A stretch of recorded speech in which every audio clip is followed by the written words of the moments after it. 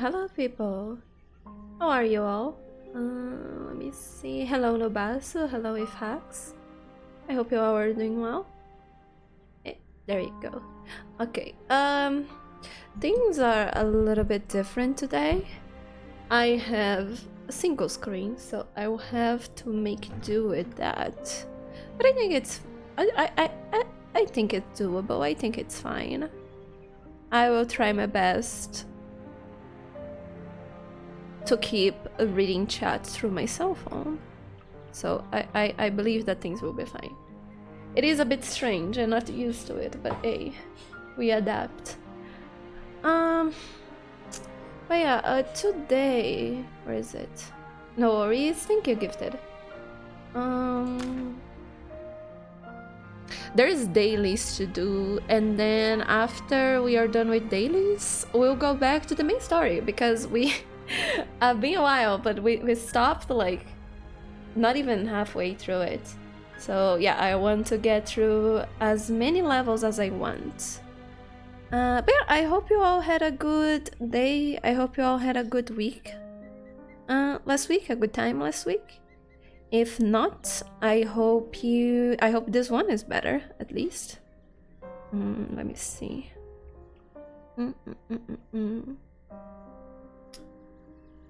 Organize this. Oh no, second. Turn this on. So many cables. There you go. Okay. Ow! Fucking hell. Not a day! I just started. Hello. Ich lag einen ganzen Tag lang regungslos im Gebüsch. Thank you. Nicht einmal, als der leblose Körper des Unteroffiziers auf mich fiel, wagte ich mich zu rühren. Ich wartete und wartete, atmete so leise ich nur konnte, bis ihr Angriff endlich zum Stillstand kam. Whatever that was. I have no idea what he said at all. Let me see. What do we have to do for dailies? There's the wilderness. Let me see.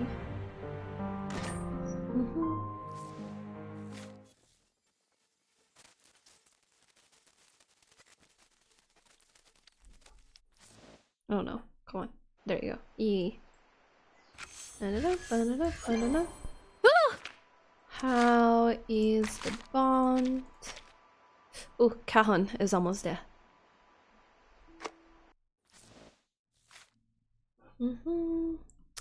There is a banner for Anjanala, so all of you who didn't manage to get our favorite lizard, you could manage to know. I will not roll for her. I'm fine with only one copy. I would like... No, I'm saving 100% for Marsha at this point. Even like this. Even though I am guarantee and I could play this limited and stuff like that, I don't feel like it. It's fine. See the Numa.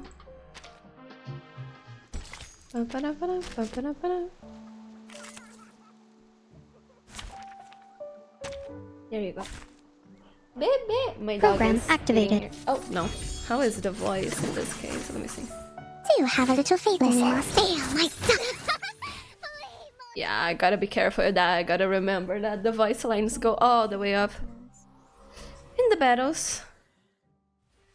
But yeah, let me open my door because my doggy was eating here. Hi, baby, did you finish? You wanna get out? They could still be around. Watch out for strange mist. I'll check the ley energy. There she goes. Horrible little thing. I mean, one of them. Ow! Come on! One of the many horrible little things here in this house. Okay, let's see. Get this up back. Oh, let me see. Yeah, there we go.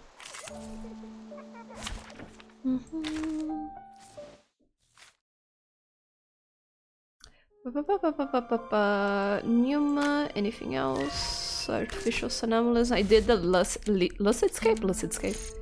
Did Lucidscape last week? Yesterday! Yesterday, not last week, come on. Don't we all hate the advance of time? We don't need to push it even further, come on. Oh yeah, the notices, I didn't read. Yeah, Yes. Yesterday was last week. I mean, depends. Do you start counting the week on the Sunday or Monday? I could never start on Sunday. I would feel like starting the day on a free day and then going to work and then having only one day like free. I cannot do that. For some reason, just the fact, yeah, just starting the week on the Monday just feels right. Okay, sign in. There we go. It turns out Phil, the famous groundhog who predicts the weather on Groundhog Day, is actually a critter. A purple squirrel, which explains why people think it's been the same groundhog making predictions since 1987. I see. I saw a news article about the groundhog thingy today, so I suppose that is the day. There is a daily thing here. Yes.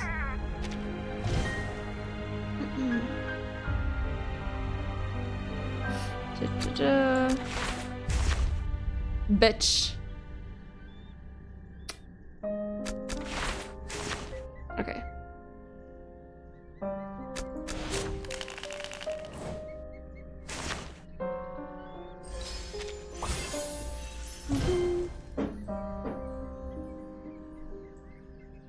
I just wish we didn't have this many menus to go through. Oh my god. Okay, fine.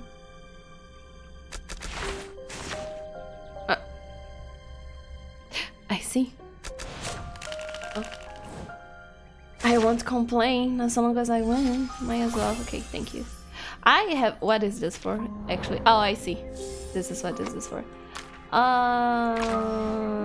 And then activity. For the dead, there is neither joy nor pain.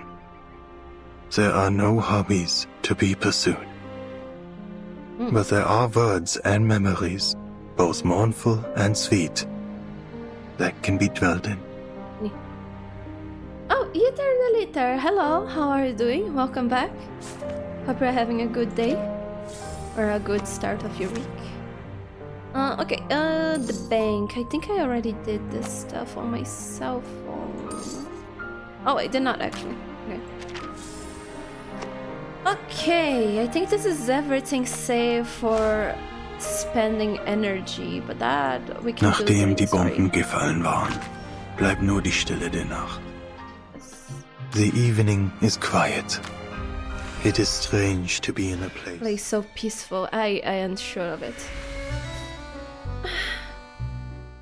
Yeter the litter, yeah, the week is looking good today. Let's go. Happy to hear so. Very happy for ya. Is there more mains bulletin stuff? Oh no, there's a new one. In it? Did it open already? Oh, it did not. Okay, thank God. These main bulletin is not nice. I mean, it is fine. It's just, it takes a long while. Why does this have a thingy? I guess it's because I did all of these not on my desktop, but still. And now looking forward to this last one, but hey, points, that's all that matters. Let me in on the critter crash. This is so sad. Okay, so a flying feast. Yes. So what is the situation of the event yet? There is this, which I don't want to do at all, but it is what it is. I won the medals, so I will see what I have. Oh my god. I will see what I can do. Not these medals, this here. Thank you. The other medals I can take like with time. There's this, which I will be doing with decaf, and I am not sure if Shiny Bot will be available. But yeah, this Saturday, we'll be doing this. And then the anecdote Decaf, Shiny, and Riku did last Saturday. I did by myself because it's just like a text-based one. And yeah, and then Career Crash I will be doing by myself, and this is Brume story, which I will be doing with Decaf and Shiny next week. And here's the main story. Let's see how long we can get there.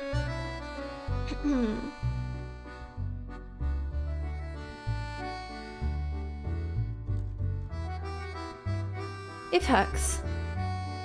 You checked the feedback on your C# assignment from last week. The only points that were deducted were from dividing by a variable instead of multiplying by it, and that was only 5 points deducted by 100%. Let's go! Congratulations, 95% then. Let's go. Education! Isn't that amazing? Don't we love education? Okay, yeah. I really want to at least get to a level where I can freaking grind this event, because look at this, it's so sad. Or, no, wait. Yeah, look at this. I have so few points because I didn't grind the event yet. Because there is no... I hate that they are doing this now. They only let, like, we grind after, like, level 10 or so. Where is it? Oh, where is it? Where is it? Yeah, after level 10 only, it seems. We have, like, proper gameplay. Why would they do such a thing to me, specifically? It feels targeted. Help. But yeah, I will try my best to get at least there. If Hacks thought you would have lost points on the solution folder. Why? Why would you think such a thing? Also, Bloody Master, hello, how are you doing? Oh no, I have to do this like this now.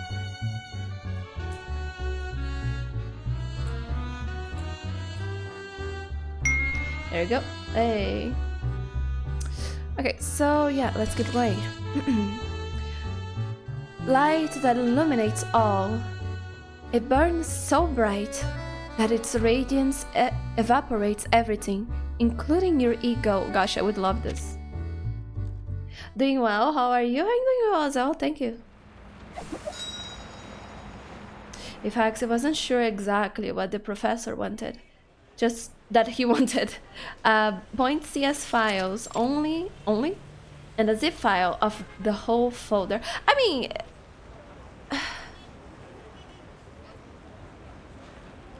I was going to say, like, if you could ask him, like, for clarification, but I mean, in the end it worked, so it is all good. A dizzying crowd has filled Place Vendôme, flowing in from every direction. Email scary.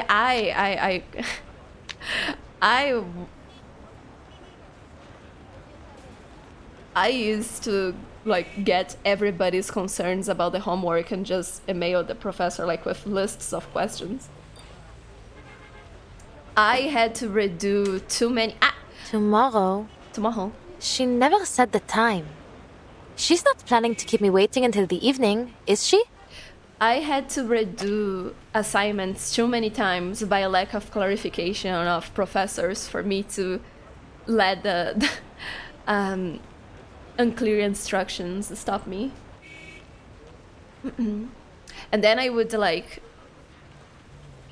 write or describe, like, if I was talking to them, back exactly what I understood, and then they would correct me, and then I would try to explain again, and then they would correct me until finally I would get the proper full instructions, and then I would repass to the class.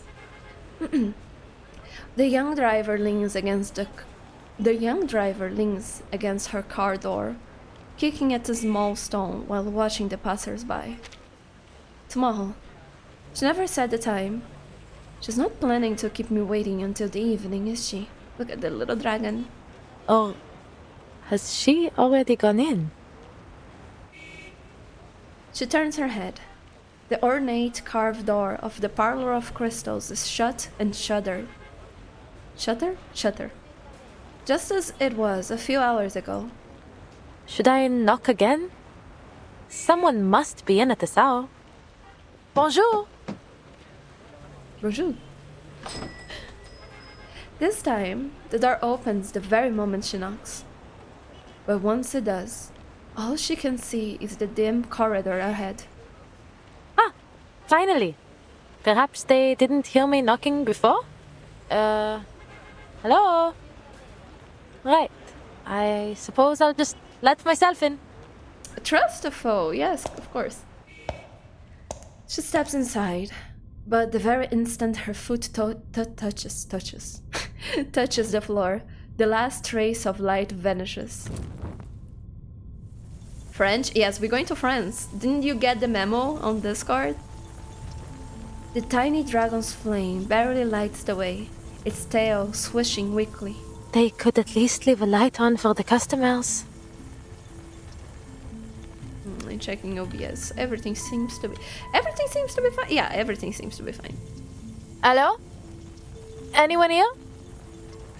I think my friend arrived before me. Friend. She's about this tall. Just enough to always be looking down her nose at you. Adele reaches out along the wall, feeling her way forward from memory. What is it, Fufu? Fufu, I forgot the name of this little thing. Fufu. Following the dragon's upward gaze, she spots a few faint, translucid figures with pointed ears. What? Oh no! Oh, these! Oh my God! Being such a long time. Of course. Where else would they be, if not in a diviner's parlor? Being a long time since we saw these little fuckers, I hate them. Let me be clear. I don't care what kind of mischief you're up to in here. Just don't let it involve me.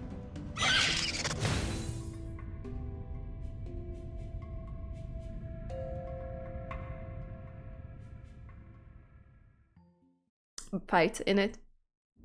Yes, I hate this little bugger. Okay, just a second. I will open the overlay for the chat so I don't miss any chats. Oh yeah, guys, could you tell me if my voice is loud enough? If the game is too loud or something? Please. Also, I wish your voice is good. Good to know. Also, I wish there was separate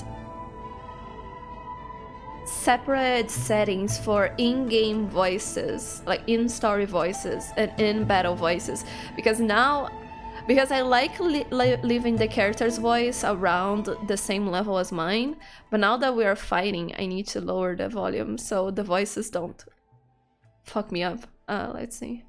Yeah, blood tight, of course. Why would I change? But only one destination. Listen, my sight should agreed. Sensing their thoughts. Maybe like this. How about a game of hide and seek? This ends now. Gosh, I love this scene so much. Oh, that is... What an interesting crystal back there. A shot hit. There you go. I love you, Sentinel. But the fight is far from over. I love you so much. God fucking damn it. You hate those enemies too? With reason. I don't remember. Actually, I think this is kind of easy compared. I'm almost sure that the first time, or at least the first times that we see, yeah, the first encounter, don't they revive or something? Or is it something where I think that actually the mechanic on that level is that there is 2 or 3 of them, and if we kill one but not the other, the one that we killed recovers their life. So we need to plan in a way that we kill both in a single round, something like that. Yeah.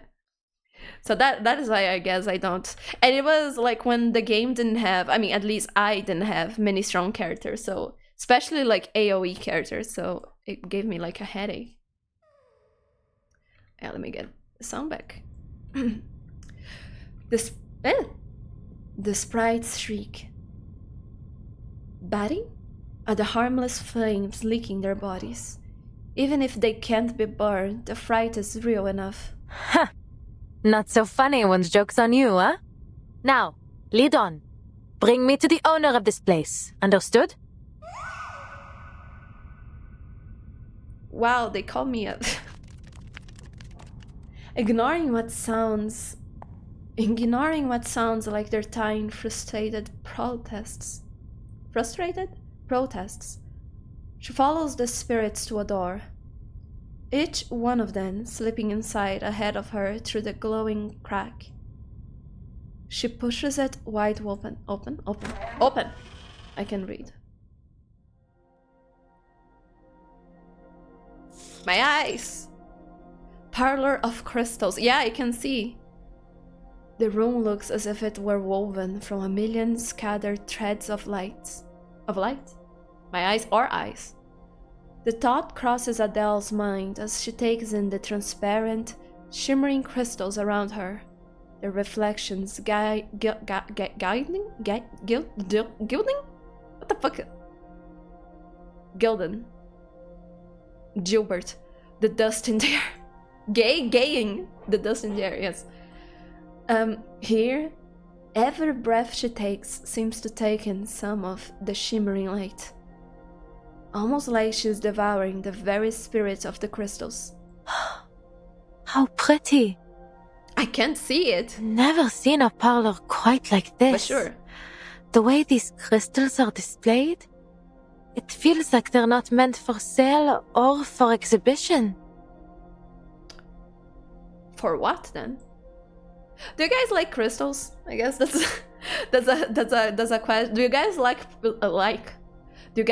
like pretty rocks? I think it's pretty hard to find someone who doesn't.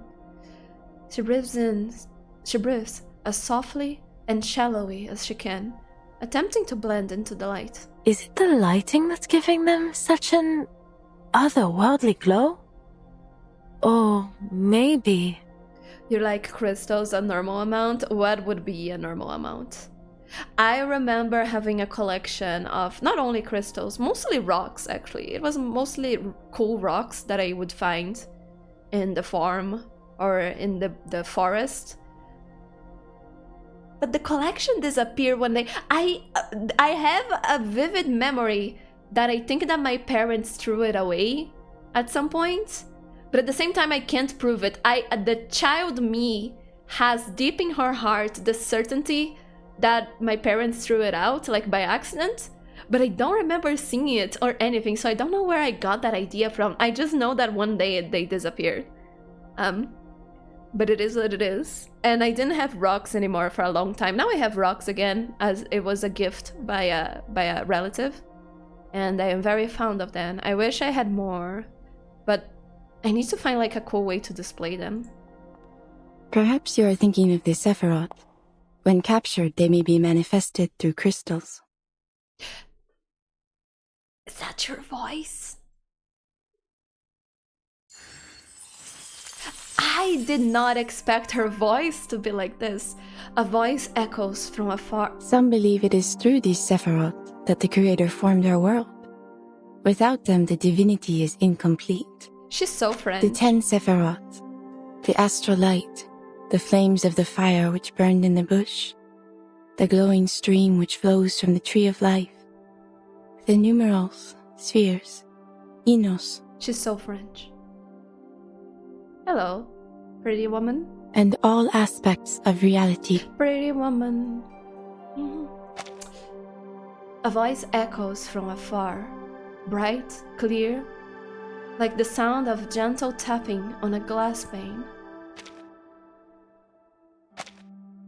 This is I like the texture of these things here a lot. This as well, like this whole thing, I like how easily they pass the texture of these green and yellowish, like, elements of her design. I always had such a hard time with texture, but this game just shows how easily it is to actually, like... I mean, not easily, but simple. It's hard, but simple, I would say. Ah, then you must be... Madame Beryl Boinish? The shop's owner smiles and nods. No further explanation is needed. Anyone who's seen her would know exactly who she is. She extends her hand, brushing a softly glowing pendulum with her fingertips. Through certain objects and rituals, or by gnosis gifted at birth, we may catch a glimpse of a splendor that is not of this world. Oh shit, this thing moves. It's alive. These crystals are one such object. In their reflection, we are shown the hidden secrets of the archive of imagery. Her voice soothes Adele's nerves, though it comes out so softly that she struggles to register the meaning. Madame, did you... I am pleased that you have made your way here, Madame Tavernier. That door was left open just for you. Was it, or are you just doing the diviner thingy? It was all I foreseen all of this. It was fate. Sitting room, parlor of crystals. Her teacup exudes the calming floral scents of, oh my god, Darjeeling, and with each bite of Madeleine cake, her remaining tension melts along with the buttery richness. So I'm the first one here. I see. And you were at Madame Raymond's salon the other day to retrieve your crystals? Indeed, I was. I have been occupied in business overseas and neglected the security of this parlor. Someone has been taking my defective crystals and pawning them off to other diviners. Okay. Few are able to detect their flaws, but, minute as they are, they render them hazardous for ritual use. I must act before any further harm is done. That's why the woman died during that session. Also, this is so like game coded. If this was an open game, we would have to. This would be a collection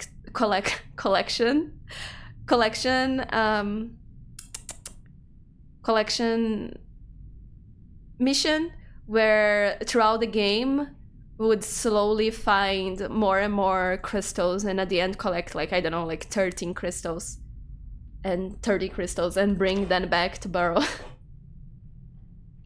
Neglecting the parlor, like she neglects her child. Look, she knows everything that's going to happen. She knows that Matilda is gay as fuck for Soneto, and that's why she lets her go to the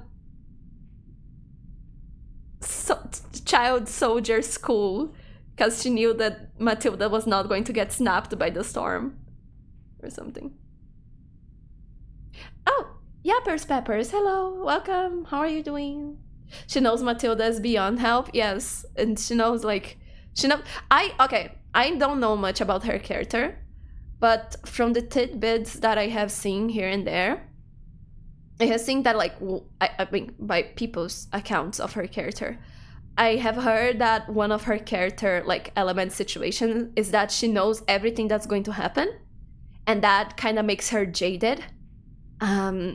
Because she just knows everything that's going to happen to everybody, and something it was the same with her mother, and I think that someone got murdered. I mean, I know who got murdered, but I don't want to give much more spoilers than that, but like that was all foreseen, and there's nothing you can do because that is fate.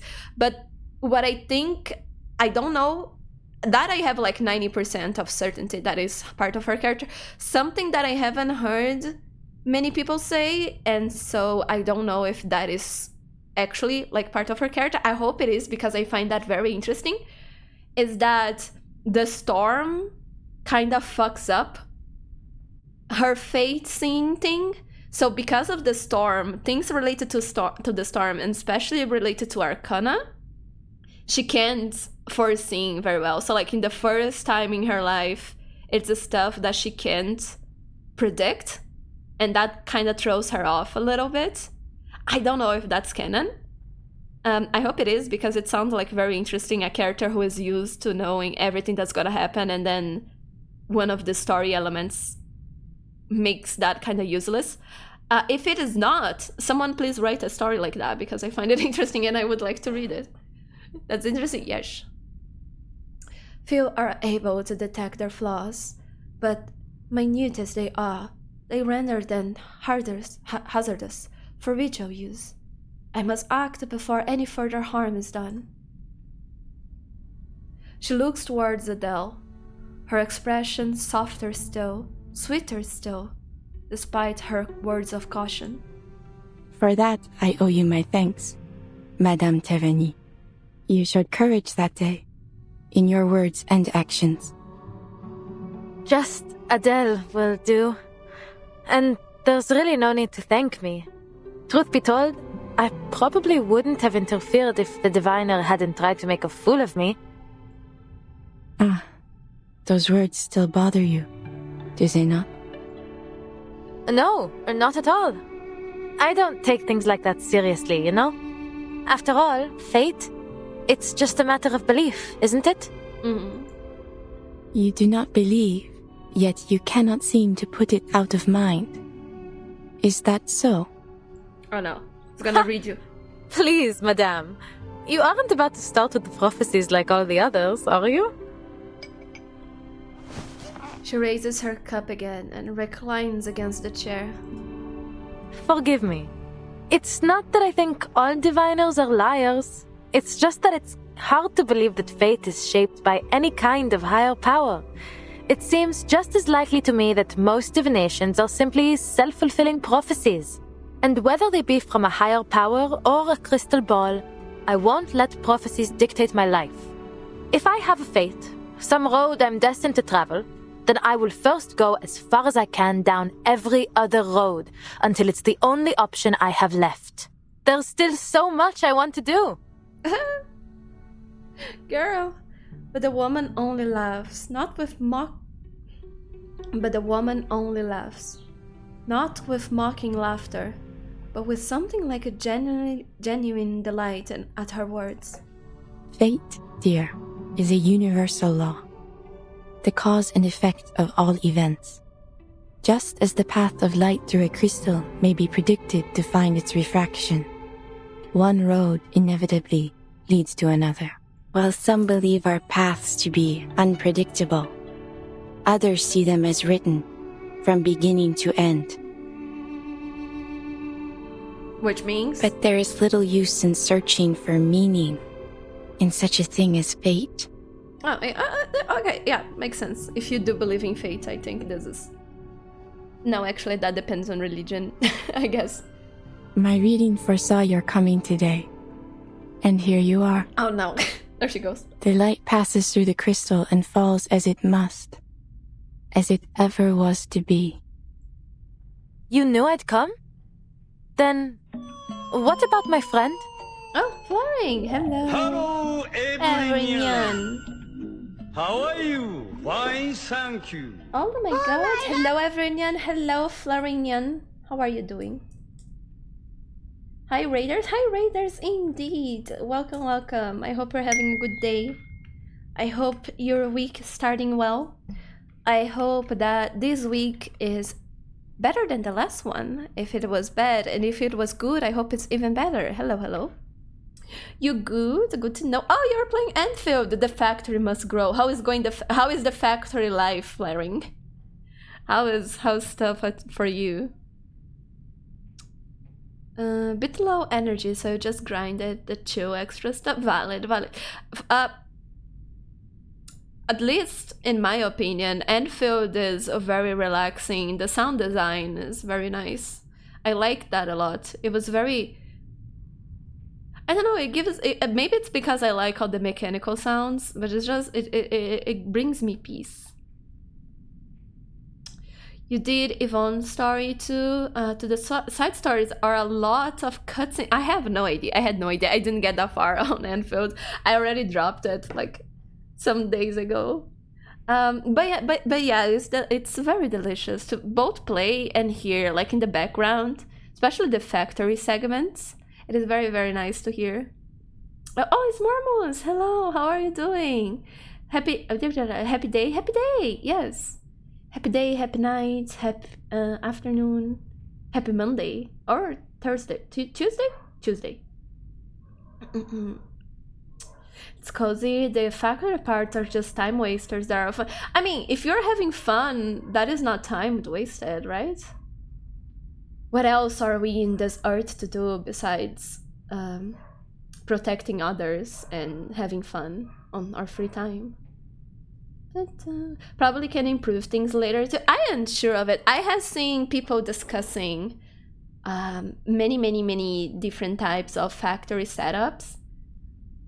I guess it would be very fun to try to min-max everything, yes. Is that a new character? Yes. Is that Matilda's mom? No. This is Matilda's mom. She's talking with Matilda's mom. This is Adele or Brume. She's the other 6-star character. Her banner is gonna come out after Matilda's mom. But yeah, to those who don't know Flaring, I believe that most people here would know, but to those who don't, do check out Flaring's channel. Flaring do plays Enfield, as you can see, but they also play Limbus Company. And also, I forgot the name of that game. the cool armor game, like shooting sci-fi game.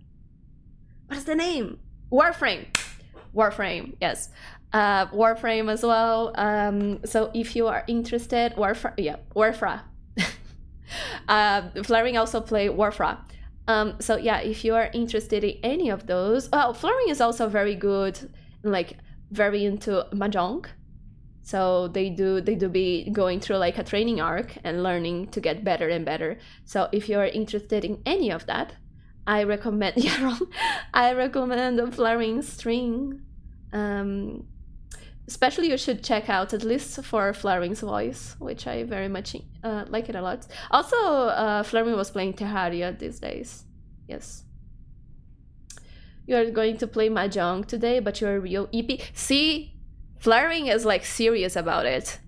Flaring is given his all, like in every match. So if you're really into like someone who is actually like studying the craft, if you want someone who is actually like learning for real, I recommend Flaring. Also, Bloody Master, thank you for the string streak. Yes, thank you.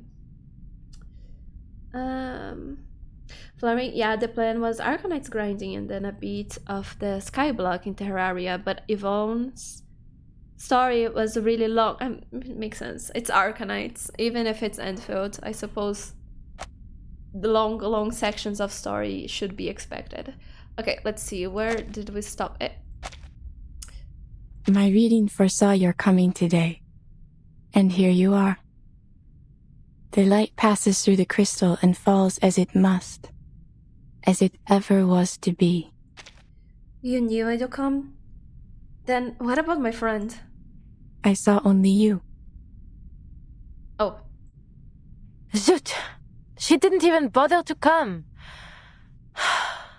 What is she thinking? Adele mumbles in confusion, but Beryl has already moved along to the next question. You came here only to find your friend. Oh yeah, this is Matilda's mom. You can see the resemblance, I mean the hair color at least. I mean the eye color as well, I guess.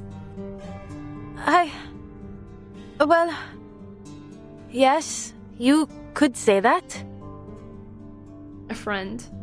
My boss, she's paying for my living. I need that rich bitch back.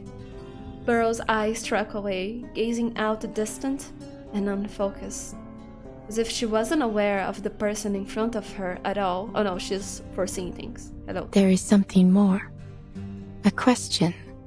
Not about the truth of fate, but of how you might act upon it. The curse in your family. Or as some may call it, the path of the Tavernier.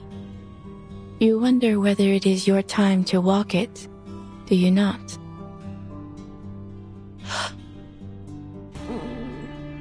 Adele. Oh. The call must be answered. Walk with the wise, but beware their words. Beware the gaping abyss of death. What lies below shall reflect what lies above. One shall ascend, but all must be paid. All must return. All must restore. How come every diviner I meet these days seems to know about that curse? I mean, is your family famous? Is obscure jewel lore really so popular in this city? I mean, she's a jewel store owner, so maybe from that. Adele says it like a joke. That's how she always treats the subject. Mockery felt better to her than fear. Beryl only nods in reply. Madame Raymond foresaw the future, but she peeked too far, and for that, paid dearly. You mean? She still doesn't want to hear that kind of answer. No. Please tell me you're just teasing me.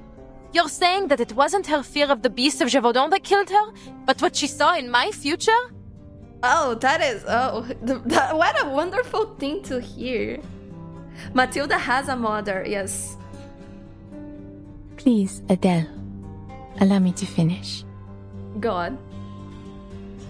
Beryl shakes her head.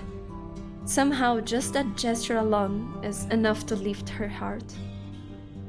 Only for the next words to put it right back into a vice grip. The fate she saw was not entirely yours. There is a shadow which lingers on you.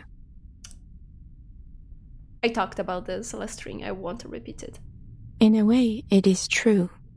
You are indeed cursed. 'Cause spoilers, but yeah. To those who know, you know. Indeed, cursed with the working class. The working class struggle. Help. Ow! Beautiful. Not this type of help. I don't need this. Thank you. Curse of... What was that? It is the thing that I have here to support my feet. When the chair is too tall, but I don't need that. So I kicked it to the side. But yeah, the curse of rent, the curse of having to work, help, that we all share. Let me see. Dun, dun, dun, dun.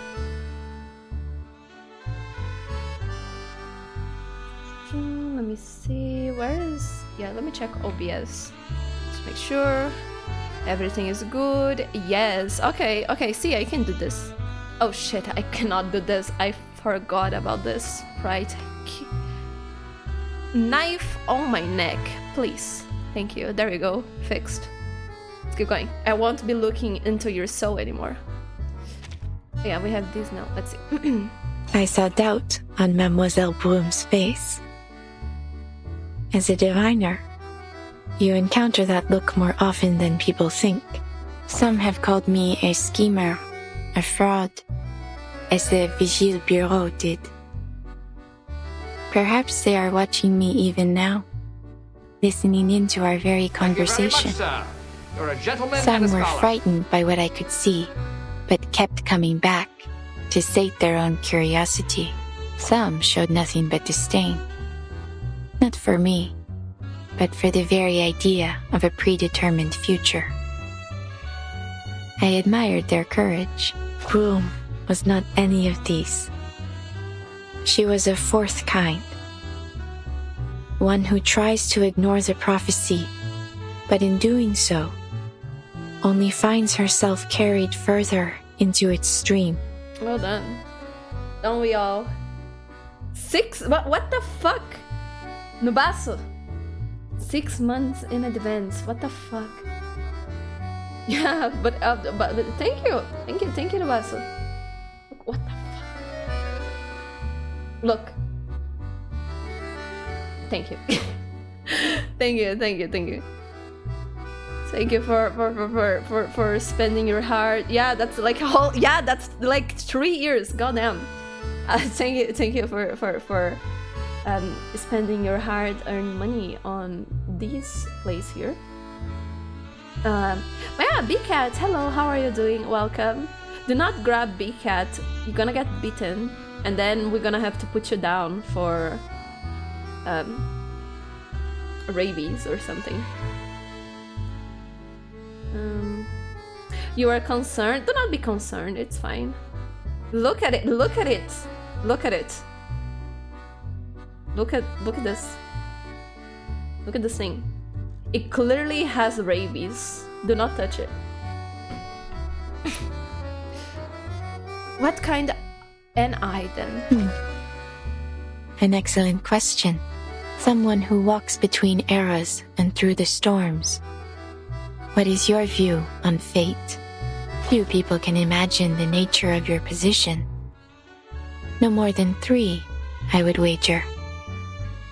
And I wish I could say I was one of them. No more than 3. Who then?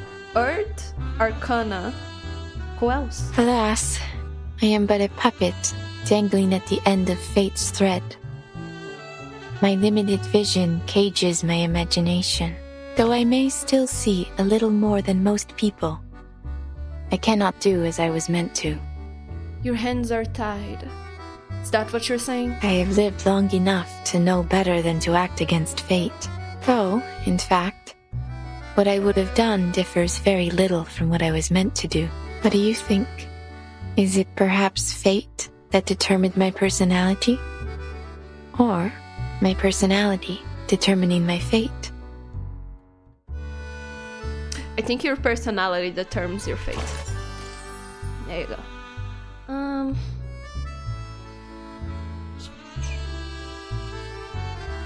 The boss, you forgot to renew it while stream was offline, back to resting.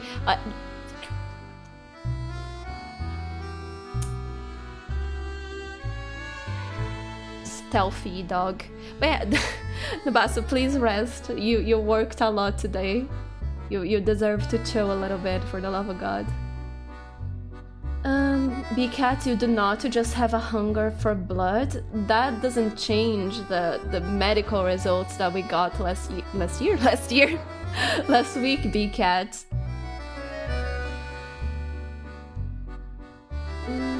me see. Grab red. Do not grab the red. Do not grab B-Cat. Do not grab the red. Midnight Cafe. Cafe? Oh, Felician is back. Wait, just a second.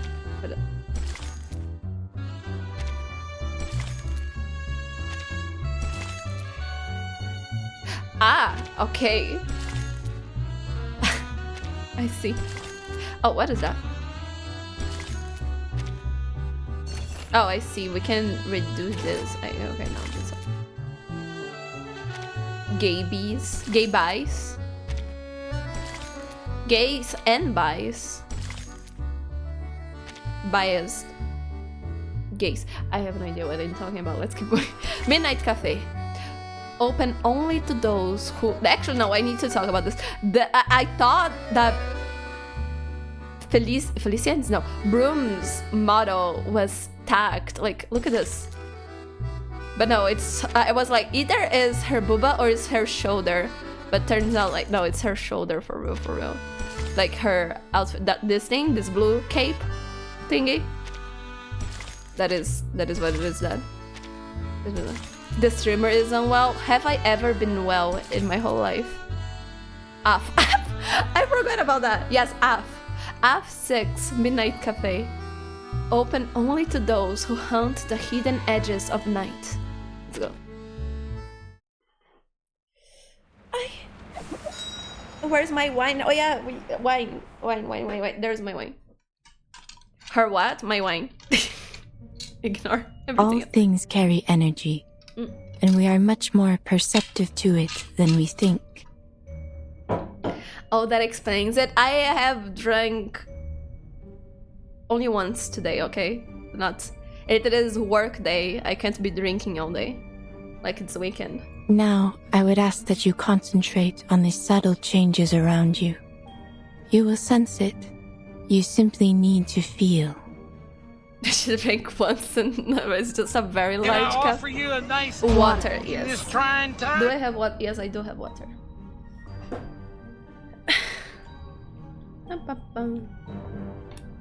I was drinking coffee until now, okay? But hey, it's past. It is the evening already. I can drink. Bien sûr, I'll try. Look at this light work. That's nice. Tell me, Adele, which of these crystals draws you the most? Oh yeah, guys, do you have a favorite rock or something? A favorite crystal, a favorite rock? Something that you just find like neat.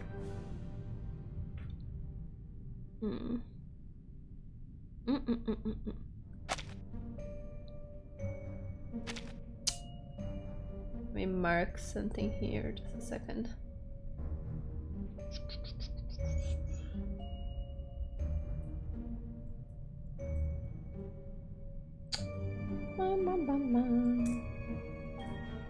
Oh, yes, I need to check.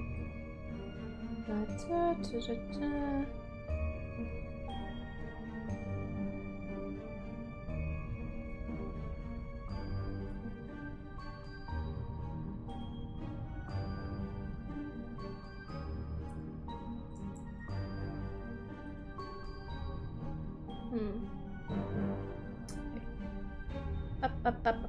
Okay, everything's. Let me see. Shungite, Bismuth. The purple one? Which purple one? Everyone takes their favorite rock for granted. I will ban you.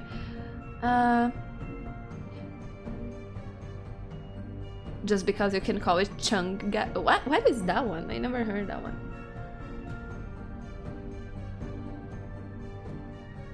Oh, that's neat. It's actually neat looking. Crystal mat counts as a crystal? Yes. Yes. Have you heard of Comingdorite? Oh my god. Ash, is that your favorite rock? Is that the rock that you want to share with the class? Oh, look at that. Oh, it looks evil. What the fuck? You're gonna be the first person to give that thread to you this year. It's working fast, I see. Oh, amethyst. Okay, amethyst is neat, yes. No, it's bismuth you said earlier. Did I? I missed it. Let me see. Oh, okay. Oh, no. My bad. Hello, Ash. Welcome. My bad. I saw the red name and I thought it was Bloodmaster. You were scared of searching it? Do search it. It has like a very strange texture to it.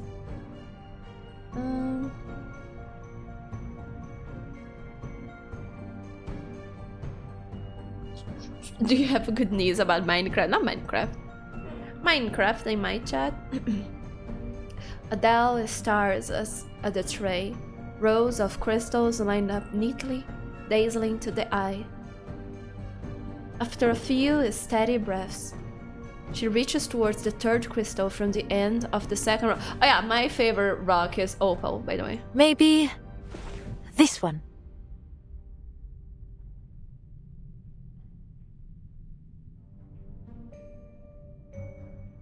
Amber is cool as well. But if when rocks on this coloration, I stay between amber and, amber is a little special case, but amber and tiger's eye. A tea brown crystal, mysterious, sacred, its smoke frozen within. A smoky quartz from Brazil. Not Brazil! Very good. Brazil! It's not Brazil. Once again, can have a moment of peace. Oh, Viv, hello, how are you doing? Viv. Have a great night. Have a great night, you as well. Please rest well, Viv. Have a good one.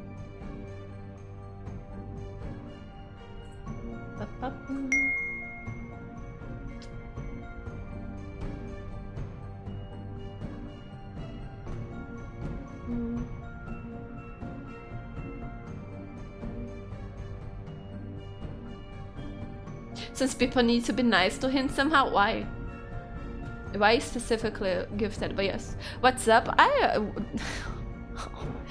doing well, thank you, thank you. I hope you're doing well as well. Brazil mention. This crystal turns negative energy positive. It is a peace bringer, a banisher of the dangers that trouble one's soul.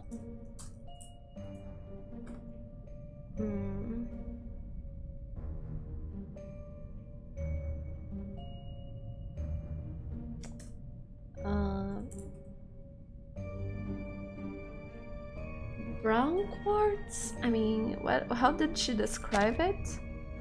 Tea brown. Tea brown?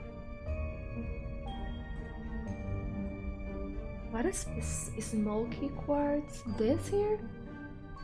Tea? No. Smoky quartz.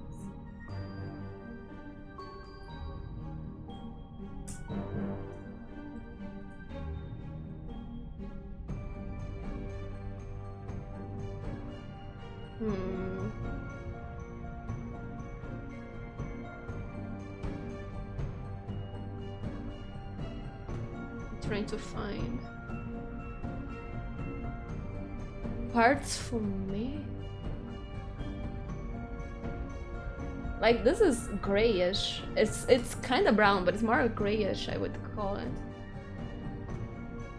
It might be it's pretty nice. It's pretty cool. It's kind of evil, like as in like it's dark and mysterious. Quartz fume. It's a Brazilian quartz. It's actually pretty cool. Quartz fume é uma das pedras mais eficientes para energia. Yeah. Very neat. We learn a new thing every day. I didn't know we had this one. It looks quite cool. It does. It does. If anyone wants to search it, search for this. Should be nice. Who said that? Yeah, who said that we needed to be nicer to gifted? What the fuck? Baffled by the concept of a gen with a cigarette. Look, I just wanted to know, like, if there was a specific name to it. Or if they just, like, made the fuck up. What are your sources? Beryl, what are your sources? I made it the fuck up. Now, close your eyes.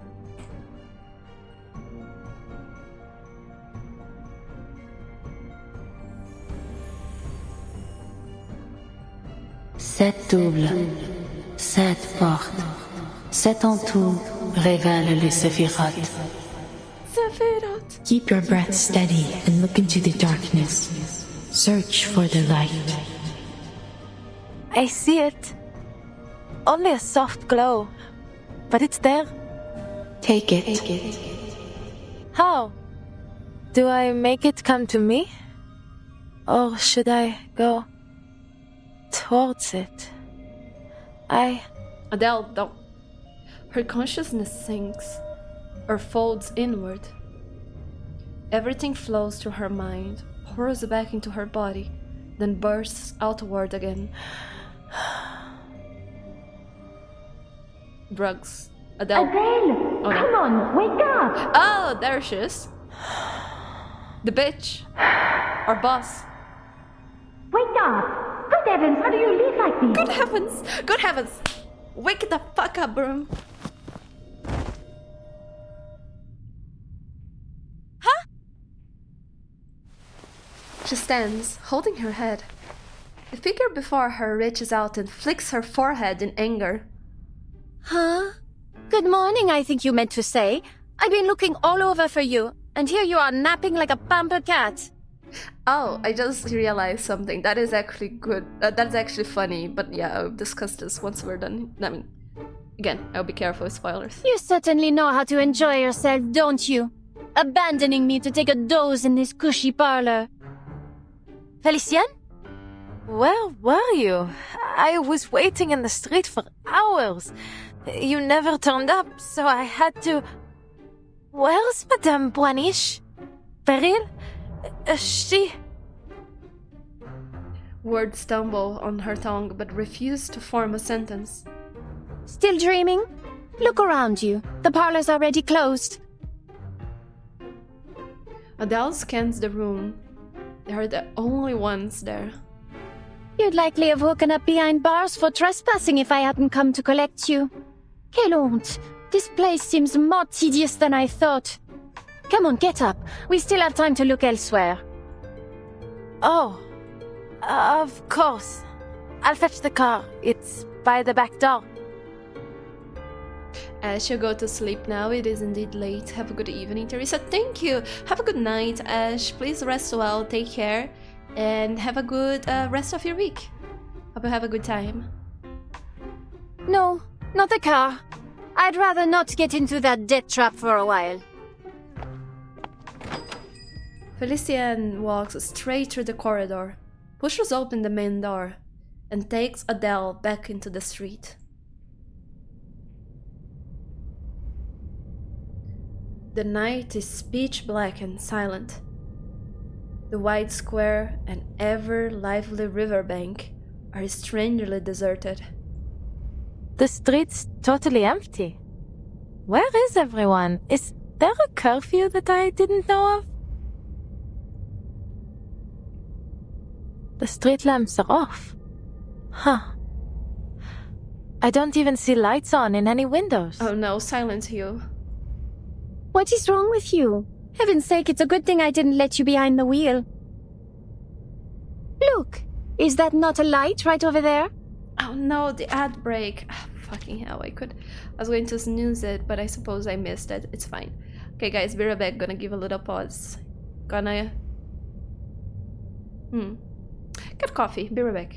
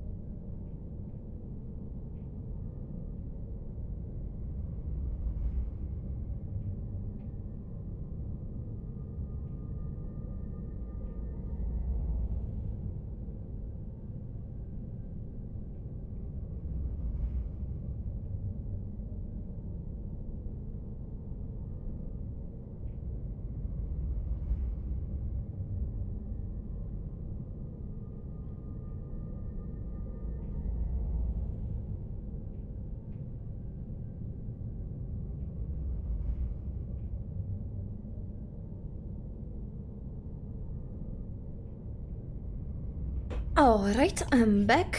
Let me see. And there you go. We back. We return. Hi back. Hi. So hello. How are you doing? Welcome. Hope you're having a good day, a good night, a good afternoon, whatever you are. A good evening, I suppose I should say. But yeah, welcome. There we go. We're back. Good. Happy to hear so. Look, is that not a light over there? Oh boy. A bright cafe glows amid the empty street. The empty street? Okay. A bright cafe glows amid the empty darkness. Cluster of flowers hang around its name so thick they almost swallow the sign. Is that Café de Flore? Also, after I muted the mic, I went to get out of the table and I kicked the table once again. My knee was already bleeding from me kicking the door yesterday, and now like it is bleeding again. Fucking hell. No way. Why'd it be like that? But hey, I got coffee. Do they really stay open so late? I suppose I've never checked. What the heck? It happens. I'm used at this point. I'm sorry, don't be. It's okay. I'm starving. Go see if they have any food. I'll wait outside. Courageous. She nudges Adele forward. The glass door swings open and a bright light spills out into the street.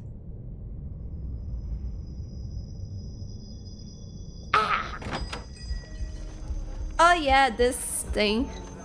I have seen the CG before. Café de Flore, Paris. Even this late, the cafe is near bursting with life. Your eyes... Oh god, I didn't notice it before. It's a mandragora. They're eating mandragoras, what the fuck? Oh my god. I didn't pay much attention because I didn't want spoilers. Let's see, fish head. All the workers are this sun thing. The king in yellow, I suppose. These are all strange as fuck. I have no idea. A bride, a mummy situation. This guy has a knife on his back. And is all headless. Is this a plant or another? Or another client? Let's see. Adele walks towards the counter, wondering who these patrons might be. Some left bank art group? Or theater folk fresh from rehearsal? As I was saying, Georges Bataille is looking for executioners for a secret society. I see. Executioners, that's right! Every one of the members would rather be sacrificed in the rituals than be the one to swing the axe. Who would have thought? The norm breakers can't even bring themselves to commit violence. Is it a mercy or just selfish martyrdom? Did you see the last performance at the Théâtre de Ganguinel? Jacques Chauvin has been the worst director I've ever seen. Artists, am I right? What a strange bunch. He ruined all the gory scenes with his so-called theatrics. What is self-absorbed man? It's hardly a theater anymore, more like a circus. I wanted to gasp at the sight of shattered bones and slit throats, not from sheer disappointment. Honestly, I miss dear Paula Maxa. Every death she brought to the stage was impeccable. Mademoiselle, I must confess, I'm confused. You're saying that something will just pop into existence if everyone believes it exists? Our friend, which funnily enough, typical French conversations. The censoring of French gets me every time. Funnily enough, this is the strangest thing. What are you doing here? In a manner of speaking, yes. According to the studies we've been conducting, the answer may be hidden in our collective imagination. Celia, yes. The name cuts through the air like a blade, slicing the animated canvas around and apart. Every sound in the hall vanishes, leaving only the scrape of her heels retreating against the floor. All the customers turns towards her in unison. Motionless. In unison. Motionless. Eyes locked on the intruder. The fish! I see. Adele, what a surprise! I thought you had no interest in my studies. Also, no, they're not eating mandragora. They are the mandragora. That is so fucking funny. They actually, like, the bodies are just holding them up. Le fish au chocolat. Yes. It looks a bit... This is a bit to hold on to because it's too good not to... You're so right. Her friend slinks over to her. Adele holds a dumbfounded stare, completely unsure of what she's seeing. She fixes on the darkness writing behind Celia's back. The outlines of the customers melt away, replaced by fangs and fur. You look pale. Come, sit with us and have a bite to eat. It won't take long. Celia. Adele grabs her friend's wrist, yanking her close as they sprint for the glass door behind them. We need to go. Celia. You're hurting me. What's going on? Adele! I imagine this is all on Adele's head. She glances back. Their faces are no longer recognizable. Mounds of dark flesh melt into a filthy, oozing slurry that drips into the surrounding darkness. What's left of their human parts peel away, and a ghostly fire drifts upwards around them.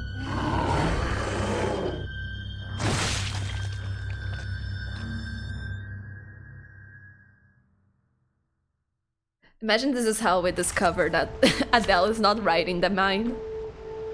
Kill then. My real monster. Oh, with these little bitches here, yeah. Listen, oh, this what is this tail? Kill it. Kill it. Destroy it. This ends now. I forgot. Close your eyes. I bet. There we go. Huh. Very well. End it. A short hit. The enemies of peace shall be stamped out. You haven't seen these enemies yet? I have seen the monsters in this event. It's a pretty cool design. Not these. These are silly. Silly little guys. Are they from the Brazilian chapter? No. They are new. They are new. These are the silly like mobs, but then there's like the big bad evil monster. Far from over. It's a fine design. Why is Instagram sending me messages? Instagram, shut. El demonio. Yes. Oh, Nuclearius, hello. You still not on your PC? It's fine. We didn't do much. Didn't do much yet. Don't worry. But yeah, Nuclearius, hello. Welcome. Hope you're having a good time.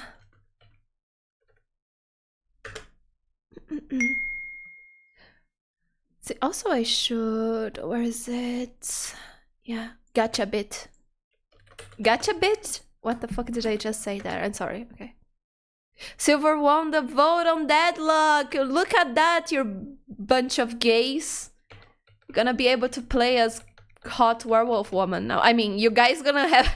Actually, only one of you guys can play hot werewolf woman now. I guess you guys are gonna have to decide on the battle royale. Who is gonna be able to play as her. You guys gonna have to kill each other. For the honor. Werewolf woman, where? On Deadlock. Hop on Deadlock. With Nuclearius. Merde. The car. It's still in the alley. Celia, stay close. Felicienne, run! When she bursts through the door, the streets are empty. Adele finds herself actually hoping that Felicienne is stuck to her stubborn ways and she's already long gone. There it is. That's the beast of the Gavaldon. Look at it. It is a thing. It is interesting design choices were made in this. Looks kind of... Gévaudan? I think so. You look at Teresa's chat and you saw Le Cancer. Le Cigarette Le Cancer. It's fucking funny. Go on ahead, Celia. She tries to turn, intending to buy Celia a few more seconds to escape. The roar of an engine drowns out even the beast's howl. Get in! Oh, it is Victor from Arcane. Wait, shouldn't you be in the hospital? You can explain later. Celia, get in the car. You saw a movie about this beast? It's a real friend story? Yes, it is. It is. She yanks the car door open, shoves the dazed Celia inside, then jumps into the back seat. The gay Jesus? Yes, it's buff gay Jesus. It is Victor if he wasn't infected by the smog from the underside and hit the gin. To be continued. But yeah, do read about the beast of Javodan. And sorry, I never heard people say the name, but I have read about it, and it's pretty interesting. Yes, it's one of the most known cases of like. Could I even call it a cryptid? A werewolf? It's not. There is many versions and many theories about what was up. Both like historical and more like folklorical. Folklore? Anyway. People did die. Now, what killed those people? Who knows? Victor, if you ate something, yes, Diadela, welcome. Alright, to go eat dinner. Have a good dinner, Flaring. Thank you again for the raid. Have fun. Le fiche of Grevodan. Let's see. Witness report. An unremarkable witness report. All rumors, whispers, and tales. Every passerby keeps a few in their pockets. Inquire. Let's see. Midnight whimper!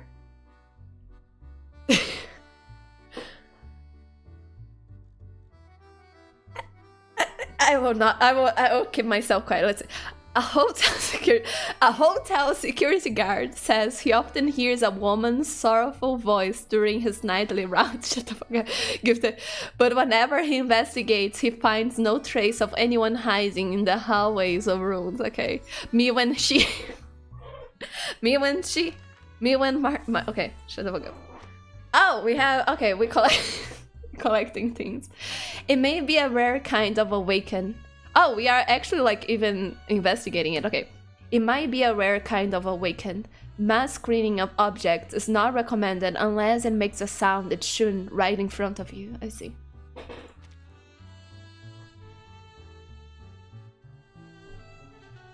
That you think there was a flurry of people that die in southern France in a relatively short time frame, and they are reported to have been slain by the beasts. Yeah, beasts of Javodan. Yeah, and then there is many versions. Is it like one big wolf? It is many big creatures. Was some people killed by a creature / like wolf? But there was like a serial killer that killed a bunch of people and used like the beast killing to cover their tracks and stuff like that.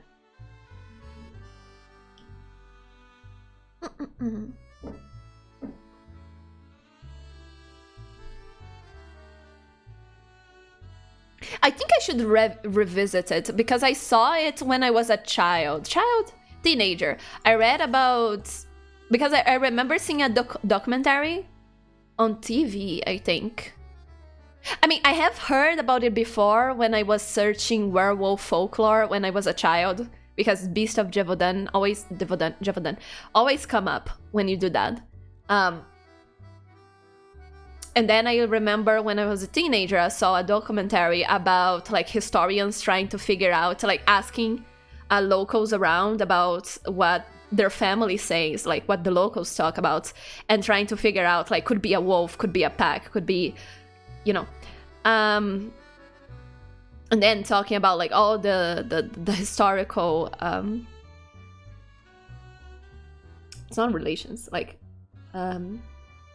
descriptions, like letters that people sent at the time, the king, the hunters, yada yada yada. There is one guy that announced that he killed the beast and like brought to the king and stuff like that, and it was like a big ass wolf. And then when I saw that documentary, then I went to read more about it. But that was, again, like years and years ago. Not always, but sometimes people find, like, make new discoveries or make new, like, theories, like with information that was already available, but people didn't put, like, together. So maybe I should take a look and see what is the state of that folklore. If anyone, like, made, like, a new suggestion or something.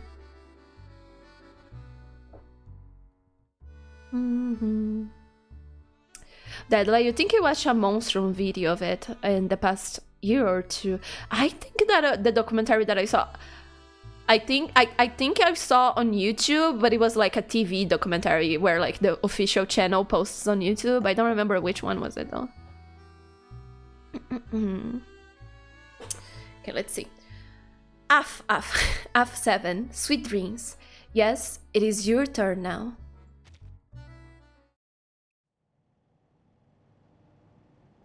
Victor! Are you alright? Mononex, hello, how are you doing? Welcome. Hope you're doing well. Just a second, let me open this so I can keep a watch.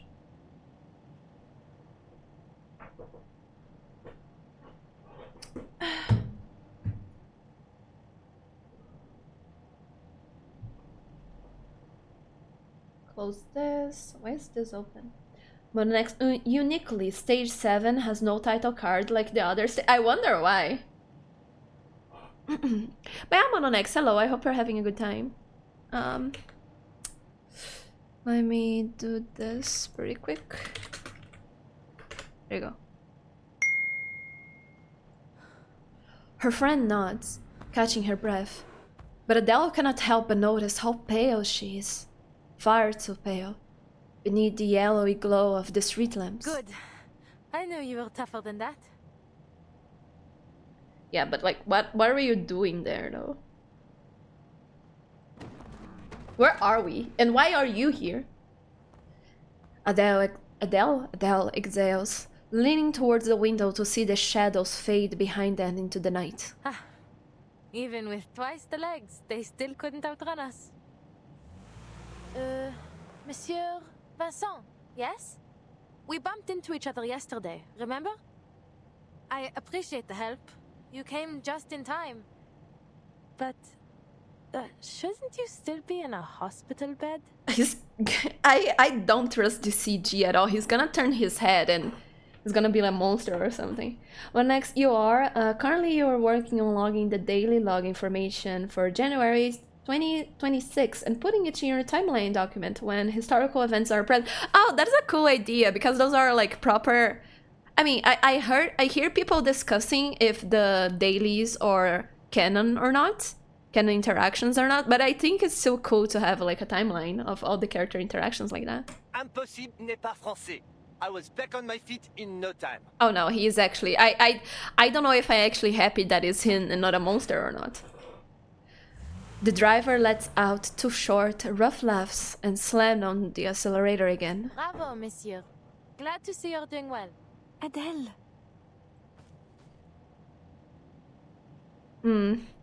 Her friend pats Adele's shoulder, but she doesn't notice. Did you notice anyone waiting outside the cafe earlier, Vincent?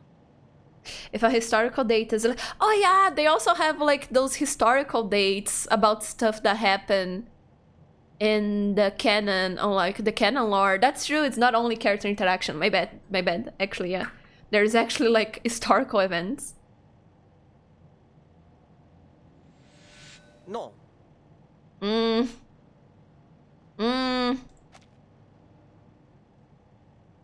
Adele, please. Something feels wrong. Something feels wrong. Girl, do you remember where you were like 5 minutes ago? Adele squeezed her hand, leaning forward closer to the driver's seat. Those lipstick marks on your passenger window. Rude, wouldn't you say? People really need to learn where to put their lipstick these days, huh? Funny that you got the same message, in the same spot, with the same smudges. But I wiped it off yesterday. And how did it get here? Where did you get this car? Or is this even real? Am I in a dream?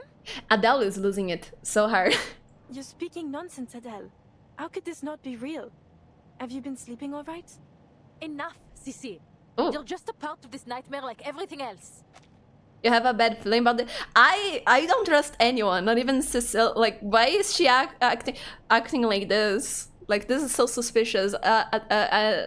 Brume is just losing it, like, for real. Mono next. For instance, January 1960 being the day the Aswan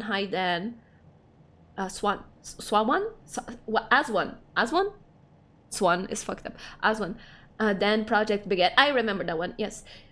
Vincent's face is the face of someone who has seen some serious stuff. He is the face of Victor from Arcane. Celia's eyes go wide. She's looking weaker by the moment, like a candle burning out the last of its wick. Oh no. The car isn't moving forward or backwards now. It seems to only simply hang suspended in darkness. Her dragon climbs up the seat back and leaps onto Adele's shoulder. Par le feu est purifié. By the what? By the fire, what is false is purged. I see. You have one of those? Under the flames' glare, the beast's fang ripped through the man's human shell. Oh, there you go. Are you fighting? Are you fighting? There you go. Let me show the monster what a true monster is.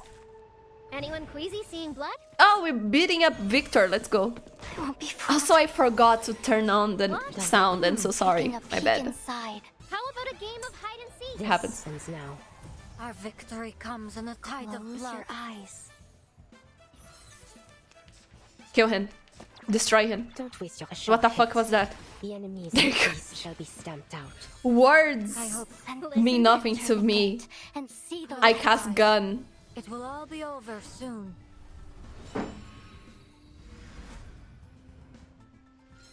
Destroy him. There we go. Can I give everyone a ride on my back? I think I can handle it this time. There you go. Now I will bring back the sound. Sorry for that one. Yeah.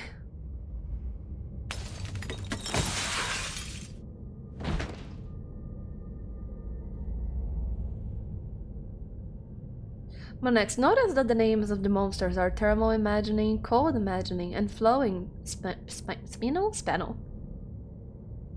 I have no idea. I can see that this chapter is referencing a lot of stuff that I am not aware of, save for like the Beast of Javodan. Like, so that is the only thing that I know a little bit about. But like the whole, because like again, that is like a real thing. I just don't remember. I don't remember the name. But I have seen people discuss that on philosophy and on psychology about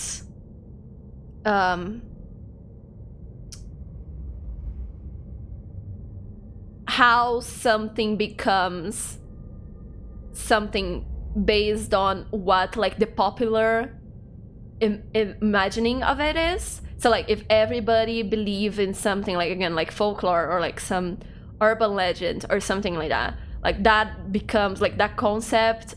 But yeah, like that idea that there is some value to investigate the effects of how popular imagining distorts truth and stuff like that. And of course you can take that for like the more literal version of it, if you go spiritual or like if you go religious, and where you can go like in a fantasy game. You see some like fantasy games do that, like if everybody believes something, that actually like becomes real, and then there's a monster killing people. I suppose that Chainsaw Man slightly taps on that, where how the more people fear a demon, the stronger the demon is. It's not the same, but like it's similar to that. But like I know that is like an actual like vertent, like section of psychology and philosophy But I haven't read that at all.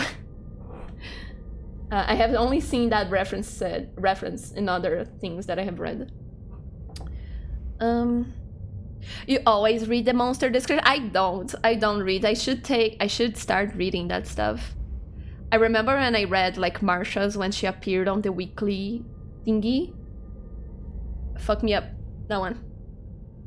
Oh, V, hello. Your first Teresa stream of the year. Welcome, welcome. I hope you're having a good time. B-Cat, all the characters from Blood Tide having magical powers, Sentinel with the power of metal and gunpowder. She's so true for that. A form of prolonged mass hysteria. Okay, I won't say I'm sure, but it's probably part of it, like mass hysteria. It's probably part of that. It's not only that, but it's part of that. The beast that once was Vincent leaps out the window, his twisted form swallowed up by the abyssal night. Adele's stomach twists. And the topaz! Oh my god, don't topaz! Don't remind me of that. I suppose so. That is a whole different thing, I think, actually. That I don't think it's on the same. Because like that theory is really about the collective. I think, isn't topaz something like more individual, like of the person? The thing of fear isn't exclusive to him. Yeah, demons as well. Yes. Like everything. Adele's stomach twists.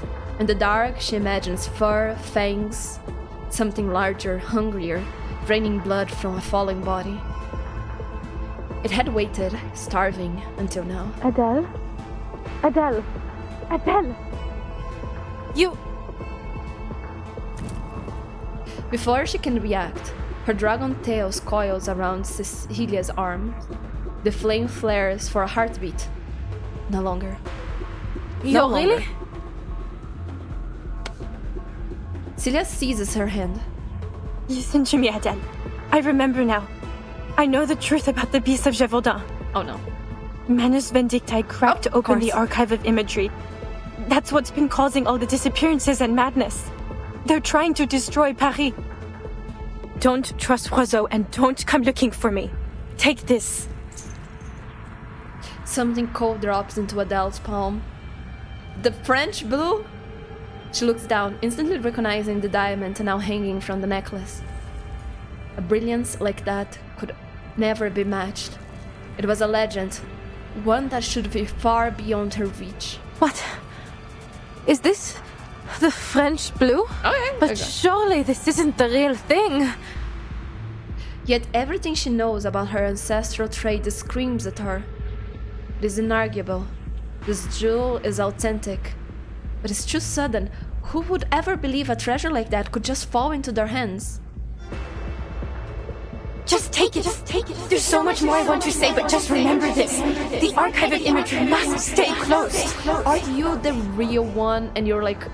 And we found you inside this dream world? Celia's forces Adele's palm close around it. Destroy the stone. These are my last words. Celia! Okay, there you go. I was wondering, like, where did we start dreaming? Probably when we woke up, like we were woke up by Felician back in the thing. Oh my god, we are in France. Yes, did you not get the memo on this card? I said that we were going to be taken to France. Convoy, hello. How are you doing, Convoy? I miss you so much. I am sleeping at proper hours now, so I am missing your streams. You start streaming like 2 a.m. for me. I'm so sad. I'm sleeping like that's so sad. But hey, Convoy, welcome. Hope you're having a good time.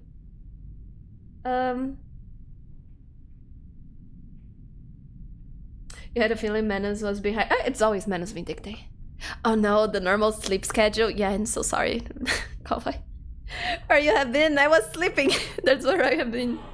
Sometimes I'm getting ready to sleep and I see like your string pop up and I'm like, no, fuck. But I need to sleep because I need to wake up like early and Sag. to be like that sometimes. I thought it was a bad dream, basically, yeah.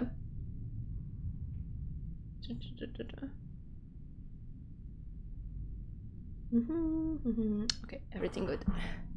But yeah, I have been good. I hope you're doing well as well, Convoy. Fuck, anyway. Look, sadly, we have to have priorities in life, and my priority is not starving. But, you know, I will do my best to try to appear here and there, you never know. Des ténèbres, la lumière. It was all a dream. Beryl, did you have fun? The heavy darkness in her mind lifts. Adele looks around, her temples throbbing. When, like, we lost consciousness on that section. Where am I? Take a deep breath. Soft couch, bright crystal lamp, gentle scent of incense. Diamond in her hand. Everything exactly as it was before the cleansing ritual. Did you cleanse enough? But next, to be honest, you didn't think Manus would be involved in Midnight Whistle. I didn't. Look, at this point, they are here everywhere.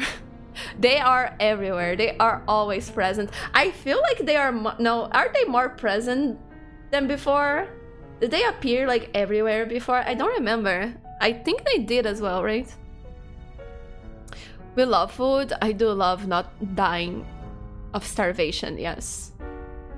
You eat crackers when you have proper... Look, crackers are not for free, alright? Do you want me to rob the mall or something for food?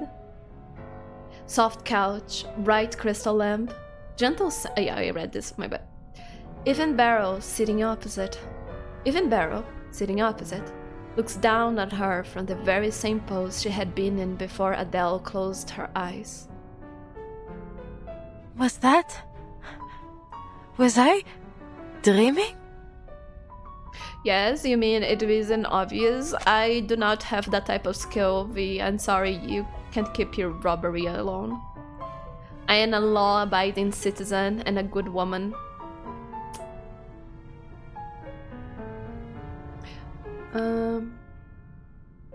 Before from what point of view? I mean before as in the first chapters and first events. Well, next, Manus wasn't involved in Green Lake. And we're not involved in both a little story. There you go. See, I feel like Remit Cup, yes, I feel like they are involved in every chapter, every side event now. It's always that. You need to level up your speech, you need to level up your understanding and your hearing. If you're not understanding, that's your skill issue. But yeah, they it was usually, back then, it was either Manus Vindictae, Zeno, because was Manus Vindictae involved in Rayashiki? I don't think they were, right? The villains in Rayashiki was Zeno. So it was like, it was usually, back then, it was Zeno, Manus Vindictae, the Foundation-ish, but usually when the Foundation is involved, the Manus is involved as well. And from time to time, there was something random, like Remit Cup. It was...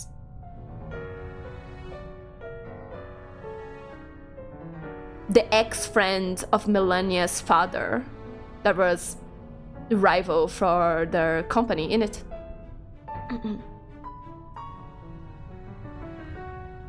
That is not a skill in Skyrim. It's literally a skill that you can grind in real life and get better at understanding. Do your work.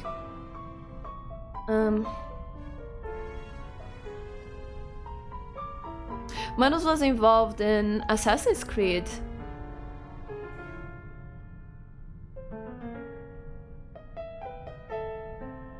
Were they? I don't think they were. I don't think they were. Because in Ezio's story, the villains were the church / the Templars. And in Cassandra's story, the villain was her brother and the cult that worked with her brother. The priest was just a Templar. He was not Manus Vindictae. So yeah, Assassin's Creed was the only one recent. Okay, Cosmic Overture. Okay, Cosmic Overture as well then. Chiori, Chinatown. I mean, in Chinatown I would consider Manus Vindictae involved. Even if they didn't appear, it was thanks to them that everything happened and they were moving they were behind it.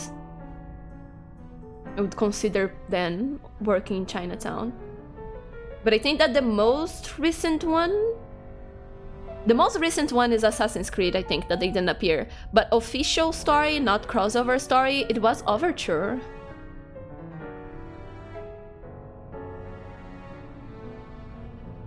Manus did appear in Remit Cup. It seemed to be Regulus' first encounter with men. Yeah, they did appear, but they weren't the main perpetrator, like the people behind everything happening. It's not like they, thanks to Manus' influence, that the rival of Melania's business did that stuff. He did that by himself.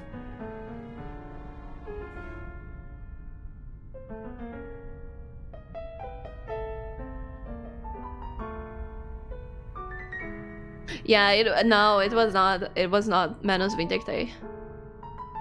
Chinatown, you think it was Beryl procuring an item for Manus, but wasn't Manus Vindictae's plan that got all those items thrown around? Anjanala's toy and the freaking movie reel that the Night Piercer was utilizing and things like that. Isn't because of Manus Vindictae that fell on her hand.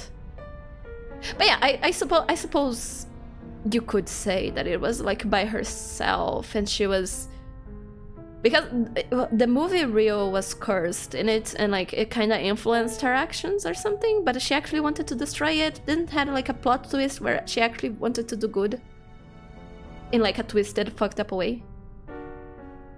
So likely more Beryl plan. I see. Okay, Chinatown comes before Cosmic Overture, right? So Cosmic Overture is still like the most recent one. If it didn't have Manus Vindictae. And Cosmic Overture, when was Cosmic Overture?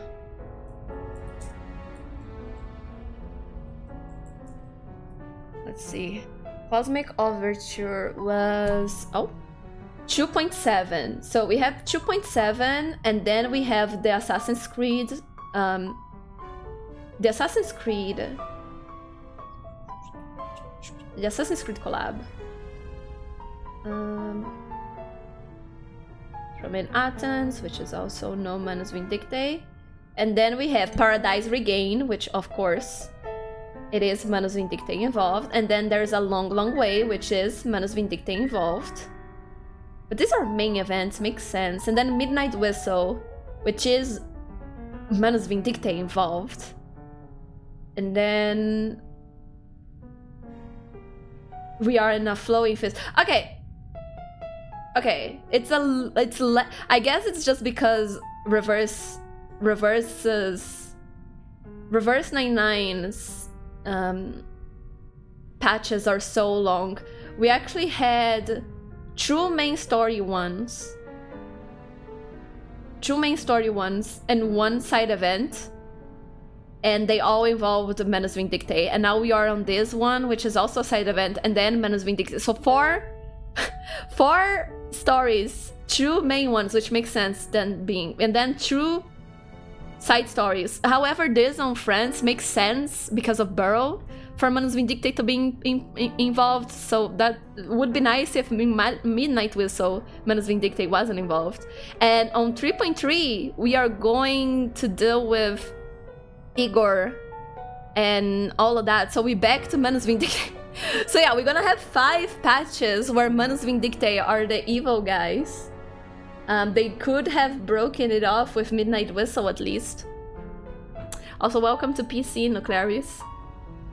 But it's not as bad as I thought. It was just because we have been with dispatches for so long.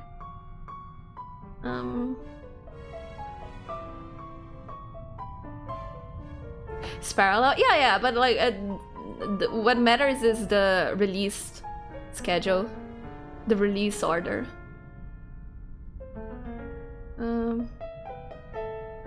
So side events, we have 2 events. Yeah, it's not kinda that much. But I wonder, it would be so fucking funny if after 3.3 we have 3.4, which is like, I haven't seen much of it. Imagine if Manus Vindictae is involved as well.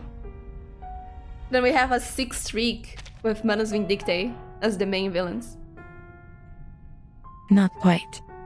You plunged into the depths of your mind and uncovered the shadow lurking within. I saw them. The beasts of Gévaudan. At the Café de Flore. So, did we cast the beasts out of my mind then? She freezes. The diamond in her hand. It had been a smoky quartz, but now... Zut! This isn't the crystal I chose.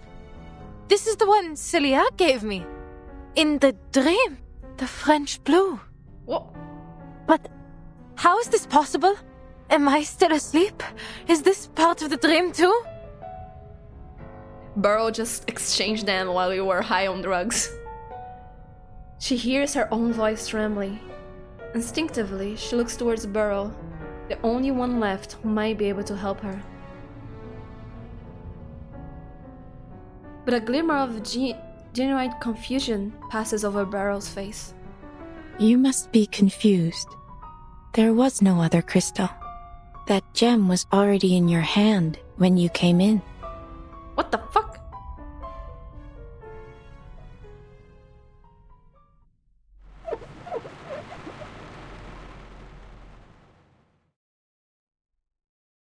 I see.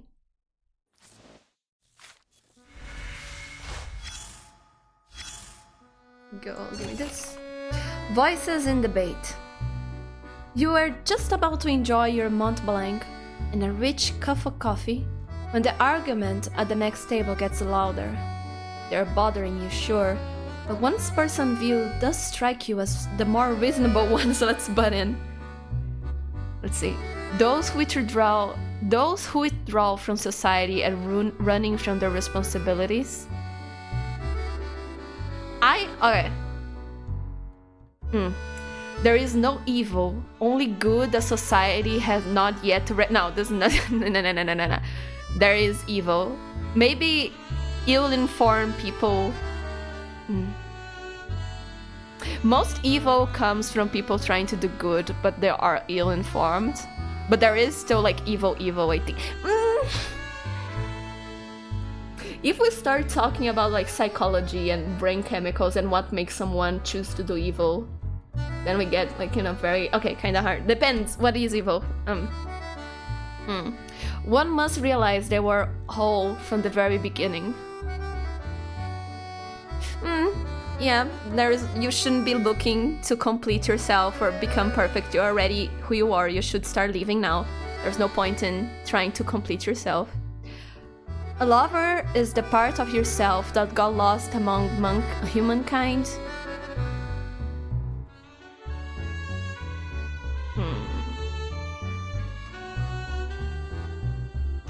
I don't agree with this. I don't think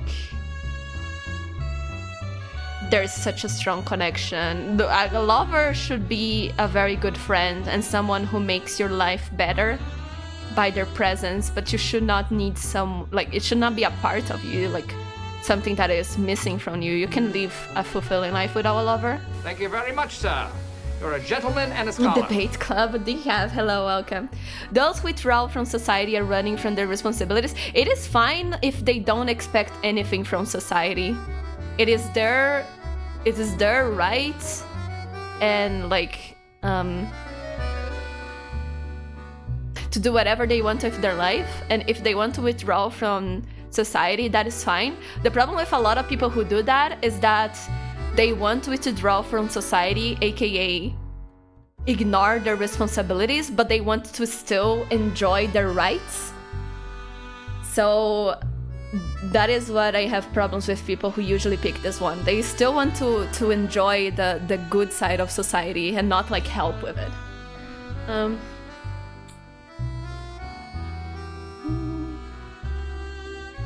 2 and 4 are basically the opposite. Yeah, that is why I suppose I do have that. You should not be looking for someone else. You should learn to be content with who you are right now and just work from it. Like, you can be better, but you should not.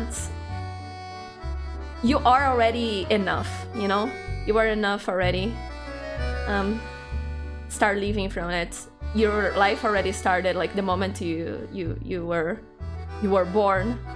So you should always look to improve yourself and be a better version of yourself.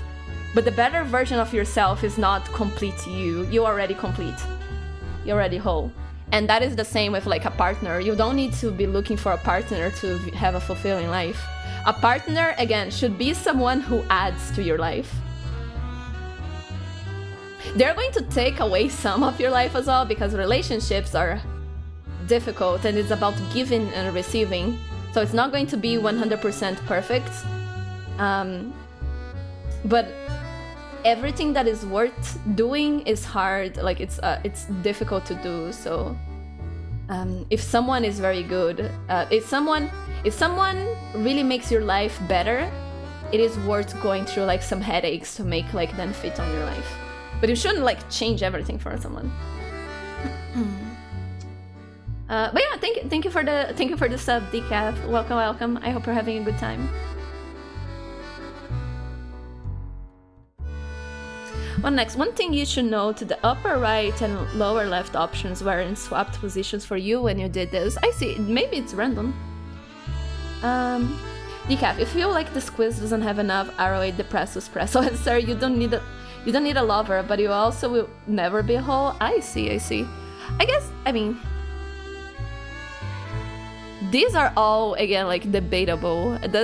What I say is like my own opinion. I know some people who are really into like having a partner.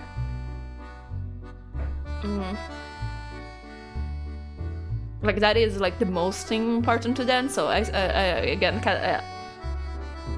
many different opinions on this one, but like, that is how I see all of these, at least.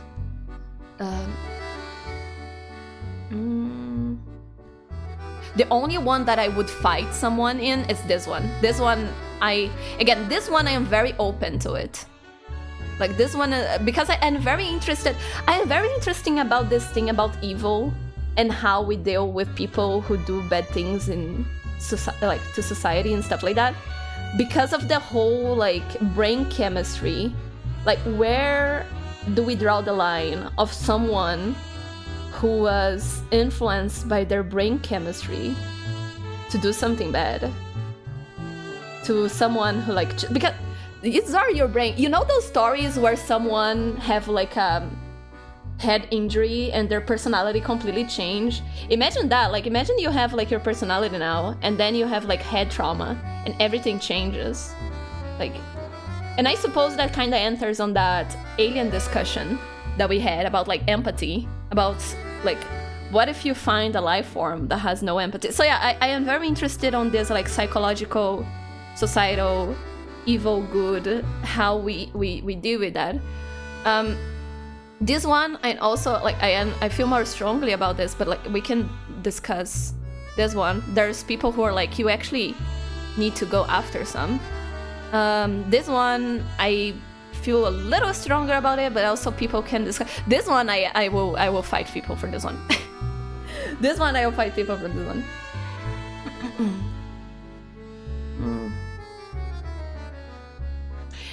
Well, there are two other options that are more socially than individually oriented. There is that as well, like societal views, and from like an individualistic view that also may change. There you go.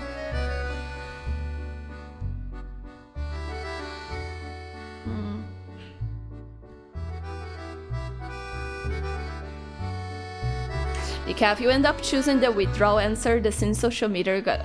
Yeah, like I said, I do agree with this as it is. Like, those withdraw from society... I do agree with this. As I said, I do think that you have the right to not engage in society, but then you should not enjoy the good side of society.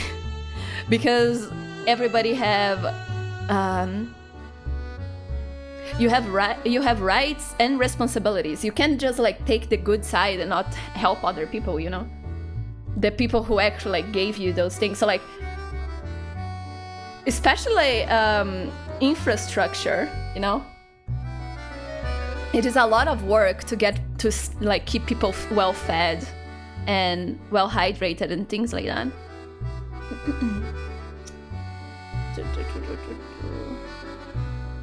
Let's see. Okay, switch one.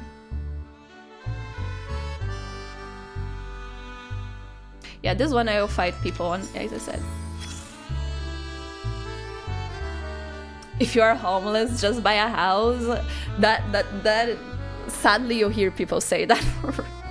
Sadly. There's people who say that unironically, like what the fuck.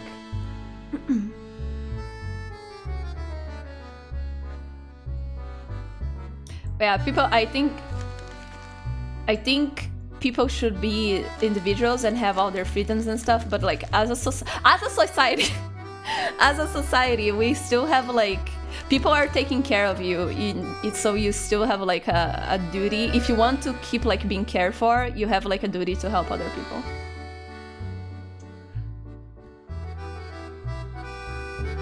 Decaf, one day you will all wake up with a green crystal above your head. When it does keep you calm and stay away from pools and rooms without doors. What if I want to swim in the pool? Decaf. Oh, my dog. Just a second. Bitchy do be barking. Just a second. Yeah.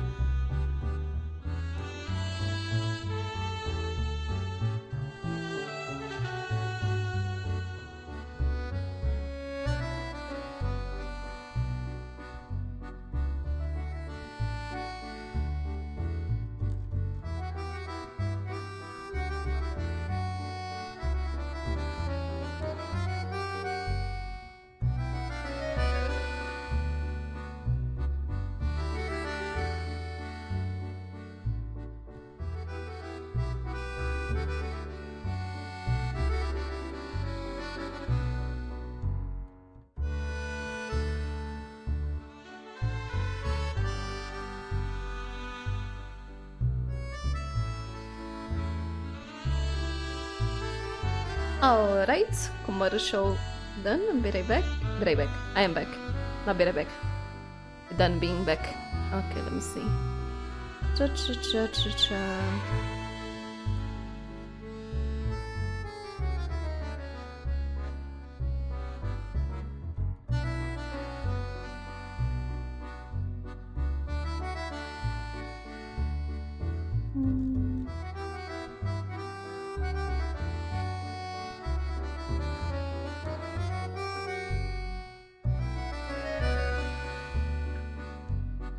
What a dream, buying a house. That is a thing, yeah, like nowadays who is buying a house in this economy? If you want to swim in a pool with a green crystal above your head, pay attention to the letters. What if I want to leave to fate? If I drown, I drown. Thank you, Gifted. Thank you, Mononex. Thank you, V, for the welcome backs. Let me see. Okay. There is one more in it, or no?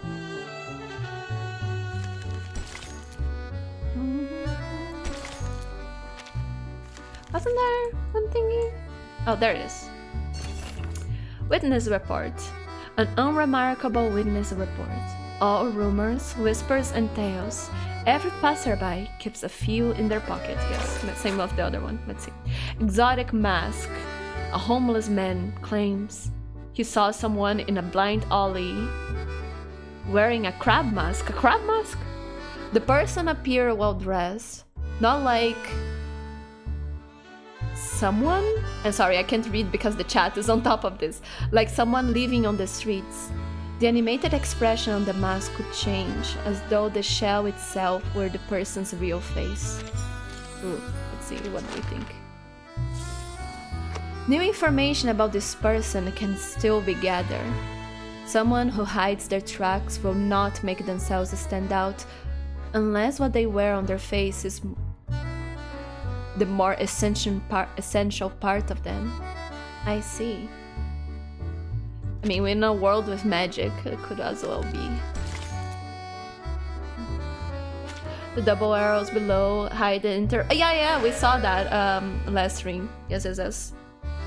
We have like this option to look at the whole map. Sadly, it doesn't work on the other maps, but that's a very fun thing to have from now on. Like this, and you can, you know, this, and you can, well, and this, look at that. Can have like some very cool screenshots now of the whole, and you can kind of see where the new levels are, like the later levels are going to be, because they are lighted, like, you know, like we're gonna have one chapter here probably, maybe one around here, unsure, like 100% sure that we're gonna have one here, one there that I pointed out, maybe a second one here, like there was one here, but maybe one here, I don't know, maybe they just modeled this because of this. Let's see. It requires every stage set in a different point of the map.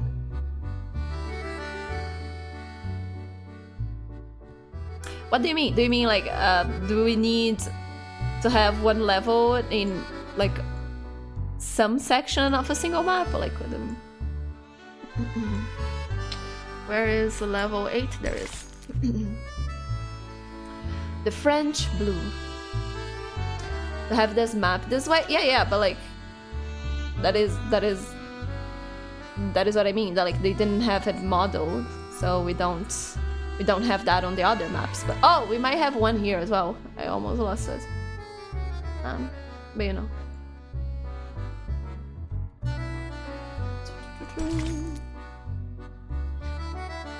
Third way through. Let's read as much as we can today. The French blue. Some say history turns in an endless loop. So, I want to reach at least the gameplay part, so I can grind for the event. Have a good lurk, Decaf. What did you know about Manus Vindicte at that time? A A stack of photos slide across the table towards Adele. Only that it was some kind of secret society that believed arcanists are superior to ordinary humans. That's just the surface. They're responsible for so much more. Fueling conflicts, inciting wars, manipulating minds.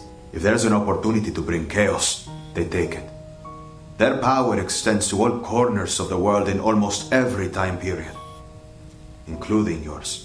The Hermetic Order of the Golden Dawn, Asafal, and what remains of the Rosenkreuzer. Even Carl Jung and Sigmund Freud were associated with them, whether knowingly or not. And it looks like you got caught up with them too. You must have encountered them in Paris. Paris. A black mirror is set down on the desk, its fogged surface reflecting her face in a blur. Miss Tavernier, what you say next is critical. From this moment on, everything you say will be monitored by a lie detector. Do you consent? I do.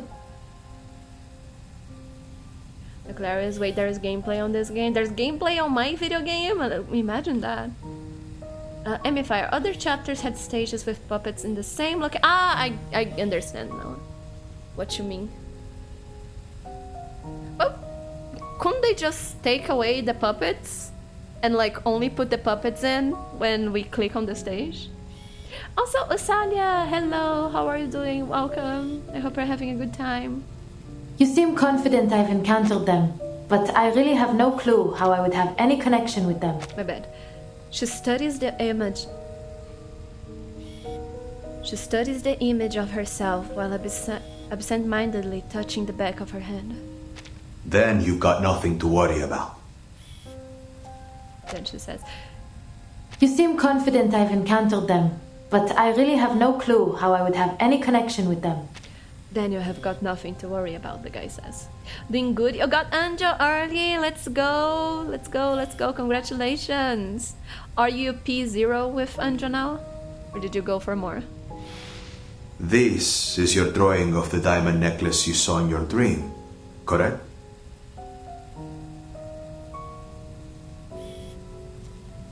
The photo vanished, replaced by a rough pencil sketch. Yes. The fingertip points to the diamond pendant drawn on the paper. You identified it as the French blue, correct? P0 for now. You need to say for Brume or Marcia, someone with good taste. Good on you, Salia. You're so right for that. I did. Adele answers without hesitation. The French blue, said to be the most beautiful blue diamond ever. It seems whoever it ends up with meets a horrific end.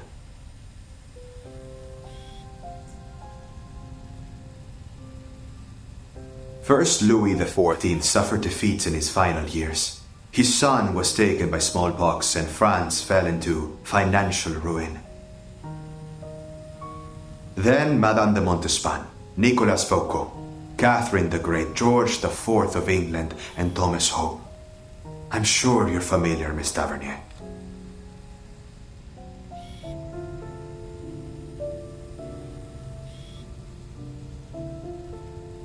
After all, if it weren't for your ancestors, the diamond would never have come to France in the first place.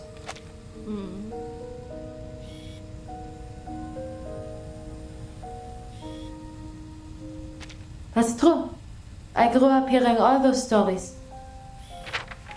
Then you must also know that it's impossible for you to be in its possession. Of course, monsieur. The French blue was recut more than 100 years ago.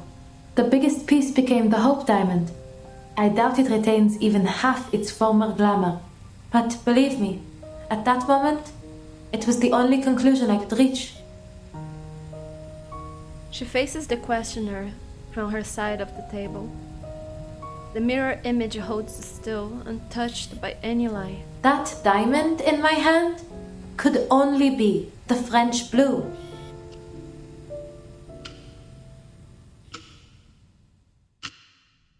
The ticking of the clock rises up over the silence of the room.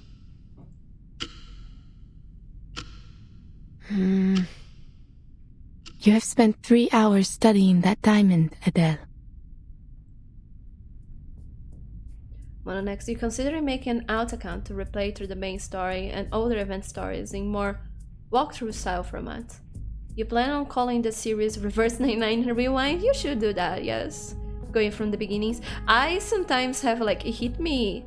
Sometimes when I am uploading the VODs, which are like kind of like a little bit behind, it hits me like how like, just like going back, you know, like the different impressions that we have at the time and that we have now. It's pretty interesting. The jewel expert still feels frozen in place, her head tilted. The diamond in her hand lying forlorn. She's more a statue than woman. It's real. Whatever do you mean? No sign of forgery. Weighs around 60... 70... let's say 67 carats. And it matches the picture in my family's archives. But how? No! Is the Hope Diamond a fake? I hate you guys! Has the true French blue always been in the hands of the Taverniers? I saw that so far and I was like, no, I will not say anything. And then I saw that you guys weren't commenting and I was going to say, I'm so proud of this chat. But look, at that. I thank God I didn't say it. You guys disappoint me. Fucking hell. What do you mean you hate us? Where the fuck did I say I hate you? I'm saying that I was going to say I'm so proud of you all. Nuclearius, I can't believe you're like this. Oh, you couldn't resist. Fucking hell. On the next, even showing player tips on how to save for characters and what's 5 stars you can use to progress. Limiting characters in event stories and the main story to either 5-star or below, or character relevant to said story. It's a good type of... One cafezinho. It's a good type of guide, yes. Mononex, it's not you, it's Nuclearius. You are unbannable? Okay.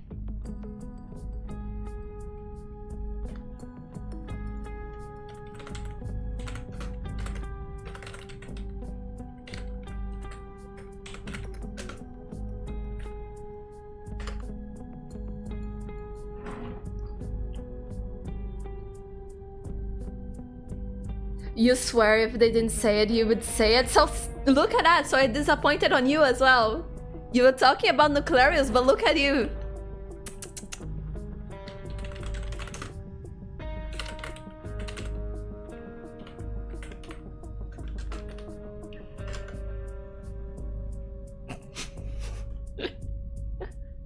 That's still not a ban. Oh my god.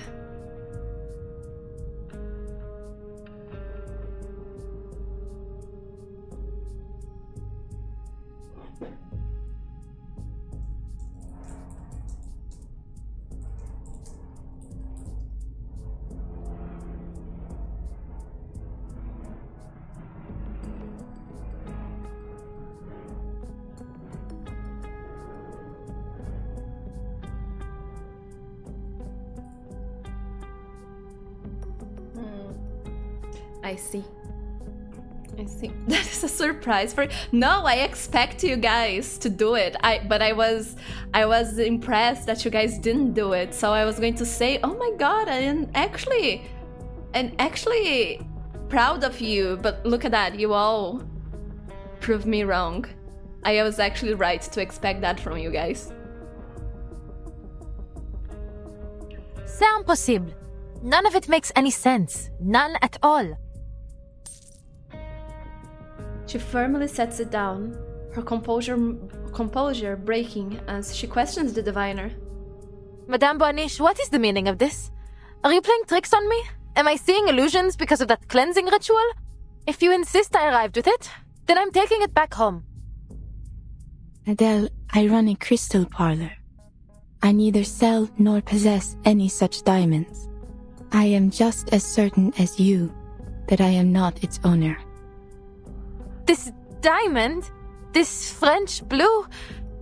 It doesn't exist. It cannot exist! And yet here it is before you. It has passed every test. Discussion circles back to where it began. Faced with the proof before her, the geo expert is left speechless. I don't understand. Celia gave this to me in my dream. How could it be here, in reality? How does something from a dream become real? Dreams often reveal truths greater than our senses allow us to see. Beryl remains like an island in a storm, still and unmoving, as if the matter were self-evident. The material world is a result of contraction, shattering, and reconfiguration of Pneuma on its descent through 4 primary spiritual worlds. Everything we see is a mere manifestation of its true form. If destroyed in this world, it will yet persist in the spiritual world. So long as the idea of it remains, it may return to the world of matter through an emanation of Pneuma.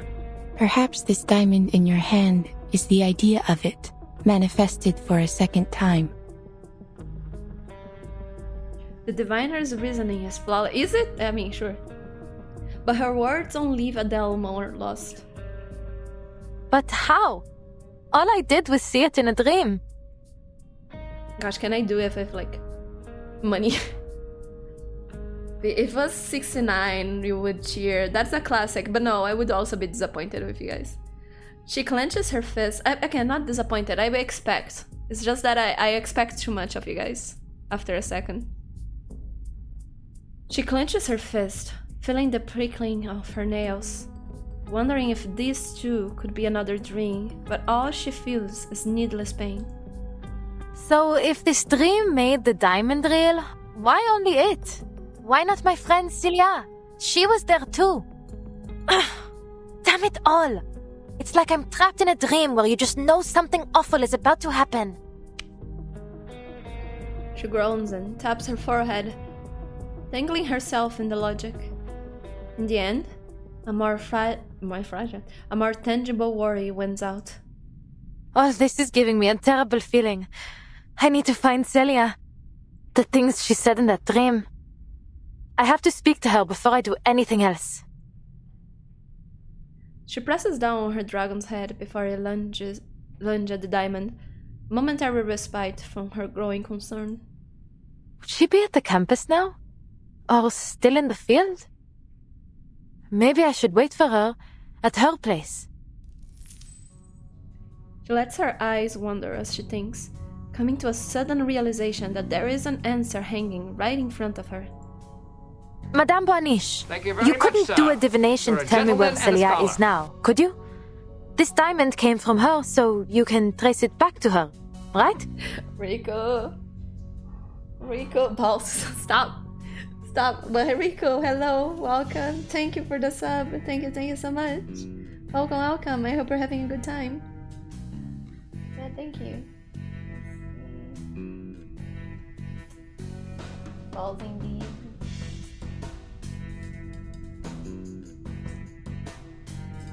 Yeah, how's stuff? I am afraid not. Though it may be a fine material for divination, it will not provide the vision you seek. If we are to find your friend, we require an item she has often used, or something dear to her. Like a dog. You okay? Miss me? Oh, thank you. I'm doing well. Thank you very much. No problem. I just need to pick something up for my place. Please, madame, would you wait here for me? I'll be back in 30 minutes at most. She bolts up from her seat and makes for the door. The diviner smooths her skirt and rises to follow. I am sorry, Adele, but I must close the parlor now. Her urgency scatters into the air, leaving her with an open mouth, searching for the words to fill it. But I am willing to take a little detour on my way home. if I can be of help. Oh. It takes Adele a moment to process. Then she beams, sprinting to her feet to hold the door for the diviner. Open for the diviner. An even better plan, she reasons. Thank you! Sorry for taking up your evening. Yes, how much do I owe you for the divination? Think nothing of it. As I said, the door was opened just for you. Okay, thank you. Fate will see to the payment when the time is right. Okay, this is kind of ominous, but sure, I guess. Wait, so Fate is the one paying you? Not the client? So what, you work for Fate? I work for Fate? Fate, stay night. The driver is startled to see her offhand remark actually make Beryl pause to think. I have never heard anyone put it quite like that. She offers a polite smile as she locks the parlor entrance behind her. Allons-y. Let us see what your friend and my employer has in store for us.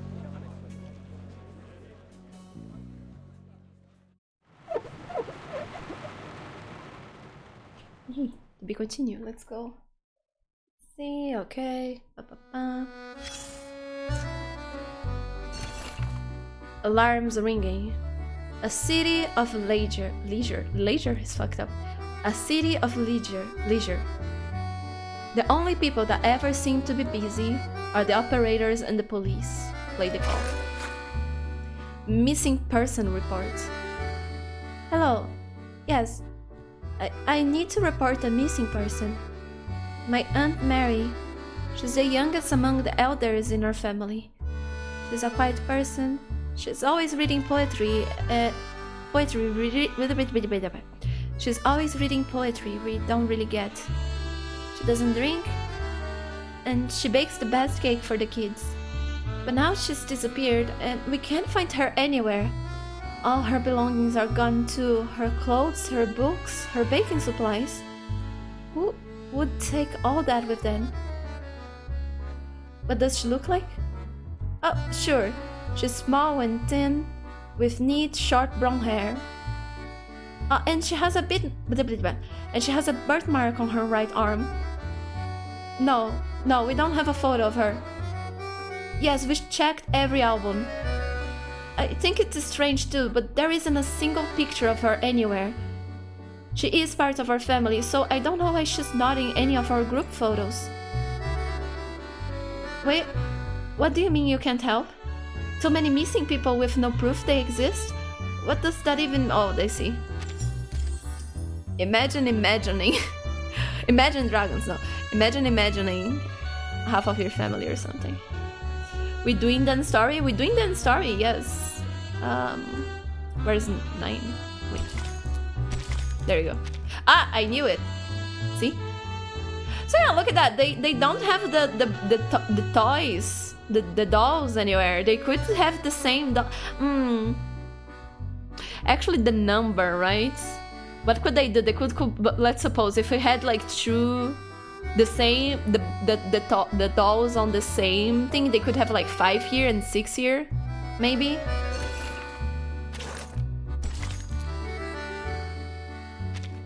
Because they don't need to have... Oh, it's night. Look at that. It actually changed the maps. Oh, look at that. So like, yeah, and now we have the dolls here, and then we could have a 6 here, and then when we click like the 6 is, I mean, the 9 or something. 6, 9. No. It changes like the main selection. So like, for example, if like 5, it's this, and then I don't know, like the position of this, like for the 7, and then it changes to night, and the dolls are different, and the light is different or whatever. See, look, it was against my will. Okay.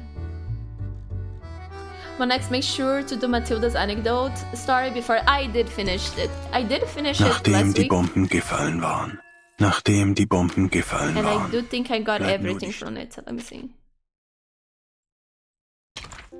Oh, wait. Enter. Rewards. Yes, it's everything gotten. The evening is quiet. It is strange to be in a place so peaceful. 9. This year. Didn't you hear the rule? No more talk of fate. No more talk of fate. Oh, I just broke it, didn't I? Let's see.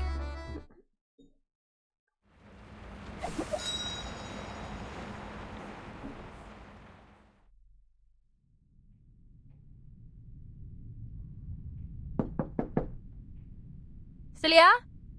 It's Adele. Are you home? I thought not.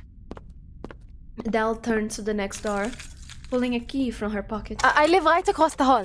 There must be something of hers in there. Man, imagine living in a place like this. God fucking damn it.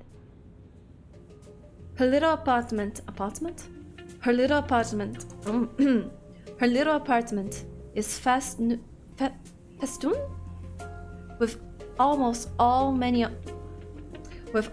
as many ornaments as the parlor of crystals, just with less glitter. Uncut stones, exhibition pamphlets, city maps, sewer maps, an assortment... Come on, Sissy, you must have left something here. An assortment of repair tools. Among the stacks upon stacks of odd and ends, Beryl's eyes lands on a framed photograph. This is her, is it not? The two of you seem very close. Childhood friends. In the black and white photo, the figures feel alive. One little girl gleeful, the other so nervous she's nearly out of frame. I guess this kinda proves that Celia is real, in a way. Almost like sisters, actually. My parents were always traveling, so her family often took care of me. Makes sense. Making dinners, that sort of thing. Because like for them to put a photo of the character right after they gave that little anecdote of someone not having photos of a family member, unless they want to do like a plot twist.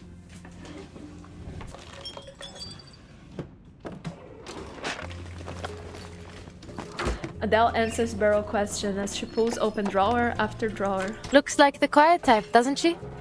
But she's hugely ambitious underneath it all. She's certainly set her sights higher than I ever have. Come on now. When I don't need them, they're all over the place. But now... Aha! Will this do? From the bottom drawer, she lifts out a stack of letters. The stamps are from all over the world, though the envelopes themselves look the same, each bearing a single niche miss. Do you guys ever send letters? I miss letters. I got such like a small section of like sending letters to people, of like this. Still being able to send letters. I guess I could send letters to people. I received the last letter that I received actually is from a friend in Japan. He sent me like a letter a few years ago, and like I think I find that very lovely that he sent me that, like a birthday card. It was very like nice. But I remember like as a kid that being like the only thing, like there is no internet, so it was so cool. I remember like sending letters when I moved away from my family here to the city where I live now. I remember sending letters to my cousins and my grandma and my aunts, and that was so cool, and like receiving letters from them as well. But it was like it was soon enough, like 1-2 years later already we have internet and we could just communicate easily through Orkut. Orkut, MSN. Let me see.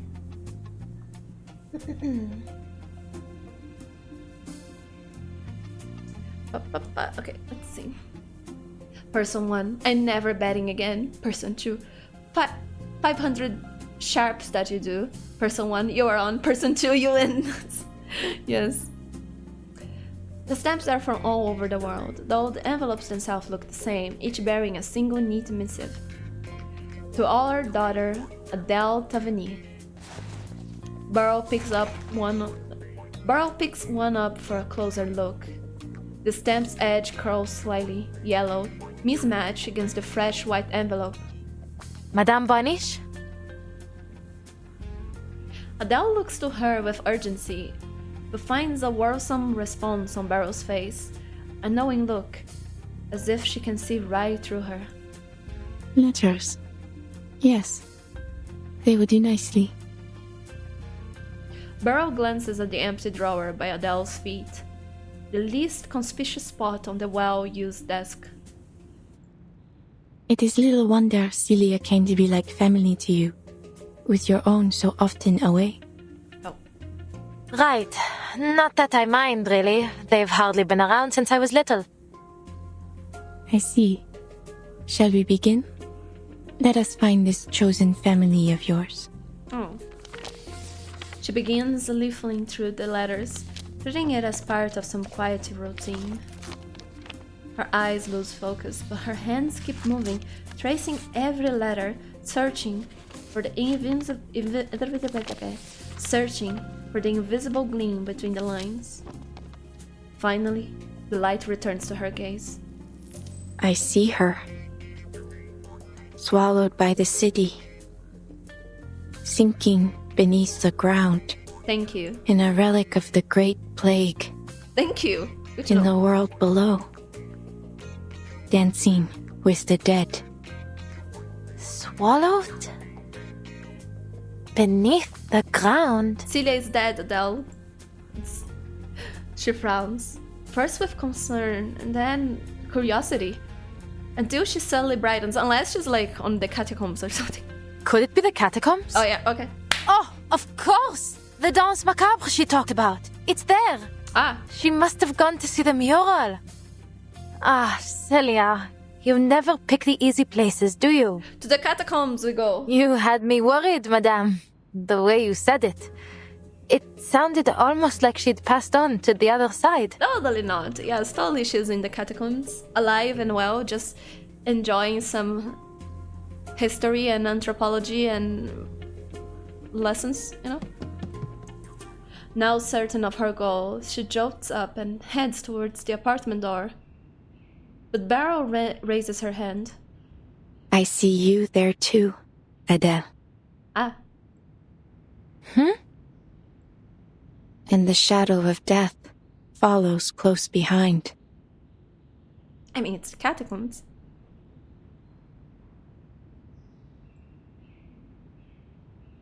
The words don't feel like a warning. They're a statement.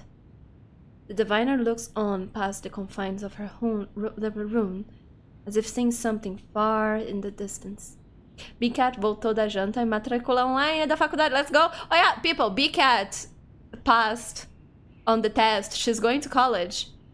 Or B-Cat is going to college. They grow so fast. Look at that. Congratulations on being a university student, B-Cat. Have fun. Beatty? Beatty? Congratulations, Beatty. Rip B-Cat? No, university is fun. It is a lot of struggling, but it's fun still. I mean, your whole life is fun. Again, like after university, you're still going to have fun. Life is what you make out of it. So, you know. Do enjoy university because it's like a unique phase. It's not that it's the only phase that is fun. It's just like, again, it's a unique state to be in as a student of university.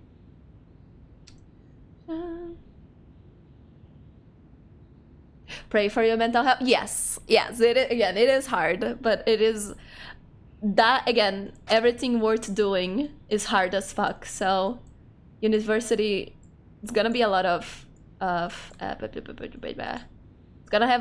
gonna have a lot of challenges. B-Cat. It's because I read Gifted, but yeah, it's B-Cat. B-Cat is going into university.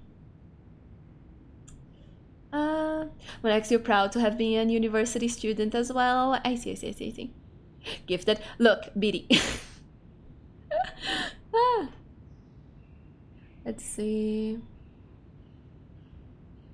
start praying now because you're trembling during the whole Gosh, I remember when I started university, I was reading, Beatty. The neutral cousin, Beatty, while the evil cousin is Wasp Dog. What I was going to say? I remember when I first entered university, I was so scared. I was reading everything, like to be sure that I didn't miss anything. You made an innocent typo. You keep getting... Yes, I do. I have no idea why. When I was on Decaf's chat, I typed gifted when I was talking. I have no idea why I mix up your guys' names so much. Gifted and Decaf. It has nothing similar. Like, not even the colors. I have no idea why. But every time I see, I have no idea. But yeah, I remember being so... like shaken and scared, and then like 2 years later I couldn't give less of a fuck. 2 years later, no, less than that. Like 1 year into it, I couldn't care even like at that point. Do not be like me, do care. We don't even look inside. I know, I have an idea. Is it because you are like the 2 flesh tubers that I know?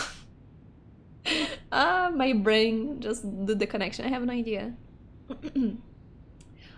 The words don't feel like a warning. They're a statement. The diviner looks on past the confines of her room, as if seeing something far in the distance. Yet Adele cannot help but laugh. Ha! It's hardly the first time I've been warned about the shadow of death, is it? There's no way I'm leaving Celia there by herself after what you've said. Your vision may be right, but still, I'll make my own decision. Beryl watches her from behind her calm, translucent eyes. Eyes that never fix on the moment, always beyond, always. Moments pass, and then she speaks. I expected no less.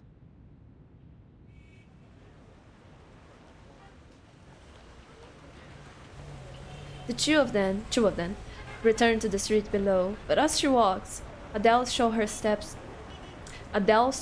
her steps towards the car, as if moving slower would stretch time itself. Though she may have some idea where her friend is, she has only grown more confused. Madame Boniche, if you'll pardon my asking, can dreams be controlled? Think first of matter as the lower form of spirit, and spirit as the refined form of matter.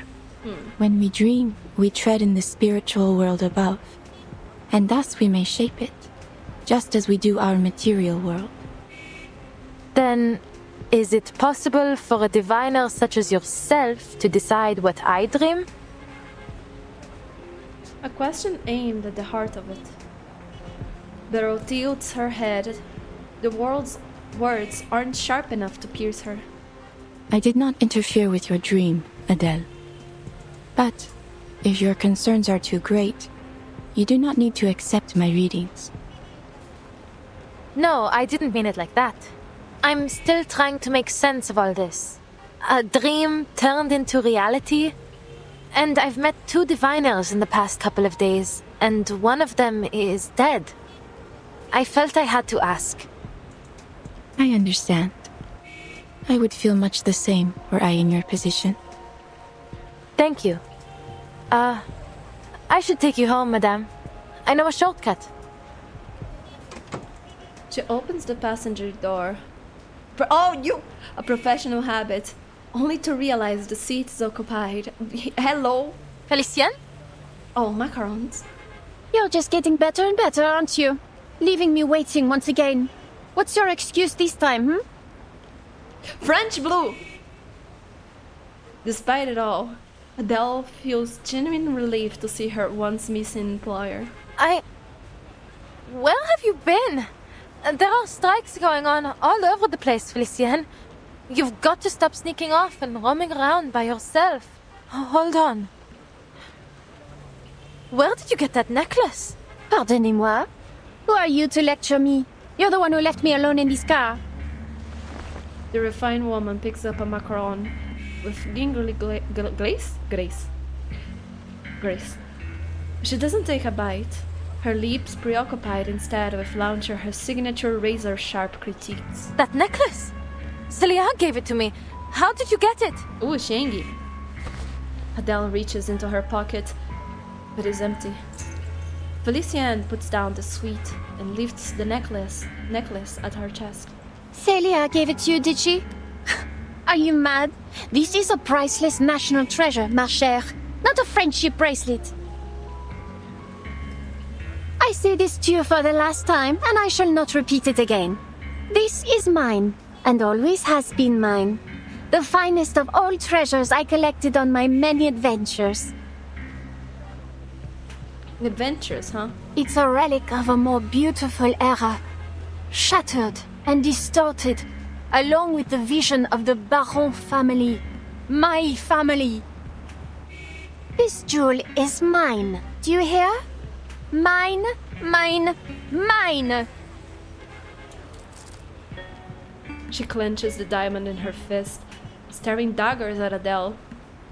The look in her eyes doesn't feel like rage. She finds a pocket between disdain and malice, like finding a rat mid-fist in her pantry. What are you talking about? Is something wrong, Adele? Yes, gifted. Exactly like that. No, you need even more aggressive.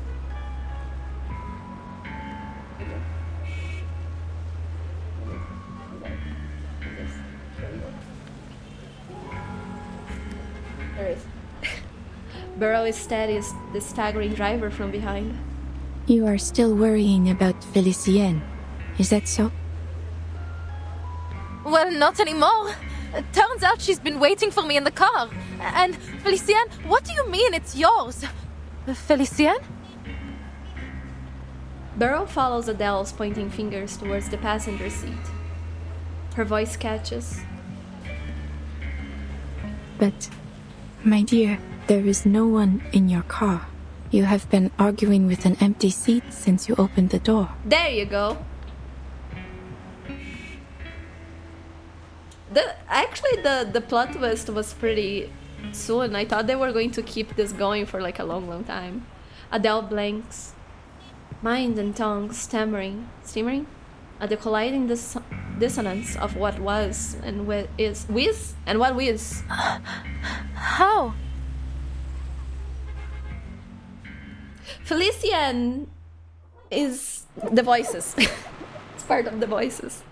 But what makes me wonder, how the fuck are we getting the money if she ever paid us even once? If we are if we're kind of broke. I think we're kind of. I don't know if we're broke actually, because we have rich parents, right?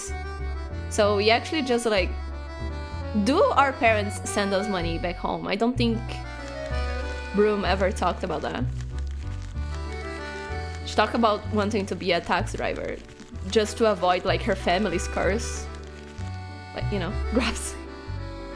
And there she was, glowering at the empty passenger seat, yelling as if quite alarmed by someone inside. I believe she called her Félicie? No, Felicienne. Yes, that was her name. Indeed, I once knew a Felicienne as well. Isn't this Felicienne? No. Do you believe it's the same person? Well, it is far from a common name. That much is certain. Not the fish! But then such a coincidence would border on theatrical, no? I should like to think that fate has more elegant ways of crossing my path with Brume's. Though, of course, it is possible that fate favors the comedy of the absurd.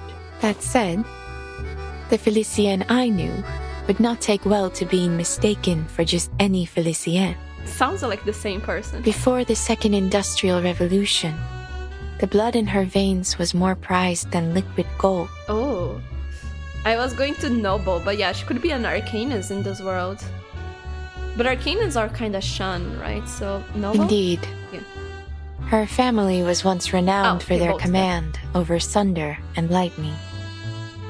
Though their influence faded when humans learned to harness electricity for themselves. Oh, fucked up. Even so, the fortune her ancestors gathered would keep the family running for another 2 centuries. More than enough for our Felicienne to live a truly opulent lifestyle. Only 2 centuries? You guys burned through it all? No investment? So she comes from a time before the storm. Precisely. When she was born, this storm had not yet begun. Fucked up how, like, there is... Okay, not all family, but you hear that type of story, like, a lot. Like, someone makes a lot of money, and then their sons, or, like, their children are kind of fine or not. But then at least... Sometimes on the children already, but sometimes on the grandchildren, most of the time, they burn through it all and it goes like back to poverty. Sometimes the actual person. How many times have you heard a story of someone who like won on the lottery, and then spent everything in like hookers and cool cars and stuff, and then like 3 years, 5 years later, they are back to how they were before. But yeah, like usually the grandchildren, like sometimes the children already fuck up everything, but usually the grandchildren, because gosh, I would come back from the grave to pull my grandchildren's, actually the parents, because it's the parents' job to educate the children financially, you know? Like again, as I said in some string ago, if I was rich and I managed to not make like a spoiled child, I would be so happy, because that is like something that I don't think a lot of people care enough. Like just because you have money, that some money is very good, but sometimes like too much freedom will fuck up someone's life, you know?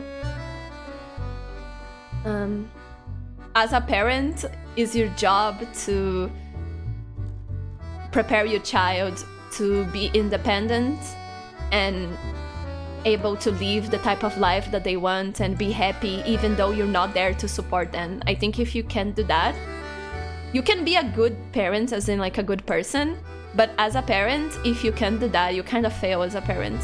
I think that's like the first responsibility. I mean, I guess it's having the children not be sad, you know, you should not abuse your children or something, but like if you go utilitarian as a parent, you should educate your children in a way that they can survive without you. Mono next, asking if they were Arcanists, Beryl will say the Barons were fighters, heroes, priests, and priestesses of lightning. Ah, interesting. This has turned into a financial little... I spoke for like 5 minutes. You know what? Fuck it. Okay, Not that it matters much, you see. In times like these, those born before the storm often still cross paths with those of another era. Just like you and your friends. And myself and Brume. She's being reversed. Yes. The Felicienne I knew disappeared long ago. Absent a miracle, I doubt anyone will ever see her again. Well, let's see what's going to happen at the end of the game. And, okay, guys, if Reverse 99 ends with everybody who was reversed being unreversed, we get Mr. Carson back. We lose Duncan, but we get Mr. Carson back. We get Schneider back.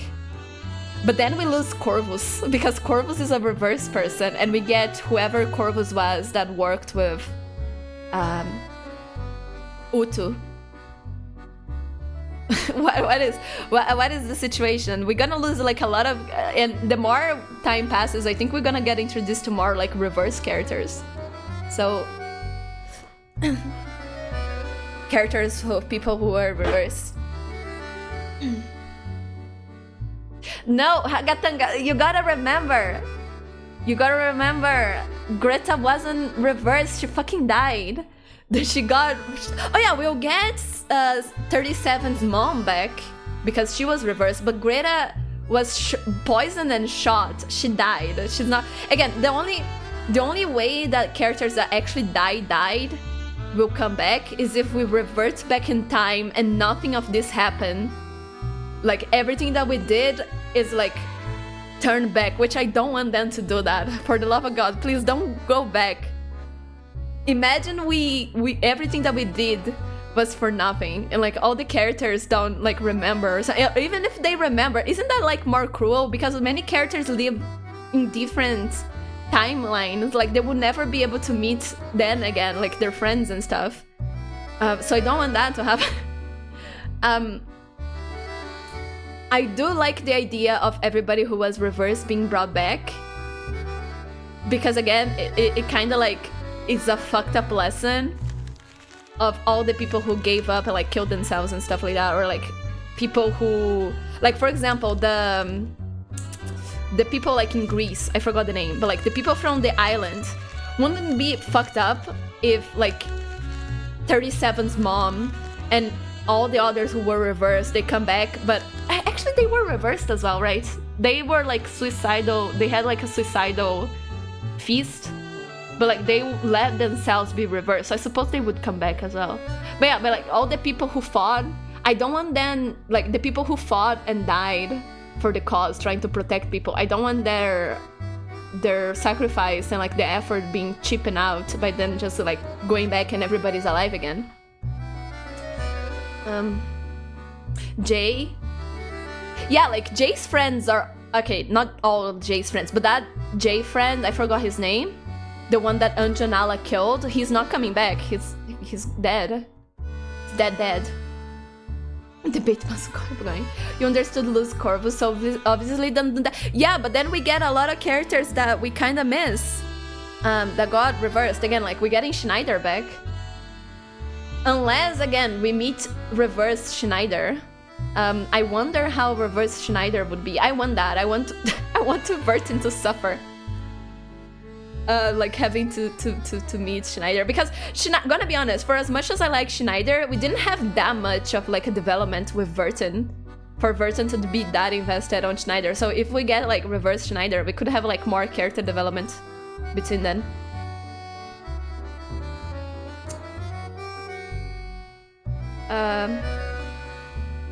We got the orange lesbian, do it. Oh yeah. We would like to get reversed. I mean, would you?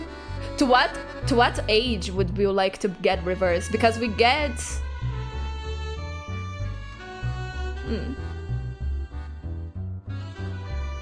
What time would you like to be like thrown into? And usually, like the personality changes kinda slightly. Girl, I haven't seen a single frame of this game before watching stream. You don't know who that is. You know Corvus? Yeah, but it's a fan favorite, so I suppose. But yeah, like Corvus, that Liv Burton situationship, yes. You let me bring it is random. You don't get to choose, but if you could choose, but like that artist that I talked that make like very good, the artist that makes very good Windsong Villa art, they made like a pre-reverse Corvus. Let me see if I can find it. What are the name again? Y'all? Yes. Check it out. Reverse Corvus. I mean, non-reverse Corvus, because Corvus is reverse. But look at this. This design. Also, look at Moldir being shot. That is also like a very good art, but you know, I get that's more on my taste. Look at this. Okay. Yeah, once again, do take a look at Gyal's work. Oh yeah, look at Marsha Uma Musume. Marsha and Sentinel Uma Musume. This one is very good. And then we have some Moldir. Ah! No, close. Thank you very much.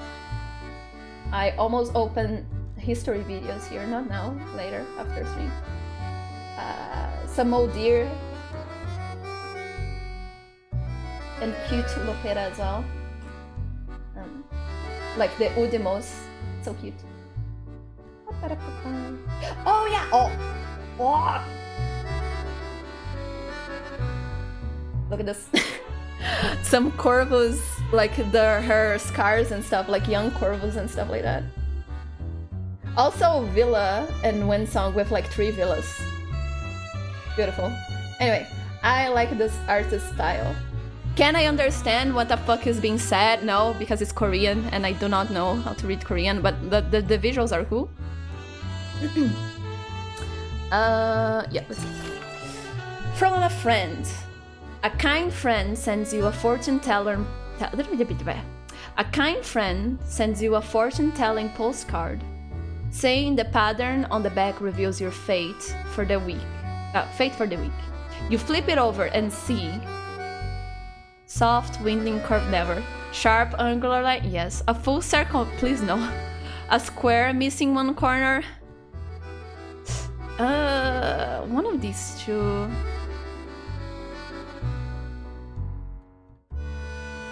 But this is worst case. This is bad case, but not that bad. This is a never. This is, yeah. Even the paper seems stung. Thank you. Why are we doing this personality test? Send help, the cat's being too cuddly. I'm sorry, nobody can help you.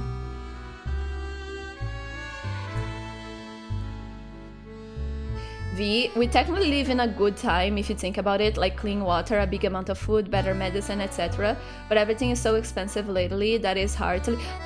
Look. For as bad as things are, and I think we could discuss like that maybe like 5 years ago or so things were better, and we are getting like things are getting worrisome, and things are like degrading a little bit. Even so, I would way much prefer to live right now in 2026 than live in the 90s, 80s, 70s, 60s, or anything before the 90s is already like a hard no for me. You know, it kind of fucks me up when people, I know that like there's the fantasy of like the aesthetics and stuff like that, but look, depending the type of person that you are, 90s back, your life sucked. I mean, it depends on the place as well, of course, but like most people, I would say that the 50s back sucked a lot. Then like, depending the type of person that you are, the 50s, the 60s are kind of fine, like 70s, 80s, but like to a lot of people it still sucks a lot. And then the 90s-ish, 80s, stuff like started getting better. Again, it depends on the place, depends on the type of people. I'm being like very general and Western here. Even like American, I would say. But I would say like for most people here on this chat, most of us would be very fucked if we were born like in the 20s, 30s, 10s. You know, like it's not for as bad as we are, we were way worse, okay?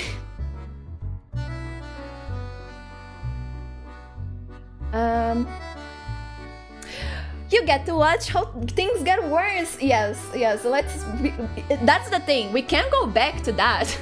We can't, if we are not careful, things can go back to how bad things were. So yeah, we gotta, it's on our hands to not let that happen. A lot of people died so we could be living as well as we are. And let's not, waste their efforts and let things get like bad like that again.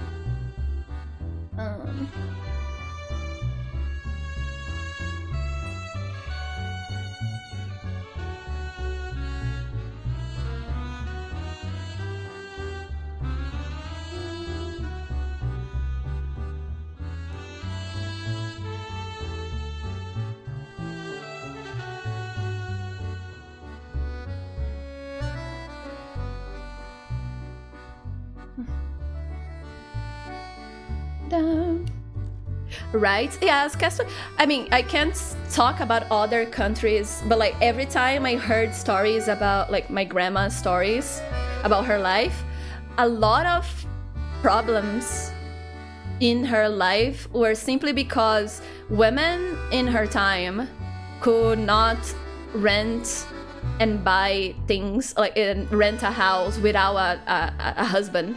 If you were a single woman, a woman like her living single and stuff like that, sometimes depending on the place, they would kinda like allow you to rent. But yeah, like you needed everything was on your husband's hands, like so yeah, like many times when she managed to escape like an abusive relationship, she wouldn't have like be able to do most like civil stuff, you know, like having a place to live, yada yada yada, because she was a single woman and people would not allow a single woman to have those, to do those. Let's see. It has all to do with Harambe. You don't want to risk spoiling? Yeah, no spoils, no spoils. There you go, commercial. I was waiting for it. Okay, be right back, guys. I'll get more coffee.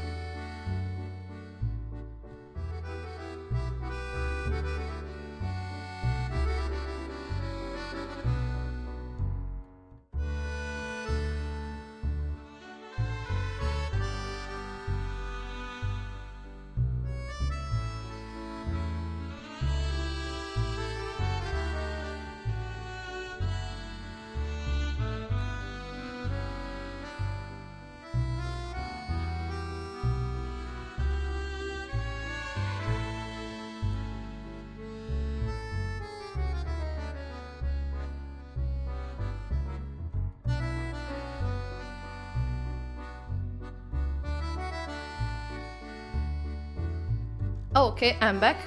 Let me see.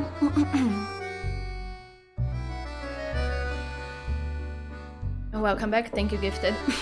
Thank you, Fax.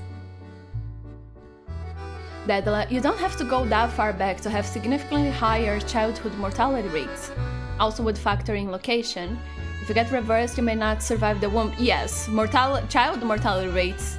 Also getting like polio or something. Or like ending up on like an iron lung and stuff like that. So yeah, like it's pretty recent, those things, you know? You would probably go way back in time to where Krebs is okay, since we're Brazilian, and also had... I mean, be careful with that. Like, with the whole good... how do you say, like, good, innocent water, yes. Be careful with the myth of the good, pure native. That is just as dehumanizing of, like, a people than, like, calling them, I don't know, like, savages or something. Because, like, infantilizing and putting on a pedestal people, like, they are different from us and, like, pure or something, that is also, like, not good. Tribes and natives and people like that, they're just people like you and me, like they are normal people. So living between natives and stuff, they have just as many flaws and good as us. So depending on the tribe that you are, you're not living a nice life at all. From like genital mutilation to slavery and other things and wars. So I especially as a woman, I would not summon that, like, at all. I do not... But that is also, like, it depends, again, on the place and the time.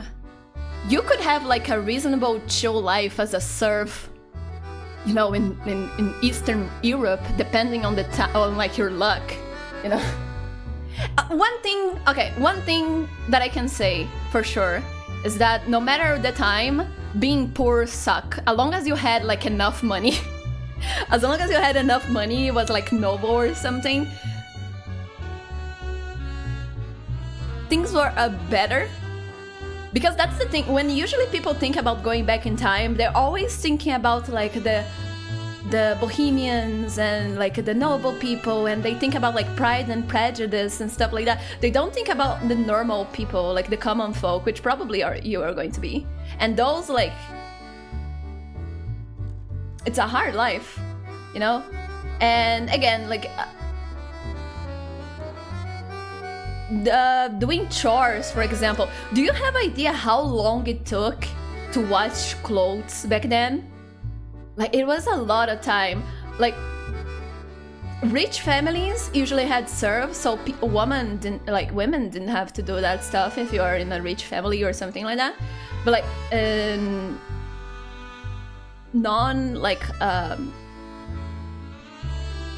more like common people and stuff like that, you had to deal with that. And that's one of the reasons that people usually used undergarments, so they didn't have to wash clothes so constantly like us.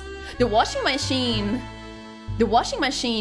is one of the inventions that like freed so much time for humanity. You have no idea.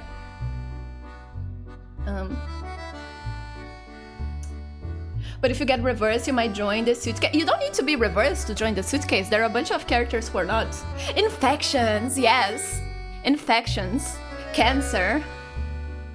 And again, like, if you're left-handed, it depends. Again, it depends on the country. But like, I have friends who were beaten up by being, like, by adults and stuff because they were left-handed. You know?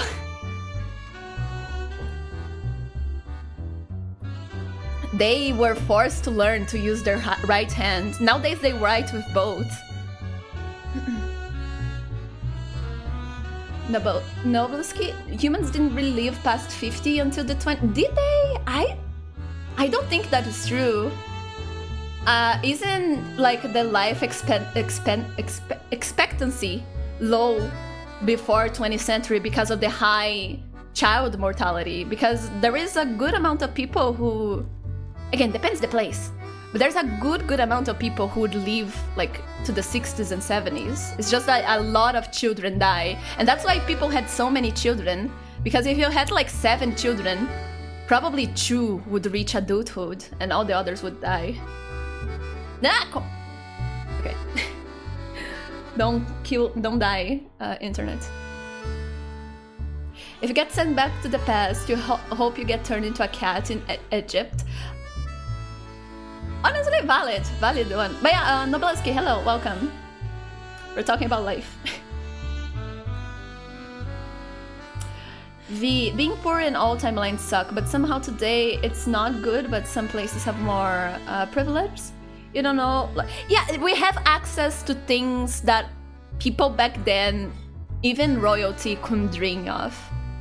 The job situation and like the capability of like accessing those things are hard and growing harder with time. But yeah, like having access to food and water and like all the types of food that we have and all of that, that is like,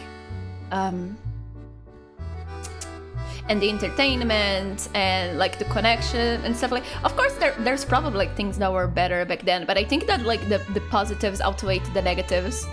Do things suck nowadays? Yes, but they could be worse. You know, things back then were worse.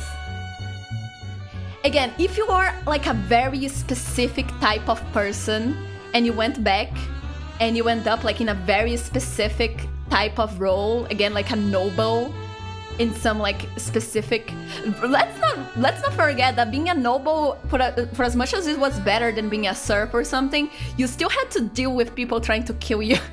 Like depending on the noble that you were, if you're like the second one in the line to getting like the land of your father or something, it's pretty, it was easy to expect that your brothers and sisters, like especially your brothers, were going to try to kill you, you know, or like exile you or something.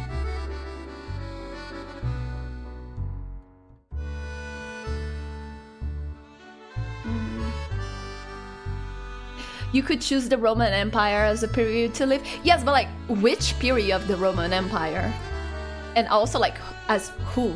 Like, as a Roman soldier? As the wife of a Roman soldier? As the wife of a general, of like a veteran that had some political power? As a senator? As a slave? As someone not part of the Roman Empire, maybe like the gods, you know? So yeah. Still, I think like 1st and 2nd century. Oh my god! Right when like the Christians started going.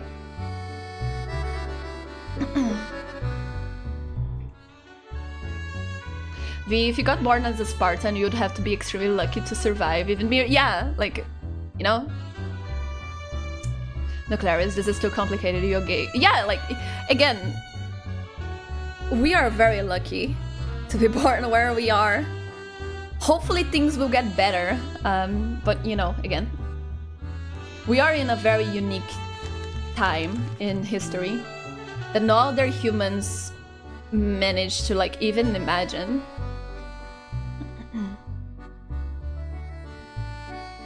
Well, inside the Roman Empire, yeah, but like then,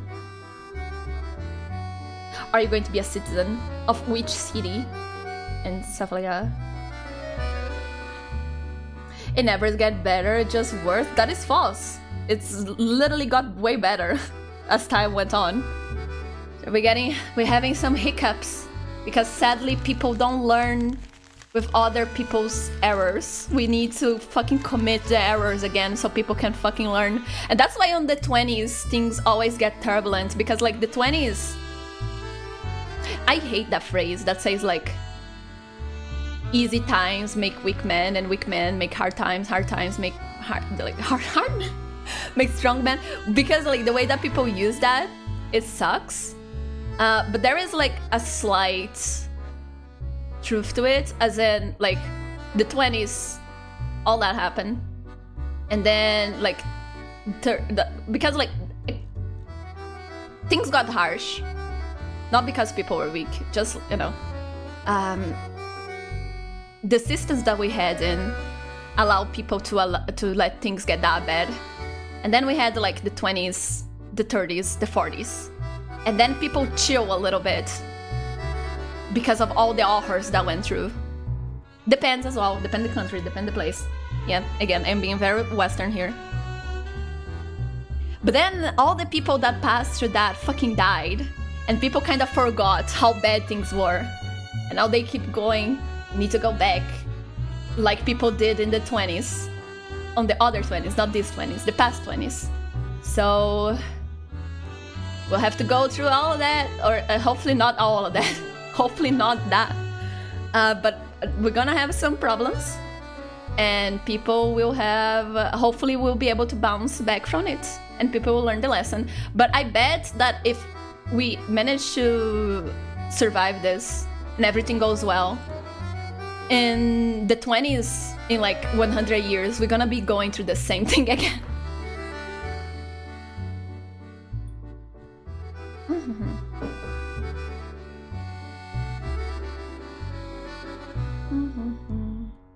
It gets a bit boring though, yes, but like, because again, it's not like today doesn't have problems. There's a lot of problems nowadays. And I do think that the main one is like a lack of community. And I think that the main problem with modern day is like how we apply a lot of our time in jobs that maybe we don't feel like matter. So we don't have like that return from our job. And so the isolation plus doing that manual, like as if like back then they work on factories, but still doing like a bullshit job, like a bullshit desk job or something. Kind of like dulls life a little bit. So yeah, we gotta fight against that.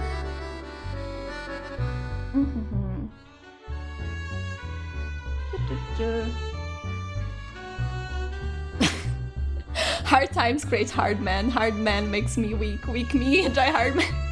Amazing. Thank you. Let's close with that. That is so true. That it represents the modern time so well. You just think about how long it took for past live versions to reach your current self. Yes, it's crazy, isn't it? That's why I think I like... Gosh, look, just imagine that. The Egyptians were like 10,000 years ago-ish.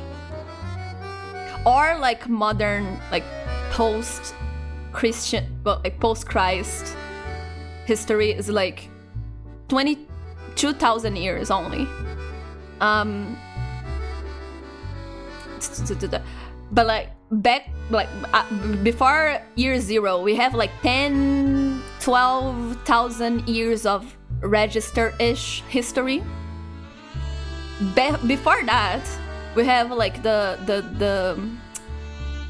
Bronze collapse, and like the Minoans and all those ancient people that we kind of lost.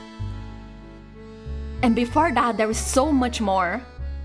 And until like we go to like truly like prehistorical times, like the Stone Age and stuff like that, it is so much time. It's so much time that like the stuff that we have registered like with people, of like even not even written, just figures and stuff. It is so recent. We have been going on this for so long, humans.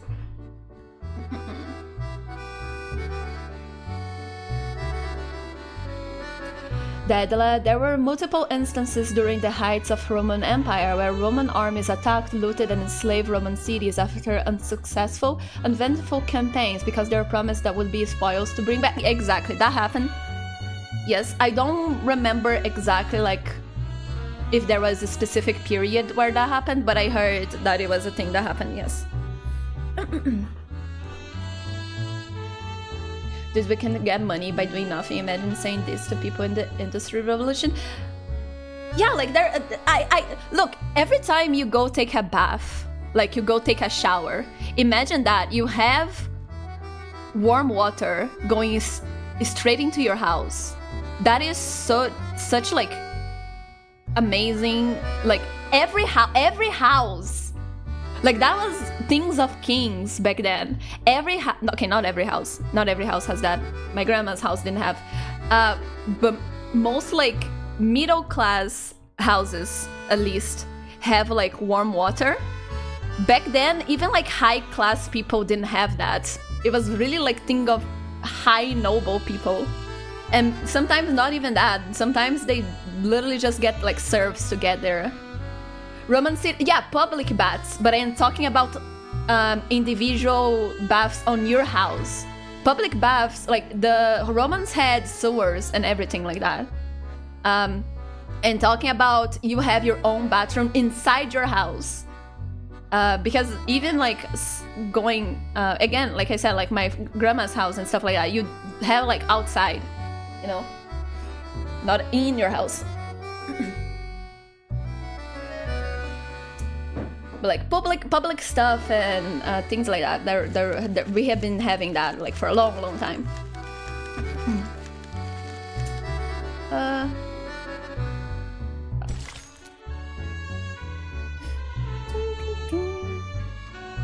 Better than having no access to it? Yeah, I think it should be a thing that we have nowadays.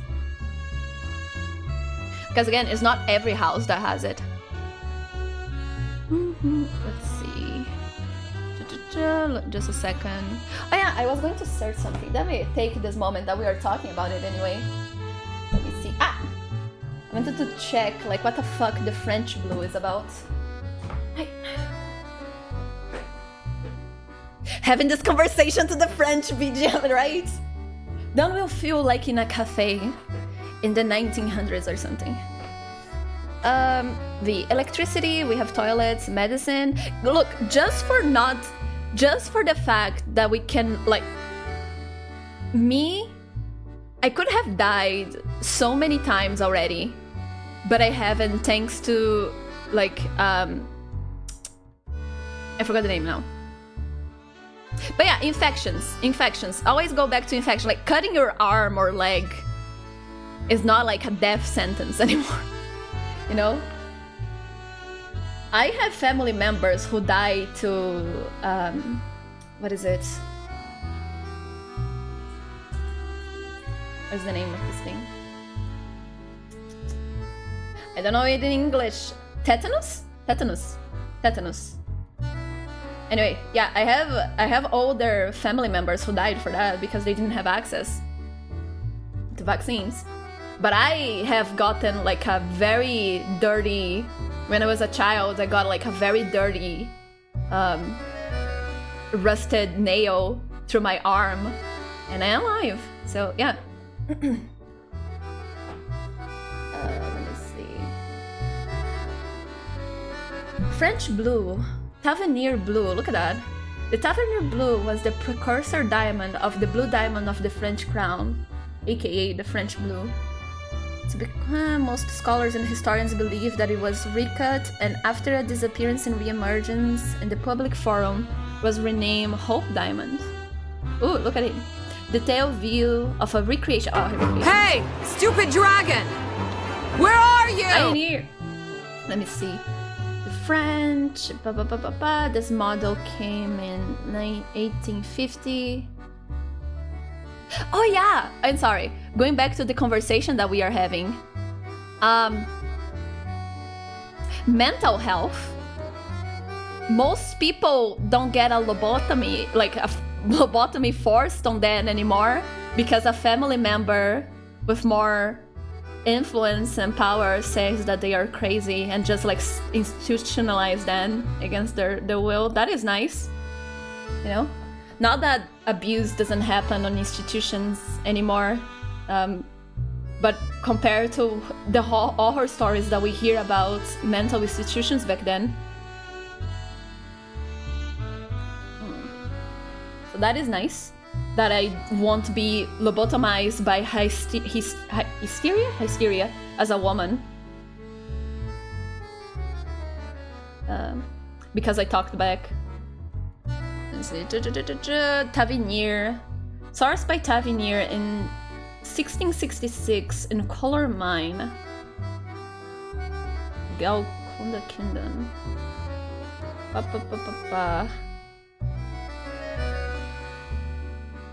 Tavernier was a French traveler and trader who returned to France from India. Oh, I see, so that is all true. I see. The original stone was set, Golden Fleece.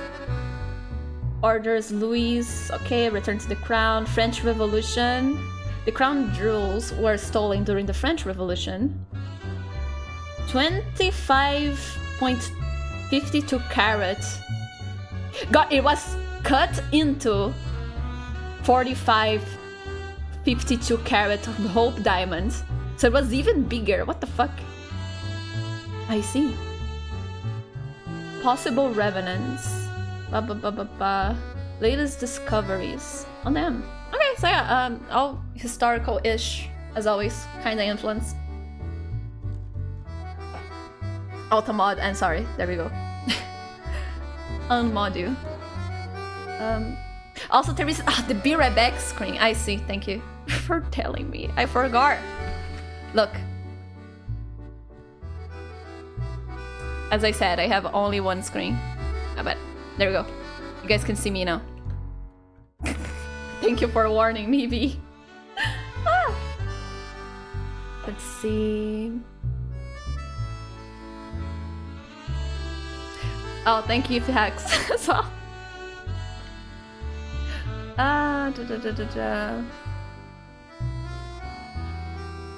Lobotomy was used for this? Yes. Yes. Oh, I don't know which American president did that, but one of the most recent lobotomy cases was American president had like a sister who was a bit like too outgoing, and the family got her lobotomized, and they hid her from media and stuff, but like you have photos and stuff of her like before and after. They destroyed her and like had her she lost her freedom as like a, I think it's the Kennedys, yes, but I don't want to say. But yeah, one of them had like her sister who were like very prominent in media and stuff, and then after that they keep like everything as low-key as they could, and she died like under people's care.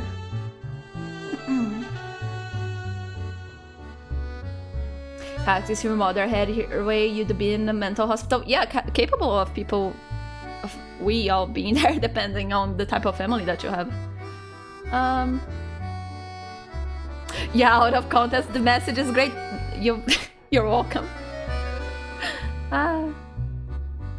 There was an actual treatment of shoving. Yeah, there was horrible things. Horrible things. That again, let's not forget that also like everybody could be massacred, like depending on the leader's decisions. Of course, that sadly still happens in some places in the world. But some days ago, I was reading about the Mongol invasion. And let me see if I can have the numbers right, just a second. Because the numbers are horrifying.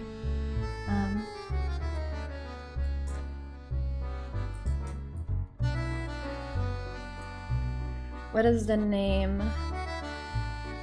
I want to like the name. It's Merv? I think it's Merv. Let me see. Yes, Merv. Do search about Merv if you want to see how... It was Rosemary Kennedy. Thank you, Gifted. Thank you. But yeah, do search about Merv. It's one of the biggest genocides ever. From what I understand...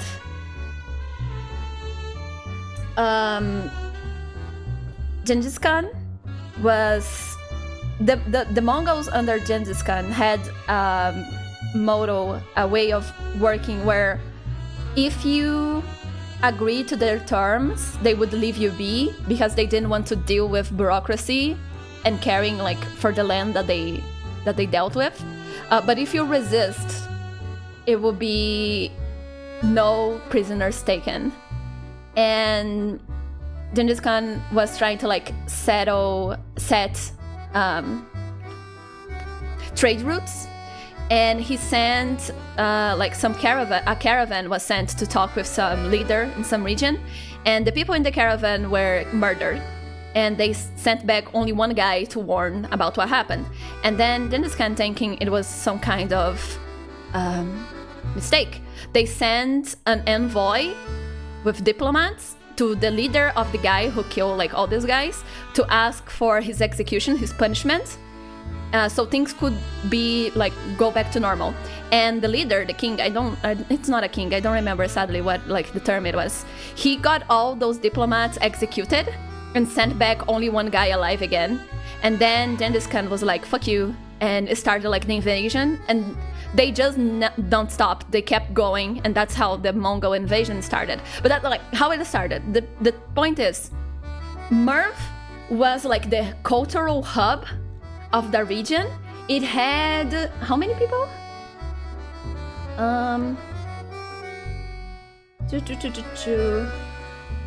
It had a population of 500,000 people. But because of trade and stuff like that, they would go to like 800 people sometimes and stuff like that. That is like the calculations. And that city, they didn't agree to the Huns, the Mongols terms as soon as they came. So they were sieged for some time. And after some time, the leaders in the city, they were like, you know what? The Mongols said that they will not kill us if we just open the doors, and a long time has passed. Let's open the doors. And they opened the doors, and they killed. How was it? Let me see. Arab conquest, Turks. Yeah, the Mongols in Merv. Yes.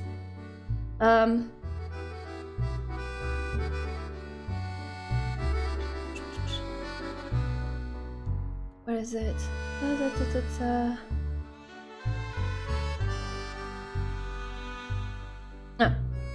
Genghis Khan sat on a golden throne and ordered the troops who had been seized should be brought before him.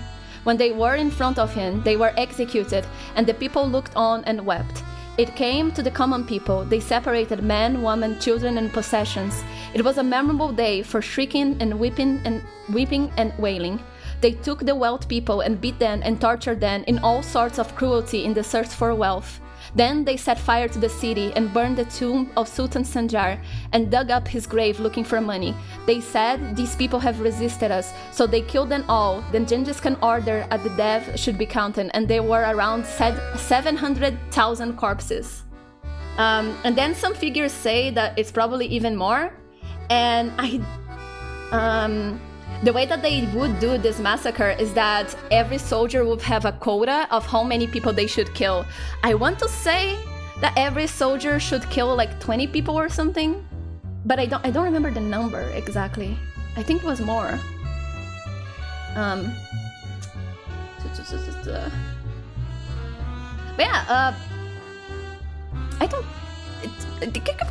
Yeah, they had a quota every time that they invaded a city. Every soldier had a quota of how many people they needed to kill based on the population. Because again, they weren't, if you resisted, it is not a case of like how it happens sometimes where like we kill all the nobles and the common folk, like nothing changes much, maybe like the religion, or if you are like of a different culture, you might be like thrown away or something. No, like if you resisted the Mongols, it was execution, mass execution.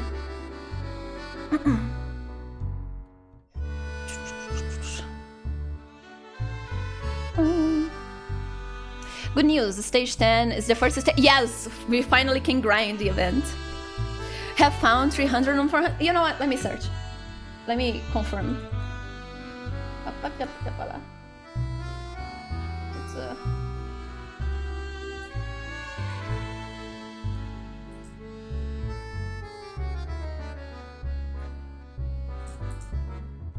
internet isn't a beautiful thing. Let me see. Total unknown between 700,000 and 1,300,000 civilians killed. During Mongols. Where's like how many?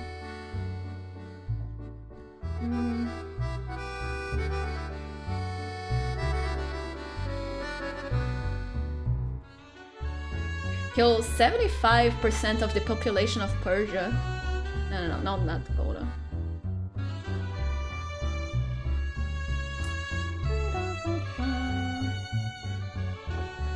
Soldier. Let's see. Yeah.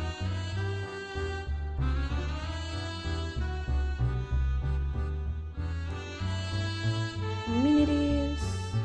I want to find the thingy. No, this is a different empire. This is a different genocide on the specific one. It's in 305,000 men. No.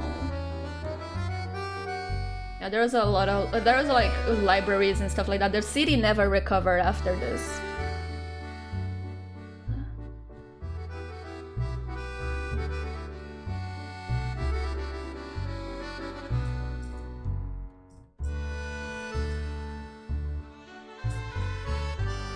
Resources, where is this from? I don't want to lie on the internet.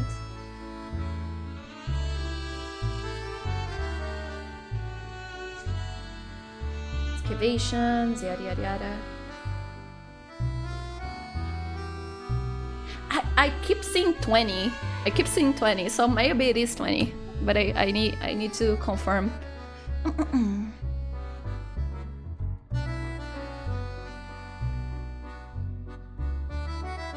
Oh, thank you, MFire. A Persian historian, figure each individual soldier of the conquering army, executioner 300 or 400. Thank you. Okay, there it is. There it is, Emmy. Thank you.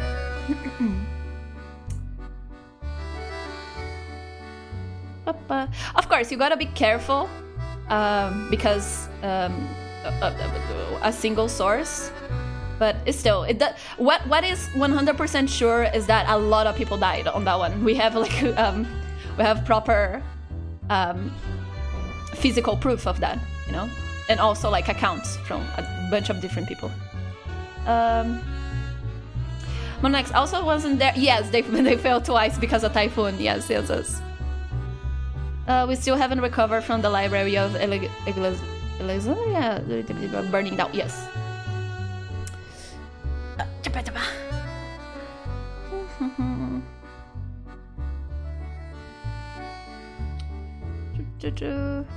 Okay, I think everything is fine. That was a lot of history and stuff talking.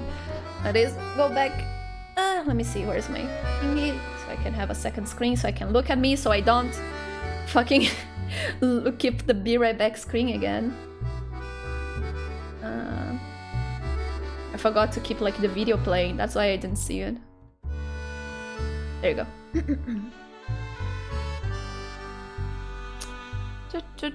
Okay. Paris in... Oh my god, this word. Hysteria? No remedy exists to cure this mania. Mania? Not even the warmth of a drink summer afternoon.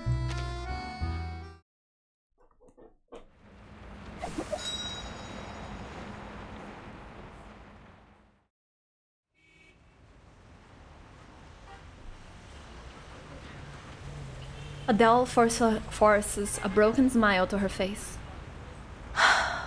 Madame Boiniche, as much as I appreciate your humor, now really isn't the time for it. Where did she go? I'm quite used to her attitude, but stealing that necklace crosses a line. Adele. The distance in her voice and manners disappears. The diviner becomes mortal. Her voice laced with genuine concern. Adele, we need... Felicienne was never here.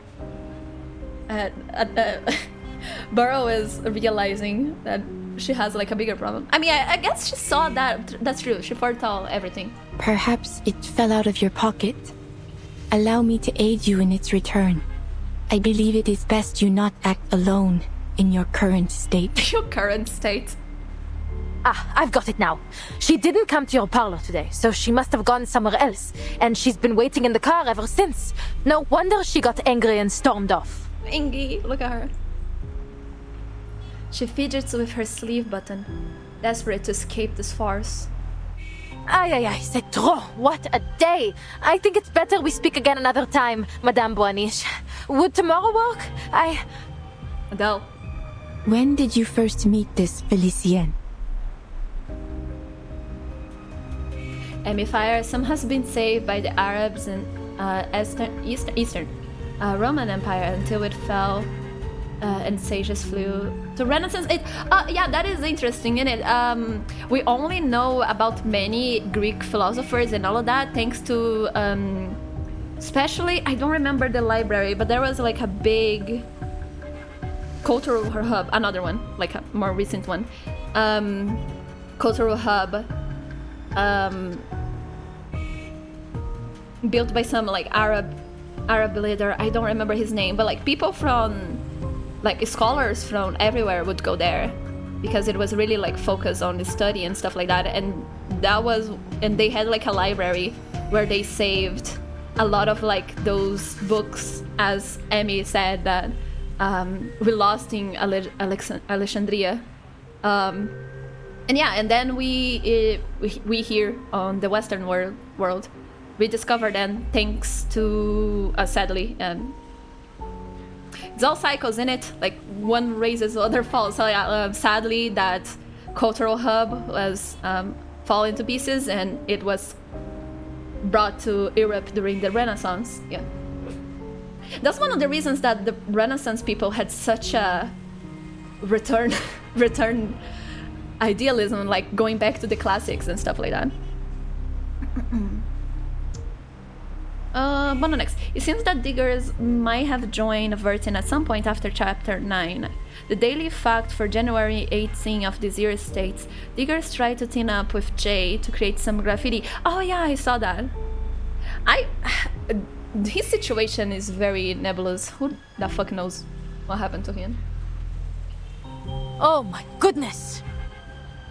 Adele. Beryl moves faster, forcing the car door closed. Oh, this music. Honestly, what on earth is happening today? You want proof? I'll give you proof. Madness! Never thought I'd have to actually convince someone that I worked for that terrible woman. She rummages impatiently through her pockets until she finds her wallet. It was raining. She started complaining about the mud on her shoes the moment she stepped into the car, then insisted we head straight to the Champs-Élysées. You know, wealthy young ladies like her are always generous with payment. I often have to take time out of my evenings just to count all her tips. That very first day, she even gave me some gold francs as keepsakes. I've got them in here. Do you? We're broke! Adele, the delusions are too much. We can't buy bread. Her face twists in disbelief as she flips it open and closes it again. The money was fake. No! Not a single coin or a bell. Oh, monoliths! I must have put them somewhere else. Give me a moment to check the car. I've got other proof too. The macaron boxes. There's a full one somewhere, and her hair, little bits and pieces she left in the car. For a brief moment, she accepts the absurd conclusion. Felician never existed. I remember that day. Her every recollection of Felician takes on strange blur, as if she were viewing them from behind a fog-upped windshield. I must be tired. It's been a long day. It'll come to me soon. Beryl strokes the back of her hand, gently urging her to let go of the empty wallet. Let go. But there is nothing to remember. Something's wrong with me. Prophecies, dreams, the necklace. It's all playing havoc with my mind. I need to clear my head. Just bear with me. Those coins have to be in here somewhere. Do not worry, Adele. It is not only you who is confused in this era. Look at the people around you. people? Everybody's going crazy. Oh no. Emmy, you have read the theory. He was in Ushiawa prison and then was rescued by the Foundation. Oh yeah, that's true. I don't remember who said that. Someone said that in my chat. I'm not sure if it was you, Emmy, or someone else, but I do remember that now. It's annoying when illusions don't pay their bill, right? If you're gonna live in my mind, don't do it rent-free. For the love of God, play your piece. The cultural hub you were referencing might be the House of Wisdom in Baghdad. I think it is. I can't be sure because I haven't read about that at all, but I have seen it referenced in other places. But it might be, yes. Sound crashes back in. She rubs her temples, fighting the dizziness. No more atrocities! No more oppression! Liberté! Égalité! Stand with Paris! Stand with the people! Pour the commune! For France! Excuse me, monsieur. French people.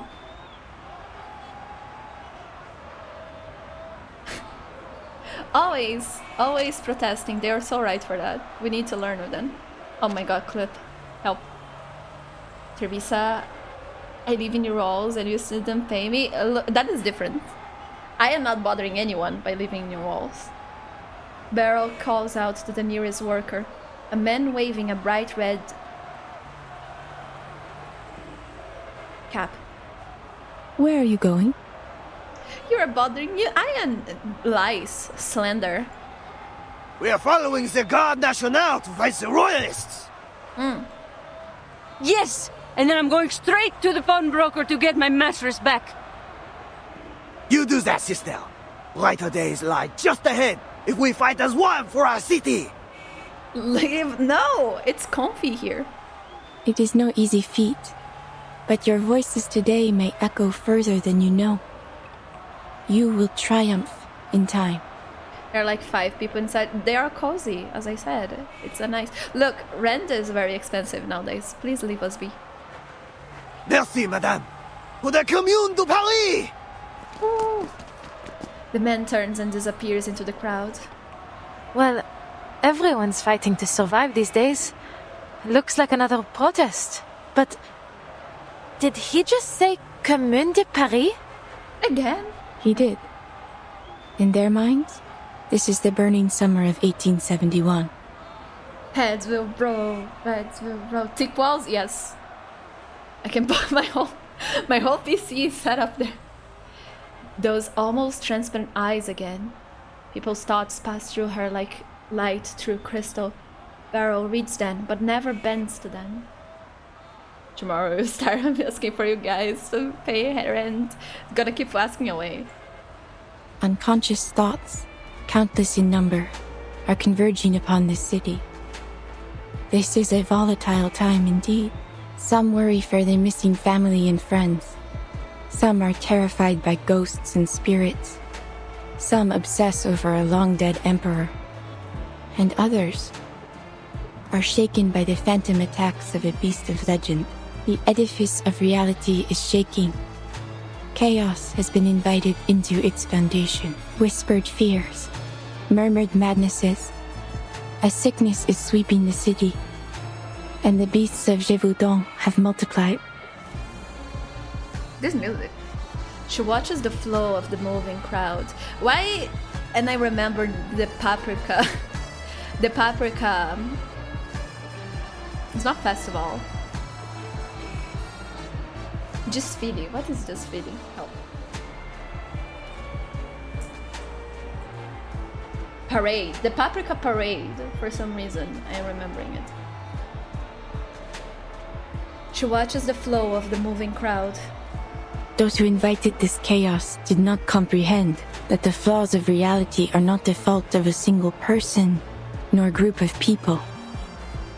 This is not the way to mend Paris. It's a showtime. Been such a long while since I watched that movie. Everyone, everything has an identity, whether it be individual or collective. To attempt to unify them all so recklessly would not create order, but chaos.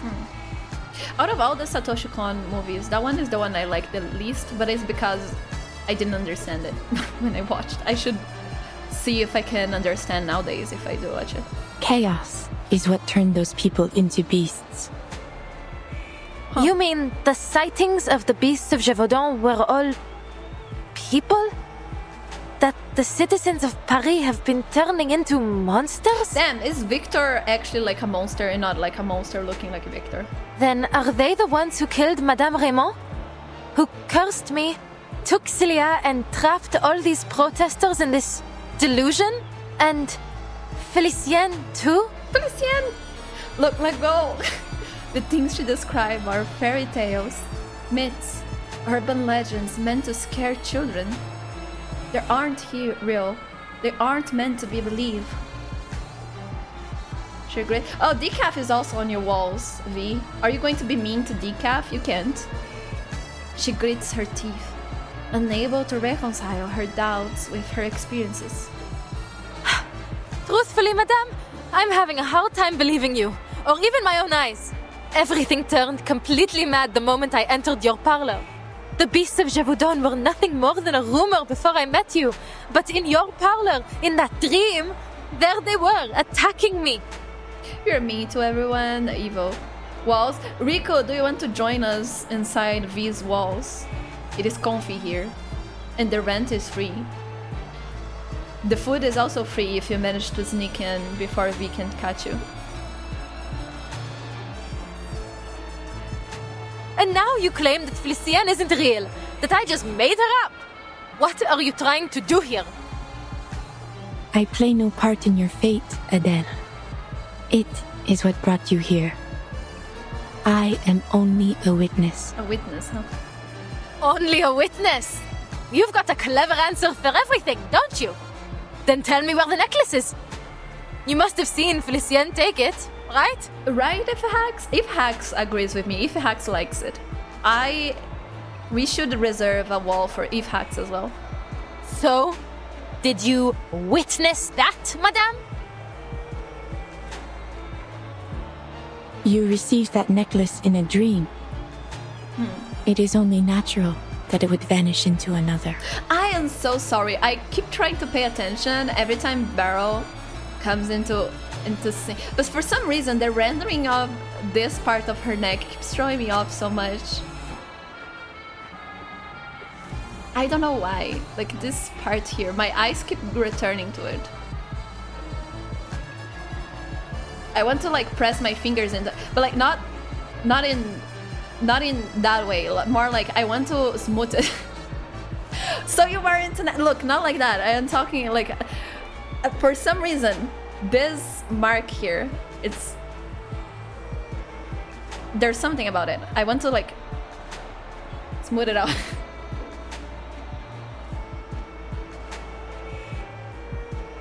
Do not banish if Hax. Imagine how sad things will be without if Hax. What does this mean I mean,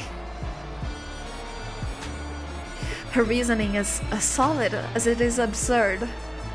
That necklace proves the truth of my words. The spirit world is as real to us as the physical world. I will happily read Félicien's fate. That is, if you still believe she is real. I don't need you to read anything. She angry. Her expression when she gets angry is so fucking cute. I need space to get away from all this madness and think for myself. I'm so sad I'm going to skip her. I wanted her. Beryl steps back from the car door, unconsciously giving way, allowing Adele to lunge forward and seize the handle. Adele. Oh no, she's not gonna drive this way, right? The ringing in her ears return, and the street noise rushes in all at once. But she made up her mind. If she can't just get in, start the engine. Adele, behind you. What? A damp, metallic breath brushes her neck. Oh! Another one. Oh, thank God. Okay, okay. Well, bring in the real monsters.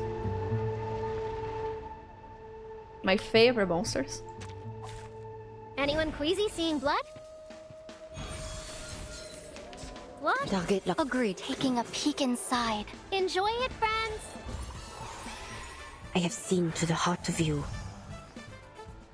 Huh. Very well. Close your eyes. I won't be fooled. A sure hit. Horns? Yes. Very strange Now is horns. the time for repentance. Oh, they are not surviving. Oh, they are surviving, actually. I cannot... Yeah, it's before the battle that I should read. My bad. What the fuck is... What? You! Flowing spinel. Spinel. Disgusting. Kill it.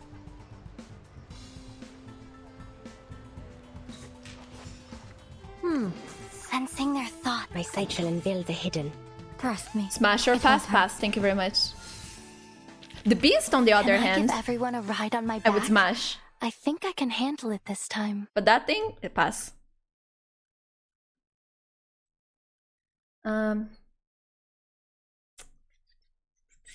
Have plenty of thin long necks with high collars to highlight. It's so true. Basically the full-grown beast of Gévaudan. Yeah, let that one. Spiniel? Thank you. Stay close to me. Let's see. Sounds fine. Yeah. Adele reacts instantly, pulling back with Beryl's tug, raising her arm. A burst of flame shoots from her fingertips. Her little dragon beats its wings, setting the beast ablaze before it can fade away. Your hand! Did it get you? Bon sang! This is no dream. How did they get here? Oh, that woke you up. Shouts rise from the nearby crowd. Adele gasps, scanning the street. Seeing no second monster, she finally exhales. Is that what you meant earlier? Are you going to skip someone with a pet dragon? You won't. I will. Do you need another dragon? You already have me. What do you mean? You want another dragon? Why would you do such a thing? Am I not enough for you? The diviner nods faintly, blood running down her now paler skin.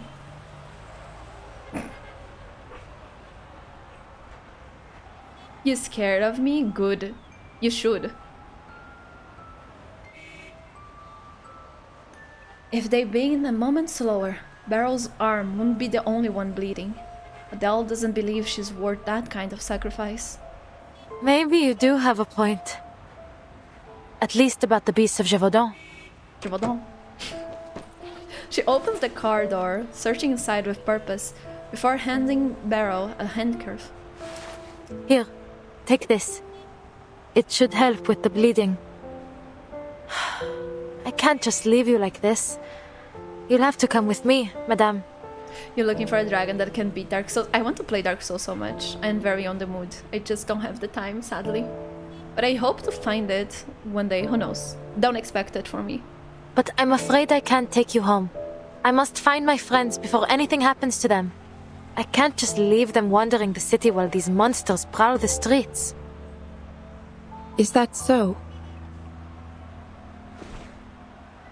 She looks surprised, but accepts the gesture. I foresaw death in the catacombs, and yet still you aim to go there. Look, foreseeing death in the catacombs doesn't sound that alarming. Of course. I've made up my mind. I need to find Celia. I don't care what it costs. Marcia versus Brume, and sorry, Marcia. I like Brume a lot, but Marcia is... I won't say with certainty because I haven't read her story yet, but from everything that I have read about her, she's my favorite Reverse 99 character. She's my favorite. Second... Marcia first. Sentinel second. Villa third. Winsong fourth. I think I would put. Adele pauses, her vision locked on Beryl's bleeding arm. I'm still not sure if I can trust you. But for now, at least, I don't believe you want to do me any harm. But I need to know. Why are you helping me? Because she saw... You didn't even ask for payment. What do you want from me? Because she saw the future. Some bullshit like that. Beryl's translucent eyes barely restrain a visible row. Oh, its affection, almost motherly. Her question is harmless, if utterly naive. So this is what you choose to ask. Why wouldn't it be? Why aren't you caring for your daughter, Beryl? I wonder what Matilda is doing while this all is happening. Mononex, if you're still around, do you know when this is happening? What Matilda is doing? Of all there is to question, your future, this chaos, you choose to ask about me. Yeah. What's so strange about that? Her flawless, gentle smile returns. From Matron back to Diviner. Mom, return! Nothing. Your curiosity is only natural. Okay. I have never once lied to you, Adele. You are cursed, haunted by a shadow of fate. Matilda is likely in the last years of SPDM. I see. I only wish to see what will become of you. So already traumatized by seeing the effects of the storm in Vertin and Soneto. Because she comments that on her anecdotes, doesn't she? About how, like,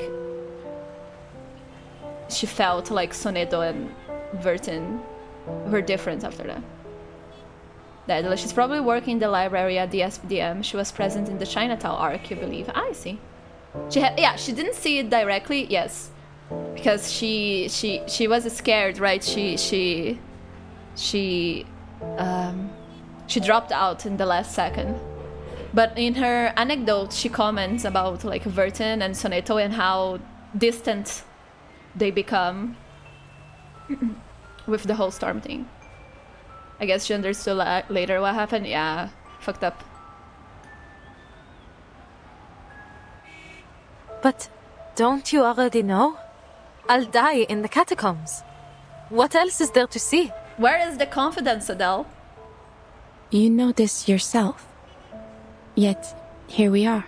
We have a common interest in that fate, you and I. Let us leave it at that. Wow, she's interested in you dying. Go to the catacombs, Adele. With me by your side. You will need my help once you enter. It is a long, delayed request to travel together. Adele can't read much from Beryl's expression, but there is no time left. Oh, the clip thing updated. After a brief thought, she opens the car door again. Please, get in. Careful. Let me open the door. Merci beaucoup.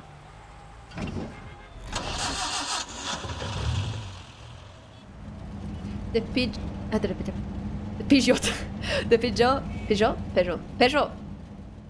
201. No! Slips to the crowd, turning down a quiet street towards its destined end. Why would they put this on auto? Pedro, yes. Not this Pedro. Let me see. Who's there? Thievery is a craft that demands both courage and skill, but above all, luck. Approach. Stay away. Are we seriously waiting all night? I'm not sure this is worth it. Trust me, Paul. This is our big chance. I saw him go in right here. And to the catacombs? It's just a pile of bones. Everyone in Paris knows that. He had suitcases, heavy ones. I bet he's hiding something big. It is all ours when he leaves. Did you hear that? Shh! He's coming out. Wait, was that guy you saw this massive? No way. Look at his head. No, wait, what is wrong with his hands? He's coming this way. Did he see us? He saw us! And Paul. Okay, yeah, in the fucking eye, probably. Okay, there's something going on the catacombs. Your sibling here, Shush. I see, Nabasu. I hope you're having a good rest. Okay, there's a commercial going. I will take I'm gonna get some coffee. Be right back, guys.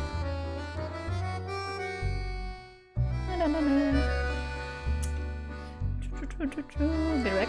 Me.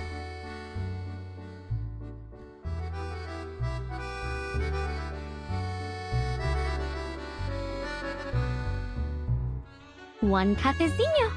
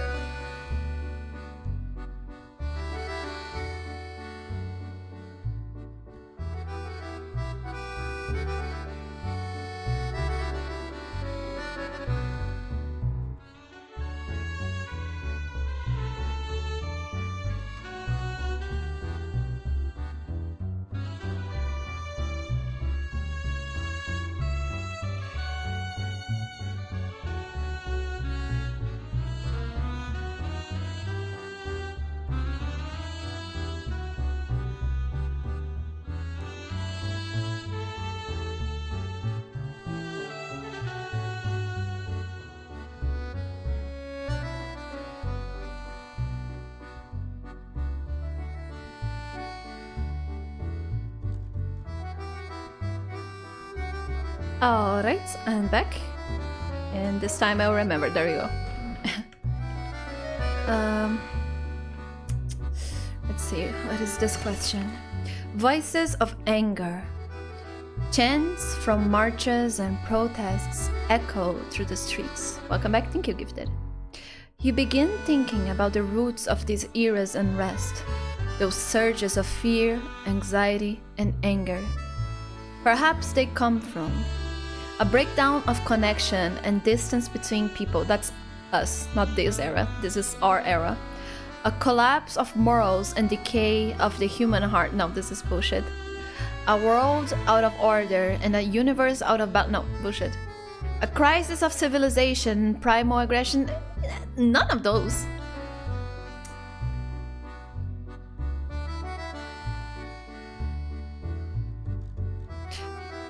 This may be, depending on the way that you put it. These two, I don't believe it. This one is nowadays, but I will pick it. Why not?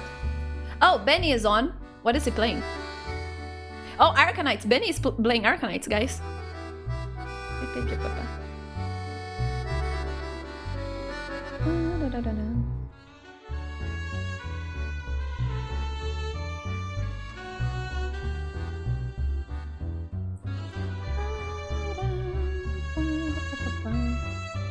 No one truly understands anyone else. Never. Yes, that's impossible. But we try. I know. I like Benny. And I'm not sorry. He's cool. Okay, influence. Confluence. Oh, this is the oh my god, this makes sense. I'm stupid. I see. That is the catacombs. I see. I heard this has like 20 levels. That is pretty filled up already. I suppose like one here again, like we got that. One here. You feel a crisis of civilization and primal aggression is where the fear, anxiety, and anger of Manus originate. That is true. That is true. I didn't think about I'm sorry. I delete Manus from my mind every time. I was thinking about like the real historical thing in this era. But yeah, no, you're right, Mononex, actually. You're actually right. You thought about that better than me. Let's see. Confluence. From the silent kingdom of the deaf. No, wait. I'm stalking. I don't know where else, like, how are we gonna fit 20 more on this? I mean, not 20 more, but like 10 more. There was one here, and then one here, maybe one here. Like I said, maybe one here. We have one here 100%. Maybe on here, people are dragging chairs. Oh. I wonder, let's see. And that's the option you end up picking. It's gonna be honest, I think it's the right one.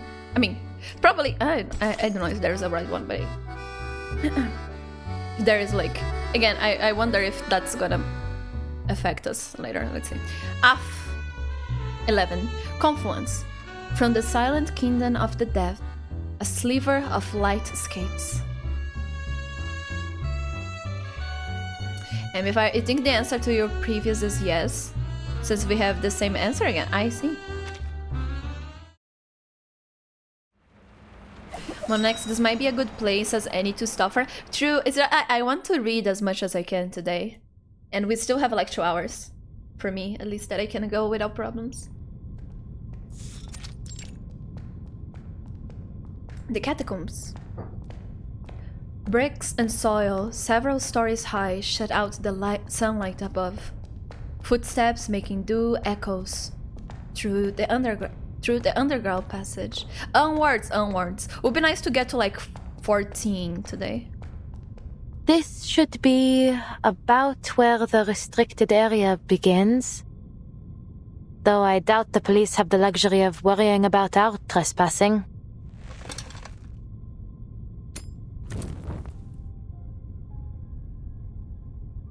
Let me see how they did the background of this. Do you guys want to visit the catacombs? I always wanted. Europe in general, but like if I ever went to Europe. But I kind of forgot, like completely. It was out of my mind. This chapter actually made me remember it. But like if I ever went to Europe or something, I should visit this. Why? No, because it's an important part of history. 14 is another good stopping point. 15 might be as well. I see. It is 20 levels this event. Anyone who finished could tell me if it's 20? The carvings inside the lampshade emit a steady... It's 20? Okay, yeah, so 14 would be nice. Because then I did 7-ish every string. And then I finished in 3 strings. The carvings inside the lampshade emit a steady faint light, bathing the tunnel in a soft glow.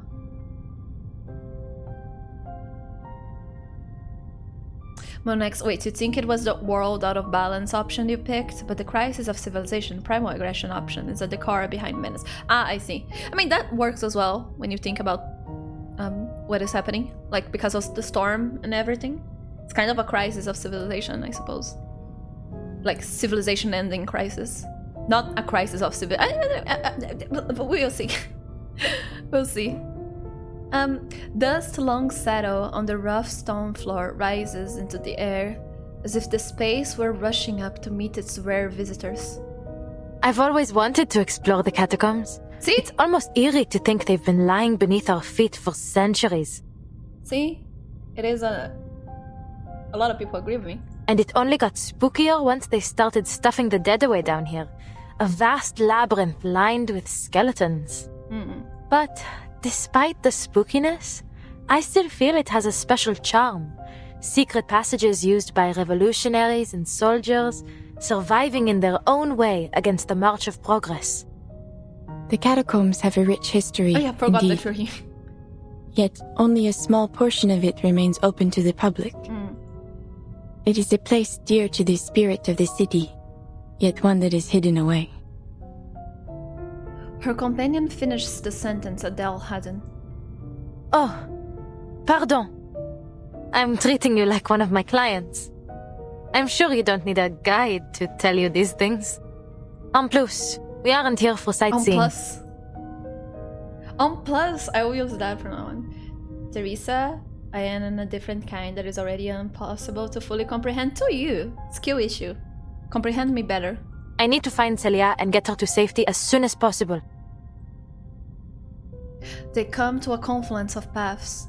Adele's heart tugs as her purpose meets yet another frustration. But these tunnels stretch out almost 300 kilometers in all directions. We can't go looking for a needle in a haystack. You evolve every day, God willing. I am, and I will. Madame, your divination revealed Celia's whereabouts before. Could you perhaps try it again? Treat her like a sniffing dog, yes. The fates of many commingle here.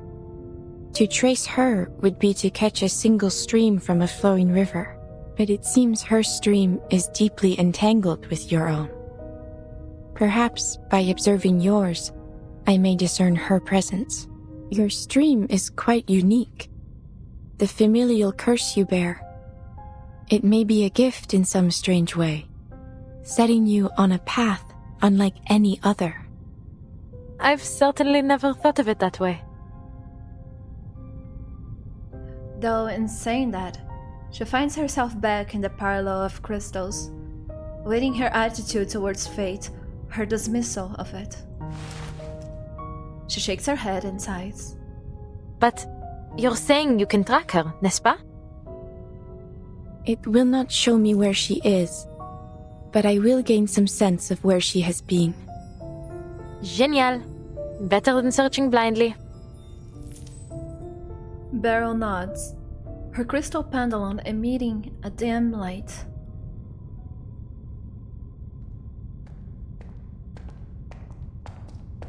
To the left. D'accord. Then we go left.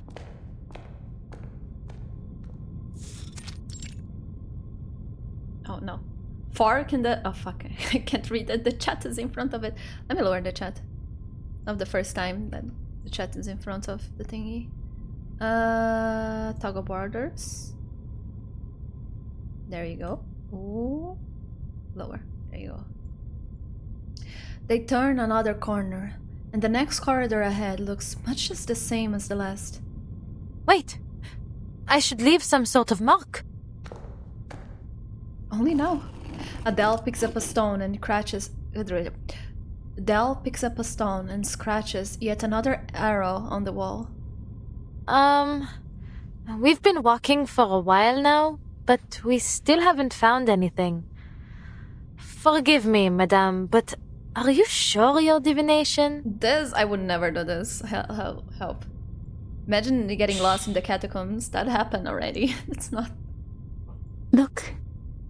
The fruits of your search. Oh. Following Beryl's gaze, she catches a silhouette flicker at the far end.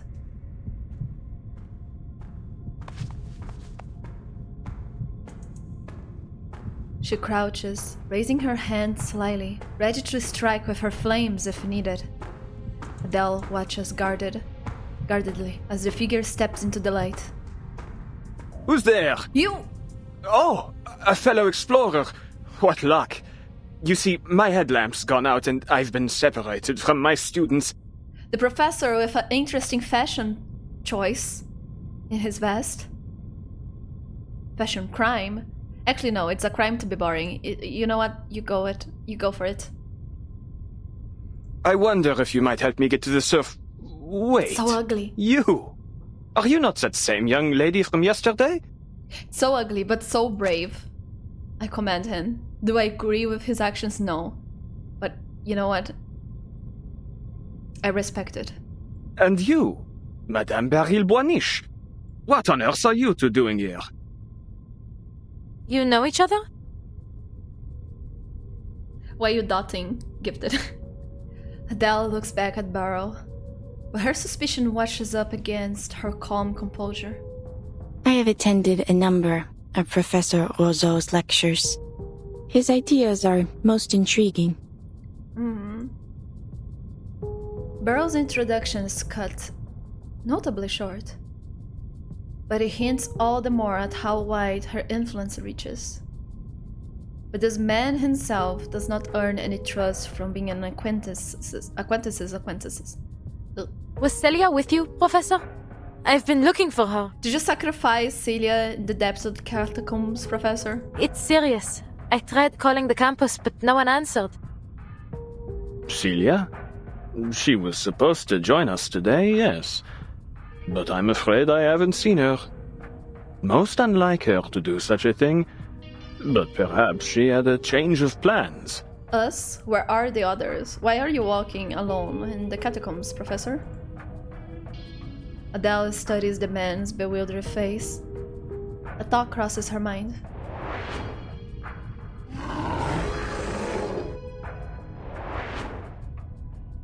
Forgive me. He's sus. He's not only sus. They... back then, Celia said to not trust him, didn't she? Felfel lunges for the professor's wrist, sending fire crawling up his fingers. The flames flicker, fading quickly, leaving only a trace of warmth. The fire accepts him. Mademoiselle Tavernier, what are you doing? Yeah, I don't think you're a monster. I think you are actually an evil human. Oh, look at his face. No need to be alarmed. It's just my arcane skill. It's a relief to know you're as real as you appear. But you have heard about the reappearance of the beast of Gévaudan. Monsters wearing human skin could be lurking nearby. We can't be too cautious. But you have heard about the reappearance of the beast of Gévaudan, no? To say nothing of the critters that surely nest down here. I appreciate the warning. Look at him. He didn't like that. Valid, I would also not like that, but sure. He brushes away imaginary ashes from his sleeve and resumes the prior conversation. Knowing Celia, it may very well be that she lost track of time organizing her research materials. Are you quite certain she's not at home? I'm sorry, I imagine him shaking off the ashes of his vest and then doing like a sweep on his hair to fixing his hair. He's so right for that. That does sound like her. But I went to her place. No one was there. In all likelihood, she's in some cafe with her nose buried in a book. But mademoiselle, why is it that you are so concerned with finding her? It's as if you're certain she's in some kind of danger. This is exactly what someone who was trying to hide something would say, totally. She cannot help but notice he's moved one hand behind his back. A guarded stand. I mean, we did shoot fire at him. She may well be. Madame Boaniche has had a premonition. They go over a brief account of the prophecy, the nightmare, and the necklace that serves as proof. When she finishes, the professor exhales softly before bursting into laughter. Do you not remember your nightmare, Brume? Madame Boaniche, forgive my bluntness, but you've been indulging this mademoiselle far too much. Suspicious. Scurrying about down here? What this young lady needs is a good rest. It is her will that brought us here. Bollocks, nobody needs to rest. Except Nubaso. Nubaso should rest. He deserves. He turns to Adele. Pity mingle with paternalism in a single toxic facade, as if she had only been some babbling child pointing at a monster beneath her bed. Mademoiselle, I know you're a dear friend of Celia's and worried about her safety. Because nightmares always reflect reality. It has reflected reality until now. If I was in a magical situation with monsters and where reality and dreams mingle together to the point that I can hold in my hand a real gem, and someone in my dream was like, there's a lot happening and I can't tell you everything, but please hold into this and do not trust Professor Husal. I would be a little hesitant to trust Professor Husal. But you mustn't let yourself become paranoid, especially with all of this hysteria spreading through the city as of late. Thank you for teaching me how to say hysteria, I see. Are you saying I'm making things up? That this is just some kind of mania? It isn't! Absolutely not! How else could you explain the necklace?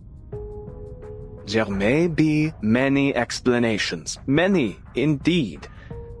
Though I fear, in the worst case, that you've been under the spell of this mania for much longer than you realize.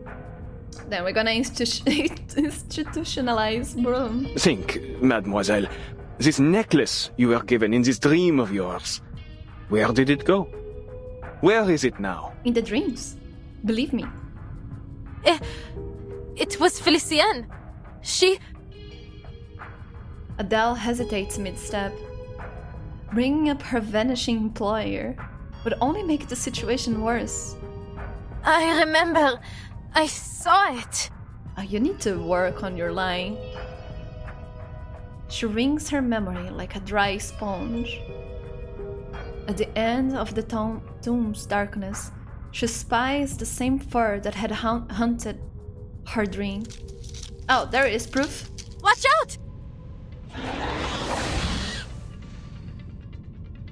The furry shadow screams and darts away, its cry louder than her gasp. Did you hear that, or is it only on her head? No, we're fighting it. Let's go. There are many routes to travel. Oh no, it's just critters! No! We are crazy. Oh no. Okay, let's see. Just kill them quickly. We don't need to go crazy. The enemies of peace shall be stamped out. Face the truth. Have I startled you? Come dance with us. Little guys, yeah, little guys. They are new. Like the designs of these critters, they're cute. For little things. I'm so sorry that I have to kill you all. I don't like killing critters, gonna be honest, guys. They're just chilling. Wait, misclick, that's fine. Taking a peek inside. Sensing their thoughts. My sight shall unveil the hidden. Though it may come with pain. You're so right. Yeah, they're just animals. Like, it makes me feel so bad about killing them. I mean, we're not killing them. We are driving them off most of the times in the story. But still, it makes me feel bad. Ignore that they are wearing bones from the bones are just lying around. Why would they not take it and use it? I mean, again, they are animals, so it makes sense that they would just, you know. Obviously crazy, she's an arcanist after all. Mademoiselle, those were simply ordinary critters, not mythological beasts. I'm afraid my verdict stands. What you need is rest, my dear. Emmy role-playing as that human in Reverse 99. Help. The critters have their own newspaper. Yeah, they are not animals. They actually can speak and everything like that, which doesn't make it better. You know, like it makes me bad. I want them to be friends. I don't want to kill them. Stuff. The man shakes his head in regret, casting an apologetic glance towards Beryl. As much respect as I may hold for the art of divination, in fact, my own field of study overlaps with it quite a bit. Ultimately, divination is but a tool, and an auxiliary one at that. Ooh. In this era, everyone is clamoring to find the true path out of their predicaments. But I have yet to hear of anyone who has found an ultimate answer. I believe that it is only when all of society is united that we will have any chance of success. Indeed, that is my team's and Celia's shared goal.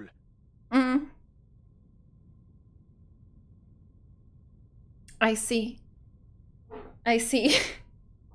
That is an interesting goal. I mean, I suppose a noble goal, but I don't think it works outside the paper, Professor, unless you have some sort of mass control arcane situation going on. You would not be trying to do human instrumentality or something like that, right? How many times have we gone through human, like some variation of human instrumentality in some story at this point? There are, of course, those who claim to have found the secret to creating such a society. But they are nothing but imposters. Mm-hmm. Little do they know that the lies they spout are destined to backfire, causing suffering and disaster as they too are devoured into the collective unconscious, aka the collective unconscious. Yes, Emmy. Yes. I mean, I guess when Celia talked about collective unconsciousness back, I already thought it was going to be some like they are affecting that, and that is going to change people's minds so they can like change the collective, like society ways. That is where I thought it was going to go. I suppose it is. We must make our own decisions. Wouldn't you agree, Mademoiselle Tavernier? Who are we? Wait. There are, of course, those who claim this doesn't know what lies doesn't cause suffering disaster. Are they trying to destroy actually collective unconsciousness? Because I don't know, they're going to say that it drives people angry and like, you know, wars and stuff like that. Instead of using it. Instead they are trying to like free people from the collective unconsciousness so they can make our own decisions or something like that. Fun fact. The global mind control is part of Atomic Heart's story. Is like, oh yeah, we're going to have an Atomic Hearts collab. I am skipping that. I am not a fan of Atomic. I mean, not as in I don't like it. I never played it, so I don't have interest in it. Assassin's Creed I never played either, but again, like the story kind of, like the way that it was written and stuff, kind of got me interested. The problem with the Atomic Heart collab, even if I like the story, I need to be very, like, I need to prioritize my time. So I think I would take, like, advantage of that slightly window and play other things, you know? I will do, like, the gameplay to get the points and stuff, but I want to read the story because I don't have time. So, I mean, you only know you can date a fridge in that game based. And there's Robot Twins. There is the Robot Twins, yes. Atomic Heart collab. Yeah, the next collab is Atomic Heart. A lot of people didn't like it. I understand because they actually the problem I don't think that the problem was even at the Atomic Heart collab. The problem is that there was a survey where they put like a bunch of cool like options of very like popular collab options, and I think people were expecting one of those 5, and then out of nowhere was Atomic Heart. I know that there is some political stuff with Atomic Heart, but I'm not informed about it, so I don't want to speak on it. But yeah, like on my opinion, oh my god, I see. On my opinion, I just not going to play just because I again lack of time. So I will take advantage of that one to probably play some Arcanites or some like indie games or something. But yeah, I know nothing about Atomic Heart. Some people sent me, like some friends sent me, saying that I might like because of the retro futuristic aesthetics. But the story didn't catch me. I don't like that type of game much. I don't have fun with that type of game much. Like Bioshock, I can see why people like Bioshock. It's not my type of game, only. Indie games, highly recommend supporting. Yes. I want to play more indie games. I don't know if I'll do it on stream. I don't know how I'll do it. I do want to, like, my focus right now is like keep up with Reverse and finish the Arcanite's main story. After that, instead of Arcanite side events, I might start playing more indie games. If everything goes well, soon I will be playing one that I have here. I am not sure. Also, the most famous chars of Atomic Heart are the twins, which reminds me of Lucy. Yes, I saw people say that maybe some devs of Reverse are fans of Atomic Heart because of Lucy.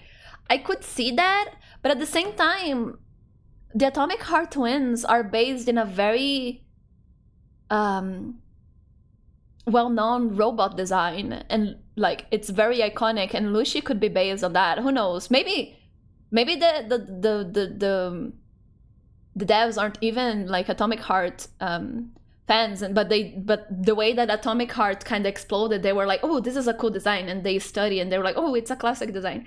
Or maybe they are fans as well. It's fine. I have no idea. But yeah, like Atomic Heart, I think that I understand that everybody was like super surprised because where the fuck did that came from? But at the same time, but also like China and Russia are pretty close, so I'm sure that like Chinese devs have like a lot of exposure to that type of work. That's why you see so many Russians in Chinese works.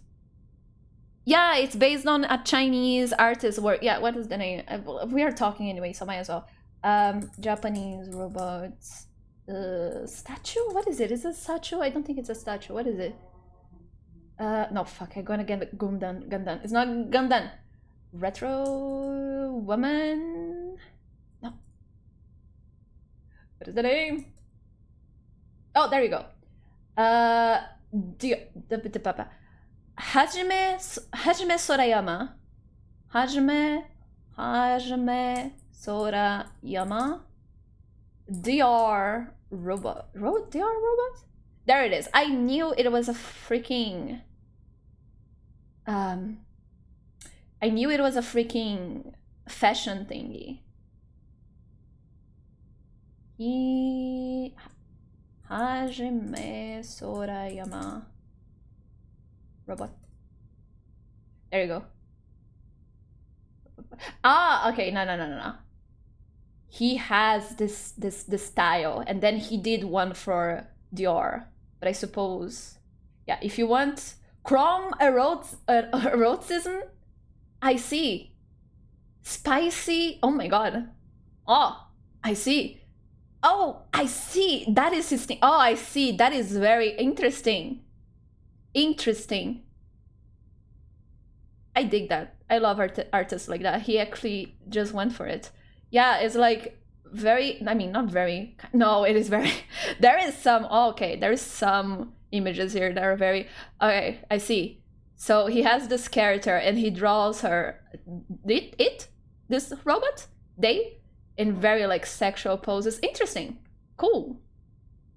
And there's like statues and stuff. That's cool. Here, if anyone wants to see it, search Hajime Sorayama robots on Google Images. It's like a very famous, oh, that's cool, look at that. Master of sexy robots, Hajime Sorayama. Like I said, not all, but lots of good artists, they're all freaks, as one should be. Because they, okay, not as one should be, but like they are very truthful to their ideas, look at that. Thank you, Master of Sex Robot, not sex robot, sexy sex robot. There's a lot of like pinups of the robot. That's neat. It is pretty cool concept, pretty unique style. I can see why like make people like, imagine seeing an exposition of that. I would dig that. I would go to one of those. Oh. Okay. Let's see, we are educated once again. I only knew about like the statue and stuff like that. I didn't know that it was like a full-on IP, not IP, you know, like a full-on character and like style, art style, I suppose. I suppose it's kind of like I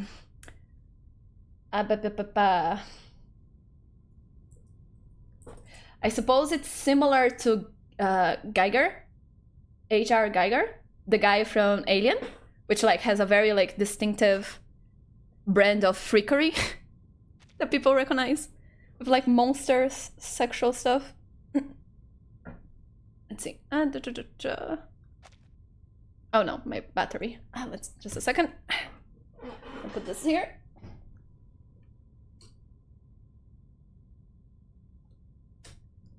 There you go. Little do they know that the lies they spout are destined to backfire, causing suffering and disaster as they chew or devour into the collective unconsciousness. We must make our own decisions. Would you agree, Miss Savigny? Savigny? I suppose you have a point. Organic machines also. Yeah, I had... He's pretty cool. I like his stuff. It's pretty like alien. Like alien. Of course. A lot of like his concepts are out of this world, like stuff that they had to tone down way the fuck up because of the movies. They couldn't put that on a movie. His word seems to be against all her desires to the contrary, painfully earnest, and the anger rising in her chest fades. But the calm itself is revealing. She has never been this quick to anger before. But I'm certain something is wrong. And that's exactly why I'm here. Adele glances back to the narrow tomb passage, where she spots the shifting darkness once more. It draws closer, sharper, until it solidifies into a familiar figure. Celia? Oh no. Oh! Why does this remind me of Fear and Hunger too? Oh no. Don't go! Just been taken by the machine. Adele? Talking about organic machines. The shadow flickers and vanishes. Without even relighting her lamp, Adele runs after it. Attendez, mademoiselle! Please, don't venture off alone. Whoop, we lost her. The light behind her fades, and with it, the shouting of the professor.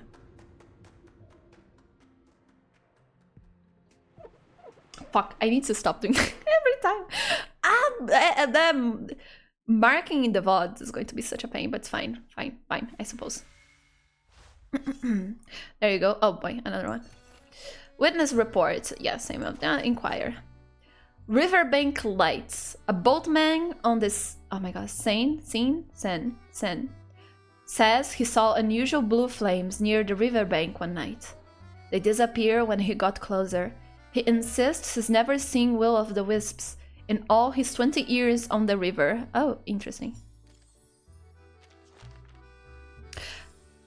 After a vote by the Foundation's Paris field team, most members concluded that this phenomenon holds no investigative value. Only a historian remarked that when ancient Romans mentioned the Styx, they often associated it with fire. We consider the connection far-fetched. Okay, got another one. Go to 12. A ladder to heaven. Oh, look, they are even using the same place. Look at that.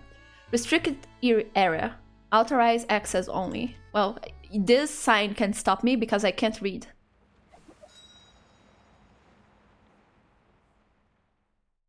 My name is Brume and I'm 20 years old and I never learned how to read. Ah. Why are you running from me? Oh no.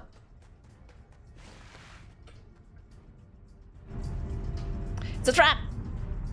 Chasing the blur, Adele turns another corner and stops startled. A dead end! It's deeper in the catacombs. Yes, we're only going. How are we gonna get out? Oh, how are we gonna get out? Who knows? Look at her. I'm 19 years old and I don't know how to fucking read. I suppose she's like 22 in it. Anyway. Her relit lamps reveals nothing ahead of her but thickly packed bricks. Where did she go? Oh. Whoa. Adele, why are you with them? Friend. Dead end. Catacombs. Abductions. We got snatched. Where is it? This is Celia to Brume. Actually, no. Imagine doing this to Brume's dragon, actually. Just like, zoop, from her shoulder. Two hands grab Adele's shoulders and wrench her around, face to face with her lost and very anxious friend. Celia? How did you... I just saw you over there. Never mind. Are you alright? What happened to you? I've been worried sick. Oh, I need to open one thing. Just a second, guys. My bad. So I can check the time. Panel.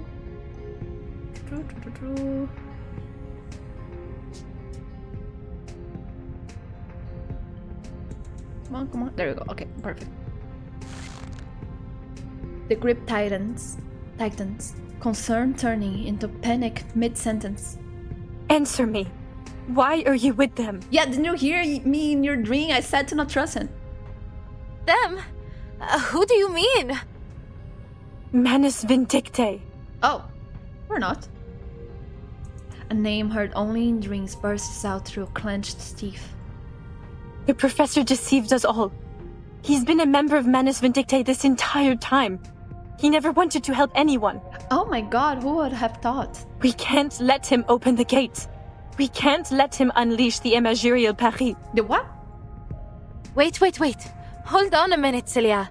Manus Vindictae. In imaginary Paris? Please, I don't understand. Let me show my shocked face yet.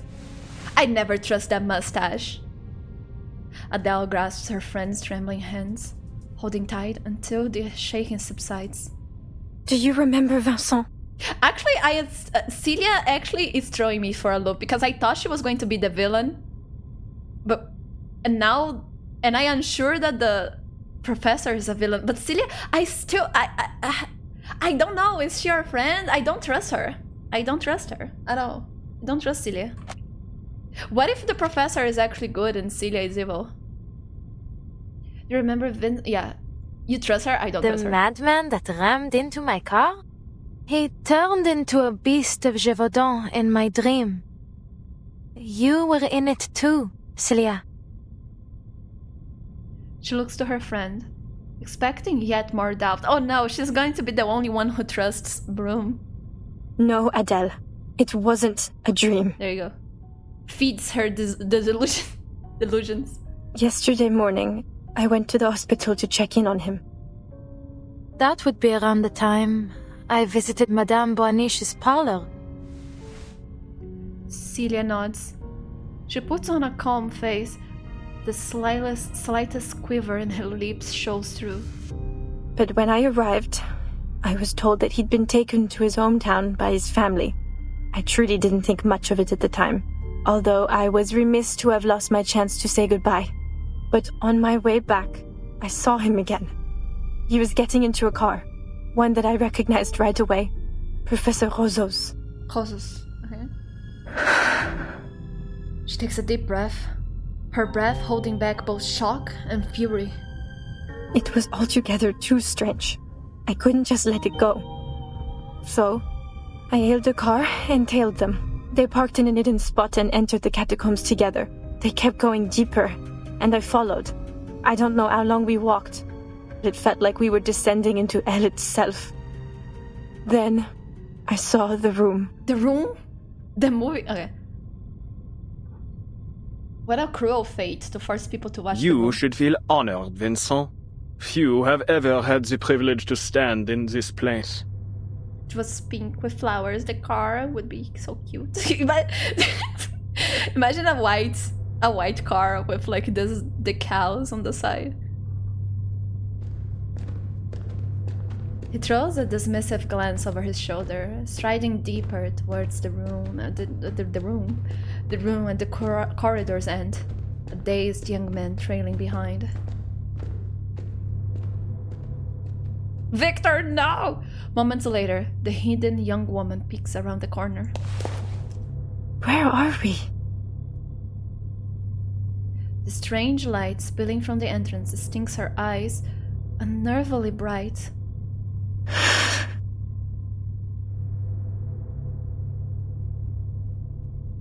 Celia said she recognized the car immediately. Yeah, I imagine. That is my headcanon from now on. She steadies herself and edges closer to where the two figures vanished.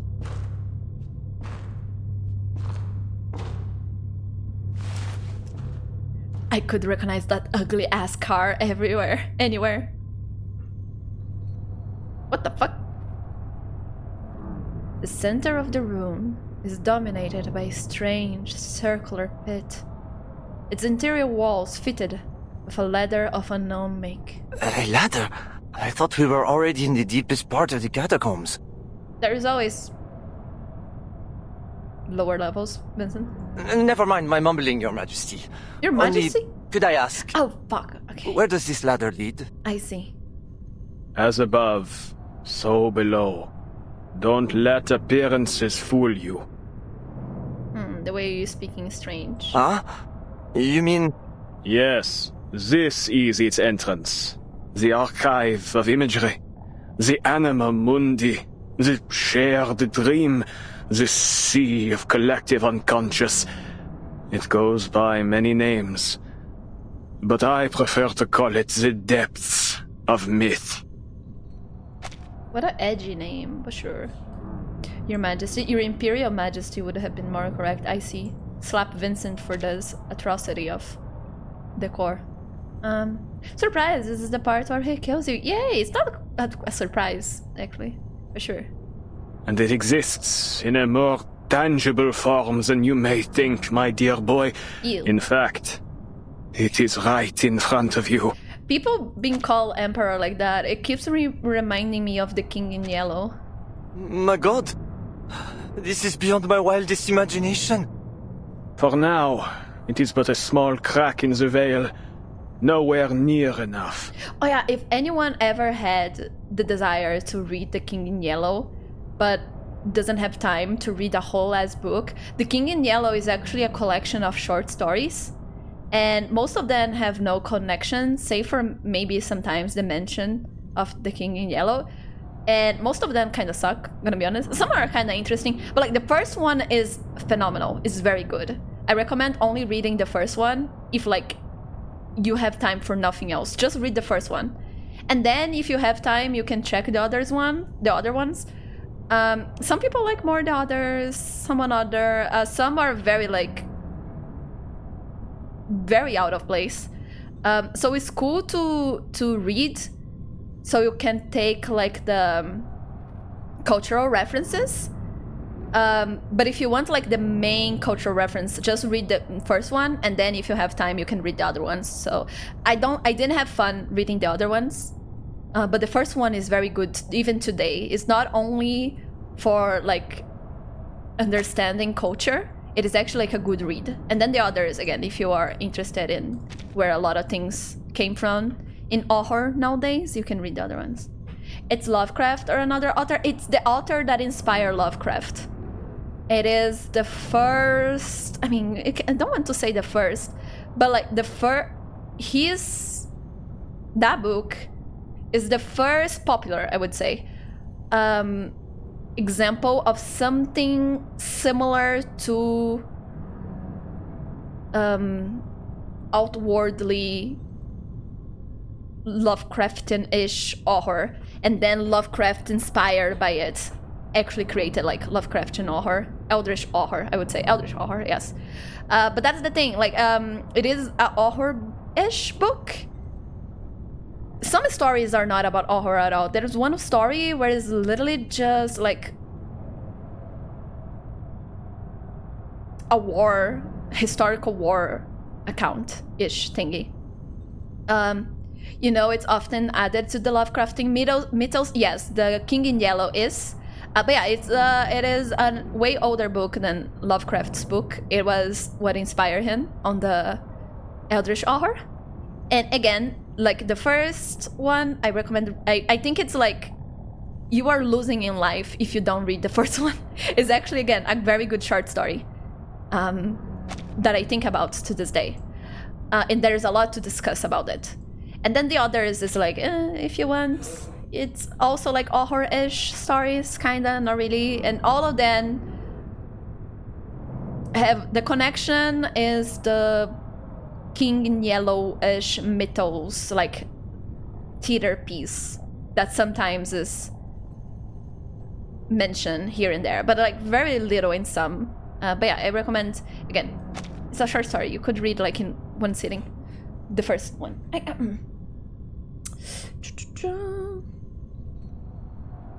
They have the King in Yellow. Everywhere where there's Eldritch Horror, the King in Yellow is somewhere. I finally read King in Yellow. No, actually, I was going to say I read King in Yellow because of Signalis, but no, I read it before Signalis. I read because I was reading Lovecraft, and then I was like, who is Lovecraft's inspiration? Where did this come from? And then I was like, oh, King in Yellow. And then I read it and was like, what the fuck? Do you know Sucker for Love? No, I do not. I do not know that one, actually. But we must open the gateway. If we wish to restore the glory that once shone on this land, we need a far more radiant light. Like the brilliance of the sun of Austerlitz. Oh no. It's a dating scene, but the girls got to... Oh, okay, I know that one. Yes. I mean, you need to read The King in Yellow to have the know what is up. Because it's so fucking different from the original mythos. I swear to God, actually read, like, H.P. Lovecraft and read The King in Yellow, and it's so different from the imagery that we have nowadays. It's very different, especially Cthulhu. Cthulhu? I mean, there's no pronunciation. And Mountain of Madness is still the only story... Okay, no, again. H.P. Lovecraft have 2 stories only that I think it's like fun to read. All the others are okay. Again, it's very interesting for their cultural and historical influence that they have. But I don't find them very fun to read. Mountain of Madness and The Magician? Those 2 are very good. Mountain of Madness is a full-on book. It's a long time to read. The Magician, whatever, is a short story. The Alchemist, thank you, The Alchemist. That is a short story. You can also read like pretty soon. And both of them have like plot twists that I love a lot. Mountain of Madness and The Alchemist. He stares downwards, his eyes reflecting the brilliant, flickering light below. As I told you, there is risk here. The maelstrom of imagery will devour any who dive into it, reshaping their body and soul into something else entirely. Why everybody is becoming beasts of Jevodan then? But I have faith in you, my boy. You remember what I taught you, don't you? Of course! I'm ready! It would be my greatest honor! Oh no, Victor? The young man doesn't hesitate for even a moment. He descends the ladder, his movements deft and sure as he vanishes into the deep. You must find the key. The French blue. Oh my God. A pivotal discovery by one of our most venerable pioneers. Sadly, her existence dissolved into the depths of myth just as she had nearly claimed it. Still, her discovery has paved the way for our victory today. Together we will build a bridge between the material and spiritual realms, one that will guide us toward a more perfect world. Have you found it, Vincent?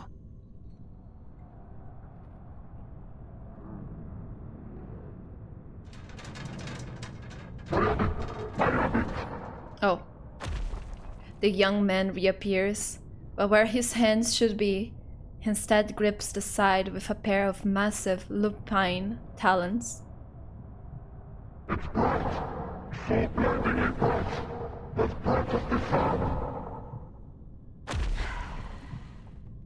A twisted head follows. What? Look at him picking everything! Stupid dog! Look at that! A twisted head follows, jaws glinting with vivid blue ichor dripping from its fangs. Look at him! He's just picking up. Oh my God. There is a free-to-play rendition of Dagon Unstein. What a dark... Yes. Dagon?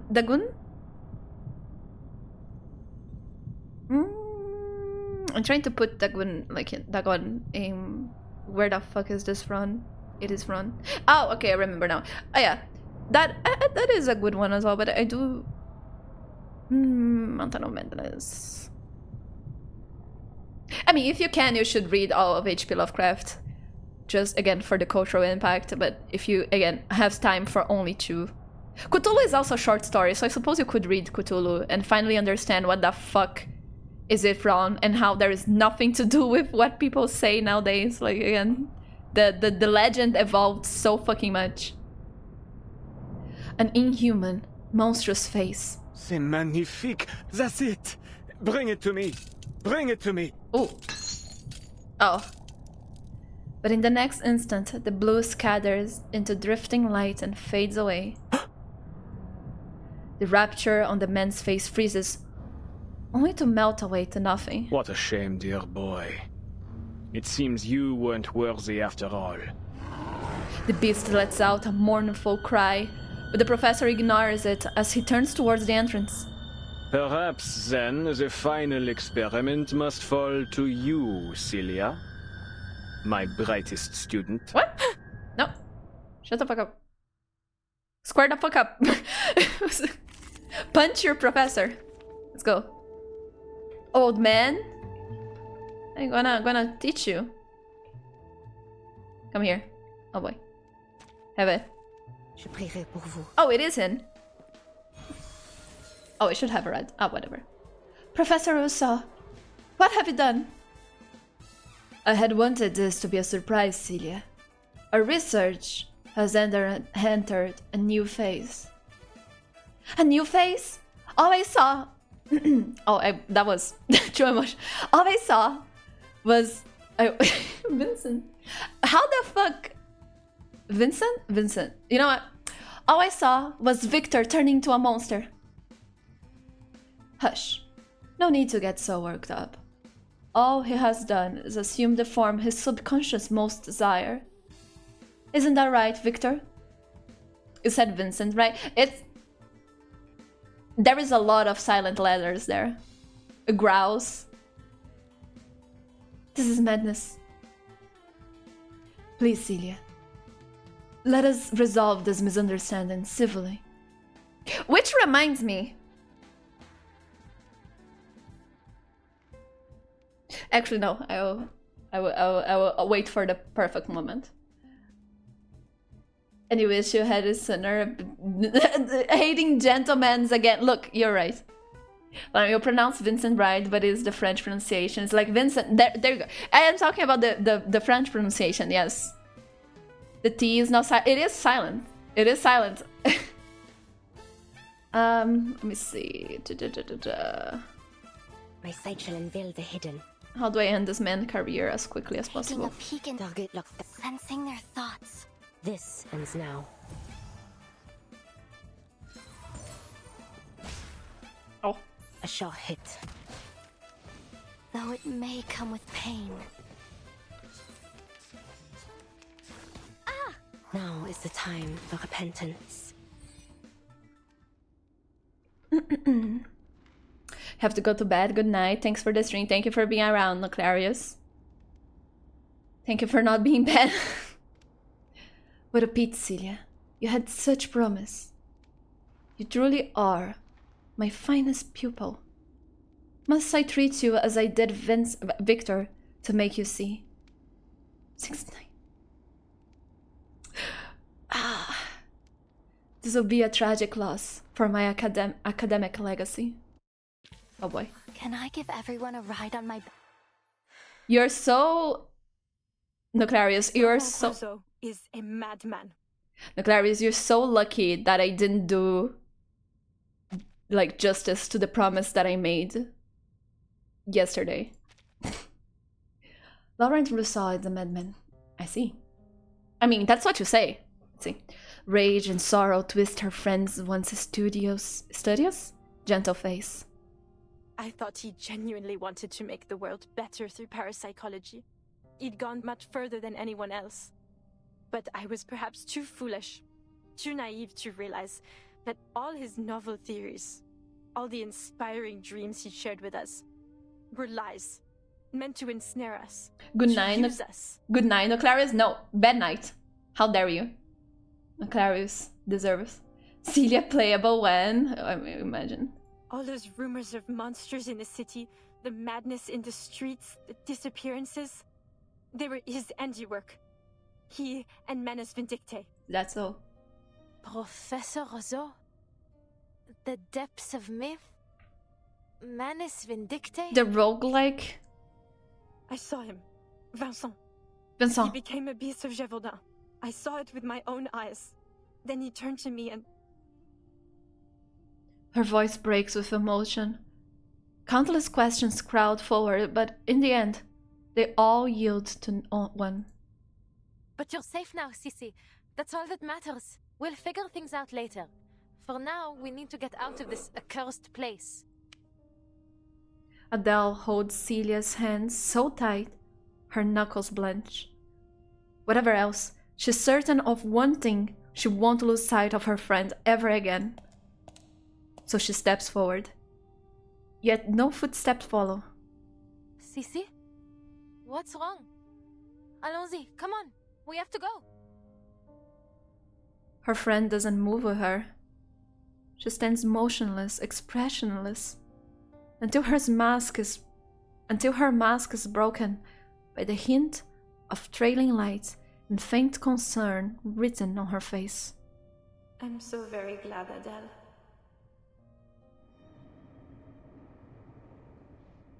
What? I still truly see myself through your eyes, n'est-ce pas? No! Okay, I see. Sissy? What do you mean? What else would you look like? They got her. For an instant, she sees it through the veil of shadow. It's no illusion. They captured me, Adele, and threw me down the ladder. So many voices flooded my head, an endless number, until I couldn't feel my own body anymore.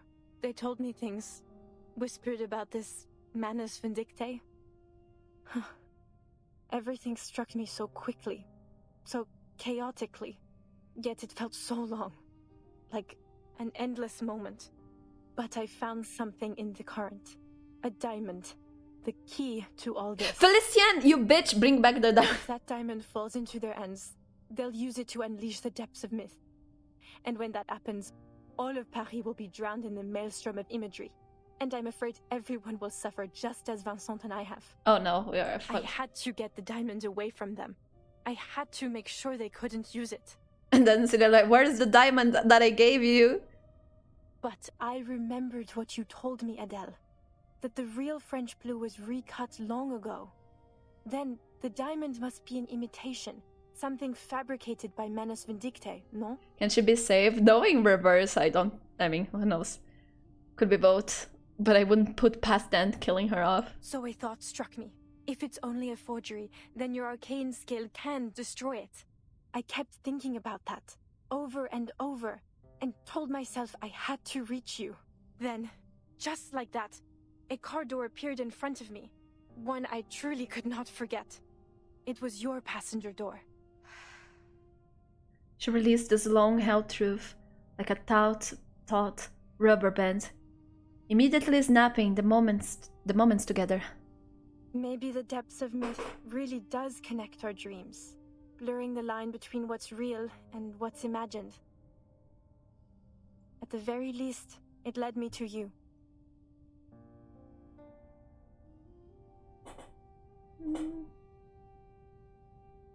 So then, in that bizarre dream, it really was you? Yes, it was. The depths of myth, how it connects us, truly is amazing. But I'm afraid I can't go any further. Too much has changed. I've changed. They won't stop chasing their key. Razo will do whatever it takes to retrieve it and inflict the suffering on all of Paris. Please, Adele, tell me you destroyed the diamond as I asked. You did, didn't you? About that. So, it got stolen by my employer. That doesn't exist. Oh boy, let's see.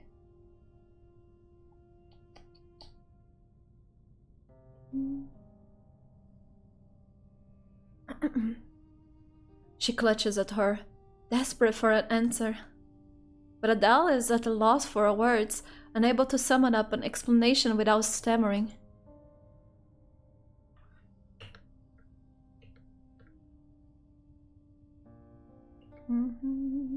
Feels bad, man. Okay.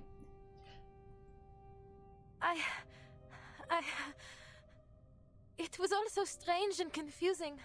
I was worried about you. And I thought the diamond might be the only clue as to where you were. So I didn't destroy it. It should be with Felicienne now. Felicienne. Quelle horreur.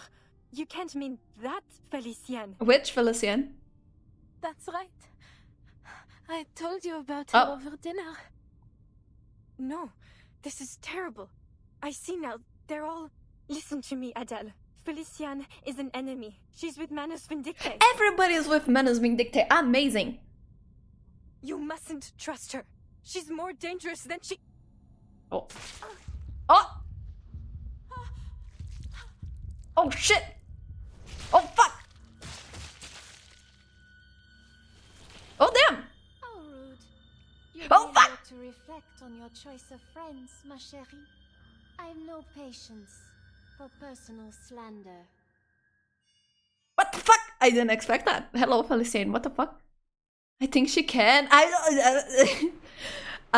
Do you think she can? I mean, she's probably mortal or some bullshit like that. But what? Rewind, reverse? No, we're going. God damn. Ritual room, the catacombs. Yeah. Harsh critique. A few words of advice for arcanists who have run out of options. Read the records.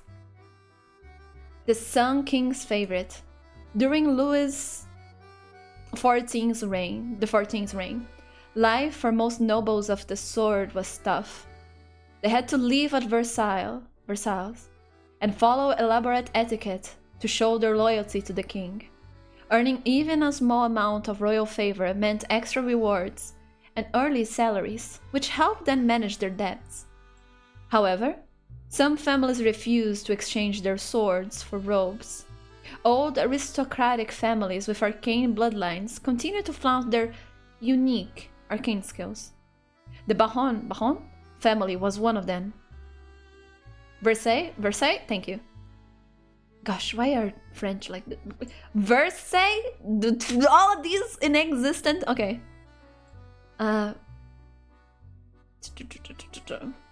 Once commanders of thunder and lightning on the battlefield, the Barons now perform parlor tricks at banquets to gain social status. Gosh, that's so sad. As time passed, their wealth dwindled. After the Napoleonic era, these noble families found themselves deeply in debt, often selling off their possessions to survive. How sad, imagine that. Imagine being rich as fucking. Investing in business became more common and was no longer seen as disgraceful. Ah, I see. Fortunately, the rise of aluminum gave Mr. Baron the chance to apply his arcane skills to this new industry, bringing his family a steady income. Oh my god, imagine they all are having to work. So beneath them. But their success didn't last. As new weapons and as new social order and a new social order emerged. Human technological progress made low-output arcane skills obsolete once more. Electric lights and wiring became commonplace, and the whole process made aluminum cheap. Wiping out the Baron's family last viable business should have expanded business, don't you think? What a pathetic glory of the past. What pitiful noble souls. These nobles desperately need an opportunity, don't we all? Some support, don't we all? A chance to change times and restore the arcanist prestige. Fuck you. Okay. I'm so sorry, Felicien. I wish your forefathers knew how to invest better, I suppose. Okay. Soulmate. Bloodstains never wash off. Okay, let's go.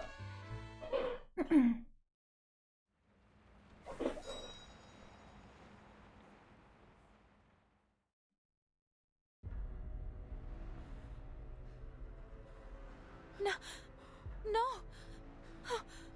Celia! Sister! She falls to her knees beside her friend's body, the blood pooling around her as a whisper slithers into her mind, growing louder and louder. My eyes!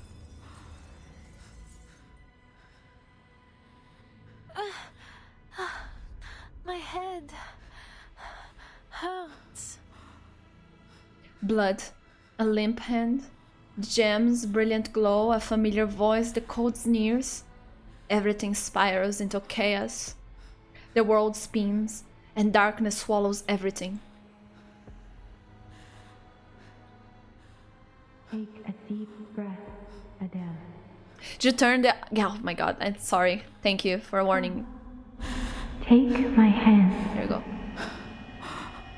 Soft, muffled voices seep into her ears. Time to wake up, dear.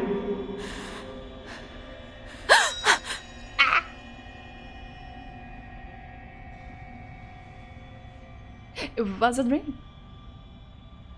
When did the lights come on? After several slow blinks, she begins to make sense of the faces staring down at her. Madame Boaniche?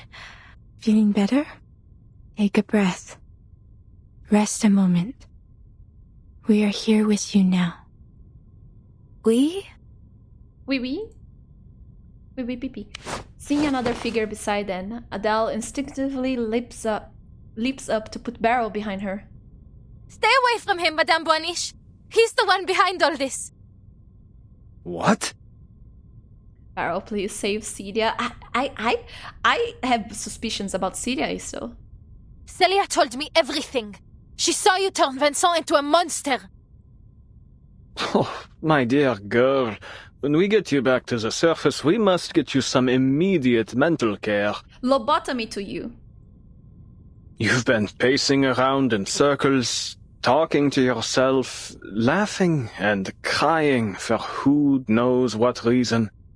And now, just as I thought Madame Boaniche had managed to calm you down, you start spouting this nonsense.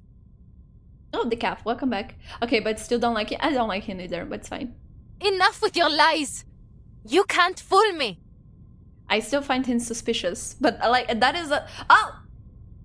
We have the French blue again! But like, how do you say?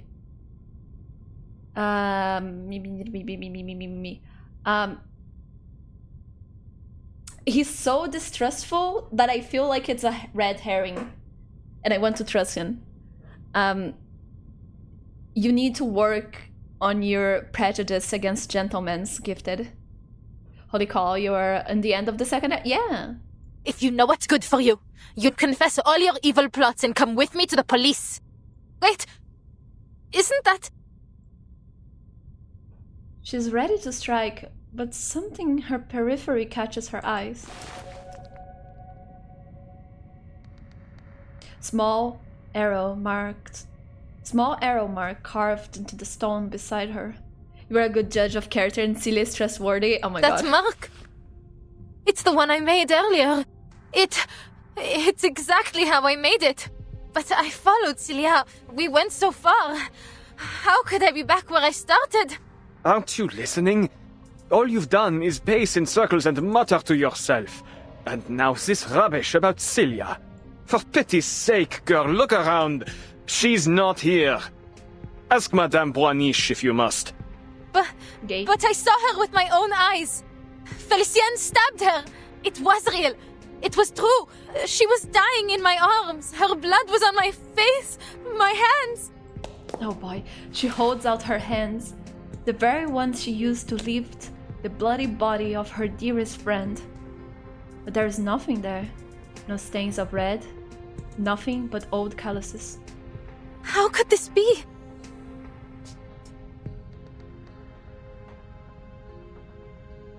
I keep looking at the French. What a beautiful new color you have here, girl. This must be another one of his deceptions. You have to believe me. She grabs Madame Boaniche desperately, as if she were the only thing keeping her afloat. Can't you use your divination to see the truth? Please, Madame! Adel's insane. You have to help Celia! She's dying somewhere. Oh boy. Her voice trails off. Adele realizes that Beryl's answer isn't what she wants to hear. It seems this curse still shadows over you. What you saw were simply illusions. Rest assured, I will do what I can to help you through this. Beryl reaches towards her, but Adele steps back. Illusions? So, even you think I... Oh boy. Oh no. But Brume. there's no mistaking it! I saw Celia and Felicienne and the diamond. Felicienne has it. Celia told me it has to be destroyed, or else... The spinning returns, whispers swelling in her mind again, until she hears Beryl's puzzled tone. The diamond? You mean the one strung around your neck? Huh? Following Beryl's gaze, Adele lowers her head. There, on her chest, glimmers the same brilliant blue jewel. Impossible! Felicienne took it from me, but how can it be here again? I know that Adele is losing her mind, but look at the rendering of this metal. Look at this. Like the colors in it. That's your streaming. I'm always looking around people's necks. Ah. No! This is absurd! Confusion and shock under the weight of her fractured mind ignite into searing rage. Celia was right. This wicked imitation must be destroyed. No, wait. Confusion and shock under the weight of her fractured mind ignite into searing rage. It must be destroyed now! Come, Fifa! Fifa, it's so cute. She calls to the little dragon on her shoulder, its little flame gathering to burst into a torrent. A blaze capable of destroying that false stone. It's on your neck! Are you going to take it out? But the fire never comes. Where's the dragon, by the way? What's wrong, Fifa? Destroy the diamond! Where's the dragon? Fifa? Where's the dragon? Where is our pet? Where's our friend? She feels the lack of weight before she sees it. Her beloved little companion has become the latest to disappear. Everybody's leaving us! What's going on? Our Pokemon! But Fifa is more than just a pet. It shares her mind and soul. It could never vanish like Celia did. Her mind goes blank again, dizziness swelling in waves. This is all too strange. What was I doing again? Her head pounds. All sound vanishes except her own panicked breathing. Right. The diamond that Celia gave to me. What is this? What she said was real. I have to destroy it. Resolve flickers to the surface, only to be dragged down by the tide of hesitation. But this isn't any ordinary diamond. It's the miraculous French blue.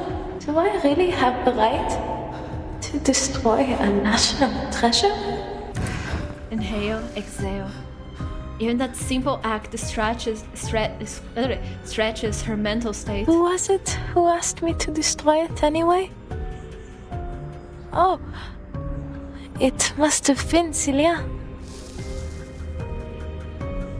But Celia, she gave the diamond to me. It's mine! Oh. At last, a sharp voice cuts through the noise clouding her head. Her breathing steadies. The stabbing pain recedes. Where is it? Where is it? She stops. A drowsing calm spreads through her. Every worry, every doubt slips away into a warm bliss. Abyss? Please, mademoiselle. Abyss. You seem to have been through a lot. You need some rest. Perhaps some fresh air might ease your symptoms. Come. I'll lead the way back to the surface. My colleagues and I have a reservation at a restaurant nearby. Please, join us for dinner. After all, why not? Why shouldn't I keep it so true? Some rest. Yes, some rest. I can't do the R from French. Rest. I can't. A firm hand falls on her shoulder, and at last she finds herself unable to resist. No! I think you're right, Professor. No! I need some fresh air. I thought Felicienne was going to take over her body or something. Adele hears herself agreeing softly, meekly. The necklace, heavy with its vivid blue diamond, hangs against her skin, tangible, real, as if it had always been there. What is reality? To be continued. No! Okay, we have one more today. At least. Let me see how much. Okay, yeah, we have more than enough time before a commercial.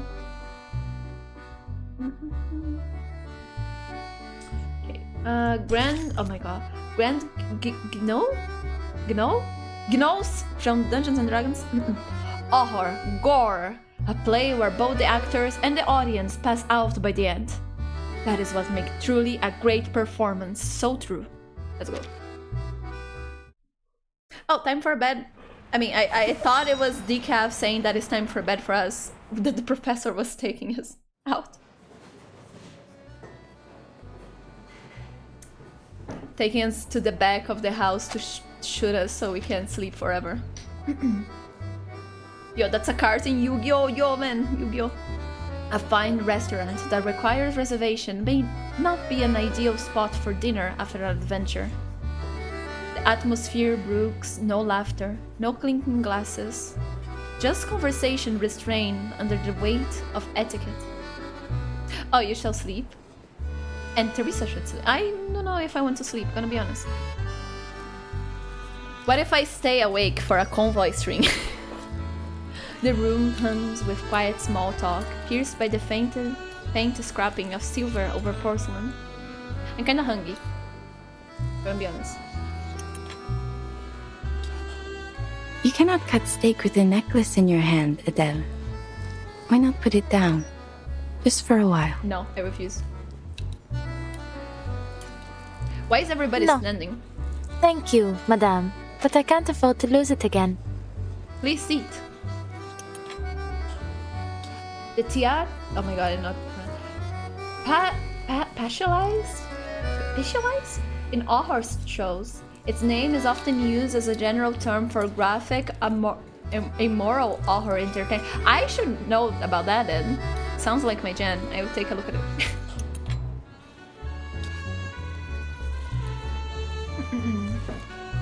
You quit the power in your house, forcing you to sleep. No, I have a small generator where we have B running in a small wheel, a hamster wheel that I bought, so we'll never run out of energy.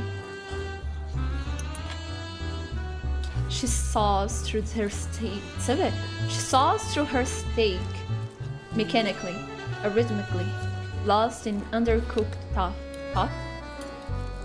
The sawing becomes like a chore. She pushes through muscle and snow until she's all but sawing the plate in half. Zut! This is practically a tire, not a steak. With what money I robbed? Allow me. No, thank you. No, thank you. Oh my god, that's good. Second. What was that? No, thank you. Thank you. Oh, thank you for the lurk, Decaf. Have a good one. During idle conversation, a dinner from the next table steps forward. Oh, Madame Boaniche. It's been a long time. I'm glad to see that you're still in Paris. Menus Vindictae. Hello? Why is a new Menus Vindictae character here? Look at this blue. It's Menus Vindictae so hard. What the fuck? Also, he just looks depressed, so it's I mean, not automatically, but most Menus Vindictae people look emo as fuck. But yeah, like, what is this Menus Vindictae guy doing here? Pensive young man. Oh, Madame Bonnie, it's been a long time. I'm glad to see that you were still in Paris. And you?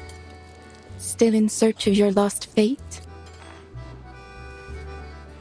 Nathan, that's the next playable character. He's as sweet as Avgust, I believe, yeah. Young man. I'm not sure anymore. There's no need to feel down, I said, young man. What you said may have been right. Fate is a kind of erratic stream. To search for meaning in it or impose meaning upon it is pointless. Oh no, he's a poet. He's totally Manus Vindictae. And he does look like he's feeling very down, Manus Vindictae. Not only this fucking blue here. Even so, some part of me still longs to try. Perhaps it will one day be in reach. But I wouldn't want us to dwell on my insignificant problems. I understand that Professor Rousseau has made some interesting breakthroughs in the resurrection of the dead. Though first, Resurrection of the dead? perhaps you'd introduce the Senora here? Senora? Oh no, are you Spanish? She is the one I spoke of before. The girl who stands at the confluence of streams. Oh my god, everybody here is so... Gosh, rich people, in it. Adele, this is a regular of mine. We call him Hummingbird. Hummingbird? A pleasure, I'm sure. Oh no, she's talking like Felician, come on. Not only this. No, thank you. It's like... You cannot cut steak with a necklace. No. Thank you, madame. But I can't afford to lose it again. Actually she's very like... submissive. But like... Zut! This is practically a tire, not a steak. Yeah, that is totally Felician, actually. But I think they cut the same sound bite. No. Thank you, madame. No. Thank you. Okay, no, it's different. Oh my god. It's so fucking funny. But all these eccentric people. Thank you, there you go. When you are poor, it's crazy. When you're rich, you are eccentric. All these eccentric people. Could be Italian too. Do Italian people say it like that? Let's see. Where is he? Though first, perhaps you'd introduce the Senora here? Oh, Signora. Okay, yeah, true. Could be Italian. Okay, I see. Ah, yes. I see what she means. You look a little pensive, Senora. Signora, okay, yeah. I wonder, have you found yourself seeing otherworldly figures and hearing elusive voices? Are you still yourself? Are you dying? What are you talking about? Gotta tell us, Felician. Is it the same Senora? I think it's Signora. I think it's Italian, now that Flaring pointed out. Is Felician the same voice actor for Adele? Like, we don't have credits. That is one thing that I am sad about Reverse 99. But probably, since they are the same person, I think kinda, in a way, seems like. The young man notices Adele's behavior. A moment later, he returns with new dishes. New dishes. A bowl of mashed potatoes and a plate of macarons. I'd say you'd prefer these over steak. How do you know? She sets down her knife, wavering between the two plates before finally taking the macarons. They're passable. Shit-eating green. Though nowhere near as good as La Durée, I must say. Her words aren't meant as praise, yet she can't help but return to the plate for another. The professor is about to give his speech. If you don't mind, Madame Boaniche, might we continue our chat later? Oh! The map. Okay, this is all Manus Vindictae then. I didn't notice before. Was this... How did I let it go? Before, I didn't know. I guess it was... no, I have no excuse. Not only everybody's standing, there is fucking blue everywhere. But also the fucking monsters in the background. The mask was the first thing that I noticed. But yeah, the mask, the blue. And the fucking monsters in the back. Fuck, where? And Manus dining. Oh, shit. Welcome to Chessman. Oh no, fuck.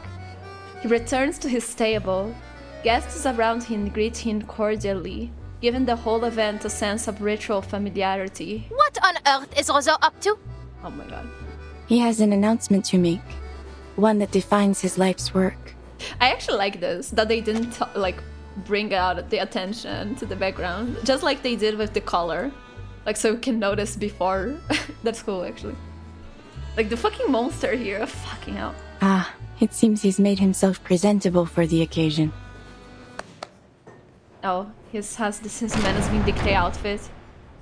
Let's see how... That is why he's so... That's why he is into fashion. Everybody from the Menace Vindictae... Again, bunch of emos into fashion. Greetings, dear brethren. We gather here today to celebrate a momentous discovery. See? No, I don't think he sees. Actually, this is kind of... It is not on Menace Vindictae level. If I was Arcana. If I was Arcana, I would kick him out. Like, what is this? White, pink. Where's the blue, my man? One that belongs to arcanists alone. I see. A breakthrough that lies far beyond the reach of human comprehension. One of the biggest villains in humanity and Arcanist history. Racism. Enough with the self-aggrandizing. Get to the point. He's in a... Oh, look. She's here. Did you guys miss her? I did see some people commenting about her returning. Oh my god. I didn't come all this way to watch you pump yourself full of hot air. You'd like to kick him out for sure. I would. He's not in uniform. There's no need to rush. Is there, Animus? Can I offer you a nice we have all the time we need. I mean, look at these people. At least they are trying. There's some splashes of blue. Why couldn't he just like throw some blue paint on his shoulder? Since the year 1999, our search for the Promised Land has never ceased. Also, I find so funny that I was thinking of myself kind of like, oh, I noticed that this character is Manus because of the paint on the fucking plant when there's paint all around and there's people in the mask and there's a fucking monster. Like, at least this guy, like when it's this close, I should have noticed at least this guy with like the Manus. I guess you can kind of see the mask there, but at least it does. I fucking hate it. But yeah, Rico, thank you for the water. She seems familiar. Can you crush her with a bunch of rocks? Maybe you'll recognize her better. Hopefully. Imagine that happening to you.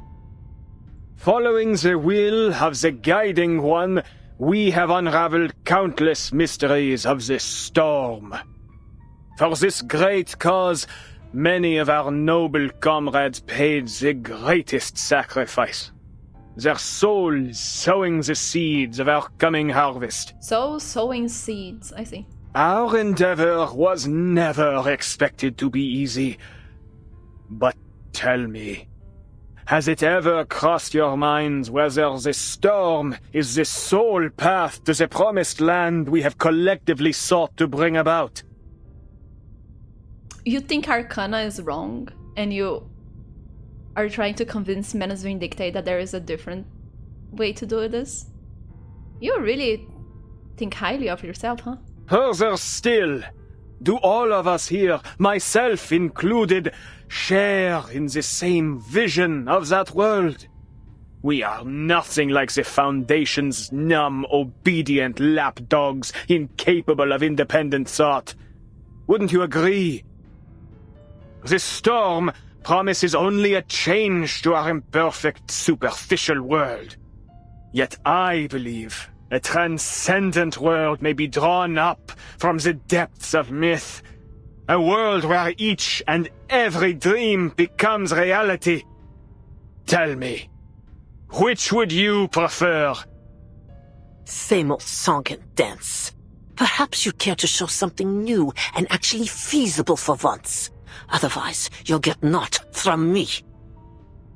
My dear Animus, worry not, for I have come well prepared to open your eyes. I have discovered a means to access the depths of myth, and through it achieved a miracle. The miracle of resurrection. Allow me to demonstrate. The professor walks towards a corner of the banquet hall. holding rapt attention from the gathered diners. Her right hand, facilely reaching for another macaron, stops mid-motion, deftly, automatically, switching to pick up a napkin, said, When one's flesh and spirit are fully immersed in the depths of myth, their body frays and sinks until, eventually, it disintegrates. Yet the spirit remains intact. For in that realm, the spirit is itself the most authentic and pristine substance. Reality as we know it is nothing more than a crude layer of degraded substance laid over the depths of myth. And so long as one's consciousness remains within its maelstrom, that person may be raised from it again. Our Felicienne here is the very proof that the mind alone may be brought back to physical reality. Though she perished, she now sits before us once more. Huh, they used Brume's body to bring back some Manus Vindictae. Remember? So, one and all, let us raise a toast to her revival. Roseau, what in heaven's name are you trying to say? She sets down her napkin and raises from her seat. Oh, look at these people. What a wonderful... Oh my god, what's this? Felicienne, you fully rejoined us now, haven't you? Won't you please introduce yourself? Look at the gang. Look at the type of company that we have. We're so fucked. The crab guy, I suppose. Oh boy. Why are you looking so happy? I'm going to punch you in the face. This is not... We are the good guys, people. Join us. Look at us.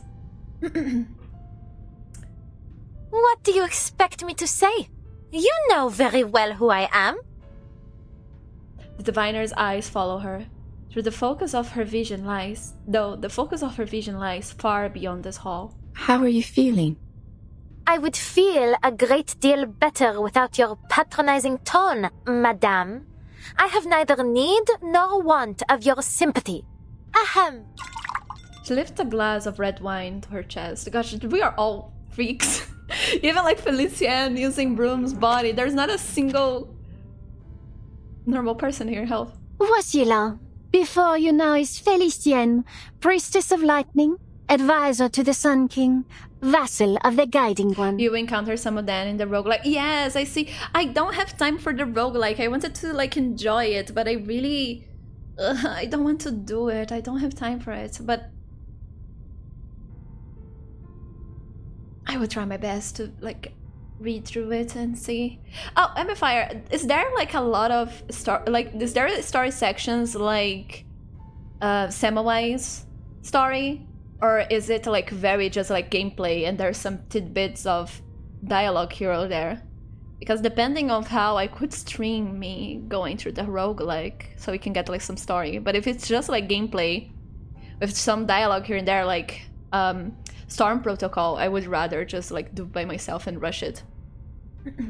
Attend to my words. I have conquered fate and overcome death itself to stand here.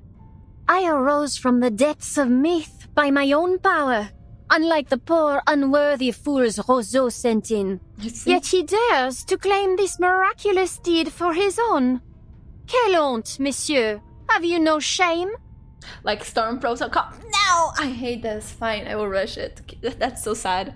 But thank you for the warning, Amplifier. Thank you. But of course you don't.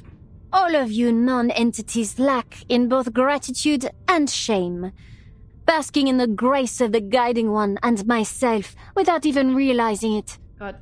Did you think you had even scratched the surface of the power that dwells here? Roseau, you utter fool. This affront of yours ought to cost you your life. Yet, I am not so base as to destroy what may still have use. So, just this once, I will forgive you. To be, you found that the hardest time creates a stronger man meme. Oh my god. As for the rest of you, my forgiveness likewise extends to the rudeness you all showed in stuffing your faces before toasting to my health. Et maintenant, À ma santé!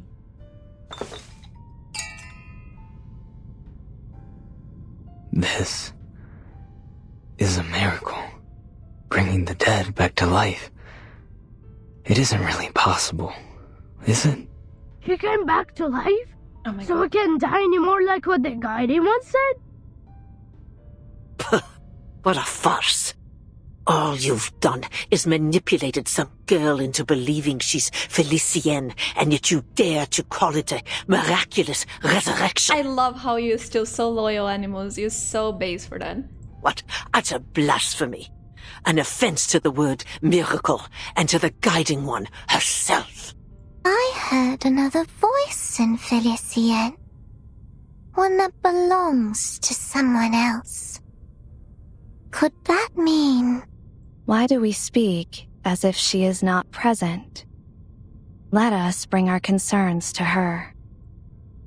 Gang, what a gang. Gosh, what a tabletop RPG group is this? There are things only the true Felicienne would know. Mind alone, returning to reality? But has Felicienne lost her arcane skills in the process? If so, then this revival is meaningless. So true. This guy has like powers, all that matters. Hello, distantly. Right, I didn't want to say much because I didn't want to be thirsty, but hello. Hard times create strong man. Strong man makes me weak. Weak me enjoys good times. Good times involve hard man. I see her Shakespeare. That is fire indeed. You should like print it and put it on your wall. And fire. There's a bit of introduction the first time, some dialogue in the rest songs, a bit of conclusion and 2 endings. I don't want to do the 2 endings, but I need to get the... I need to get the achievements. Whatever the case may be, if this is a true venue of life eternal, should we not seize it? At least until we find an alchemist capable of concocting the Fountain of Youth. Of course you guys are after that. And if are incredibly, animals seem to respect Felicienne. You think so? How what a farce. All you have done is manipulate some girl into believing she's Felicienne, and yet you dare to call it Miracle's Resurrection. What other blast... I thought it was more because like she is really, really loyal to Arcana. So anything that goes even a little against Arcana's plans, she's like, blasphemy. This is so wrong, you can't do that. Crab people, yes. You make that a banner, you should. I believe I see one drawback already. Only one who dies in the depths of myth may be returned from it. To die elsewhere would be to lose the original image of one's being. I imagine this is our shared goal then. To unleash the depths of myth upon the material world, so that we might render a collective image of all who dwell in this era to be raised anew. Gosh, you were accepted pretty quickly. A demure and polite voice in the corner interrupts their debate. But ought we not to first celebrate Felicienne's return? Aw. Someone is nice, thank you, Ms. Awaken. Though I must say, it is a strange sort of return. How different she looks, n'est-ce pas? True. This dowdy girl is a poor vessel for one so noble. Oh my god. Mind your tongues. You're speaking of my new body here. Yeah, a little work, she can make it, like, nicer, come on. For all her faults, I would not call the girl dowdy. She simply chose to turn a blind eye to beauty. I've always felt she picked the wrong career. I admit, it did her some good. She learned to read people and how to put them at ease. You just paid attention to the game. Now, look, this is the gang. What the fuck is this voice? There is just... This is not, look. We are having dinner at a Manus Vindictae meeting. And these are our friends, okay? This is the people we're working with. But it pulled her further from her true heritage and from the refined taste expected of a jewel hunter. Jewel. Alors, Felicienne, your right hand. Is it all right? These people? Yes, this is our people. Also, did you notice Animus is back, V? You didn't miss her? We are in the past here before she fucking got crushed by a boulder. What do you mean? Do you not feel it trembling? Oh, shoot. Is something wrong? Oh no. Her right hand moves on its own, splashing the wine across her face before she can stop it. Look at our gang, Hagatanga. Look at our friend. Look at. Do you feel safe at this table? Ow! I shouldn't be making fun. Okay. It is Brume like recovering control of her body. We should do another episode. She didn't, sadly. Oh, Adele, you insolent! Oh my god.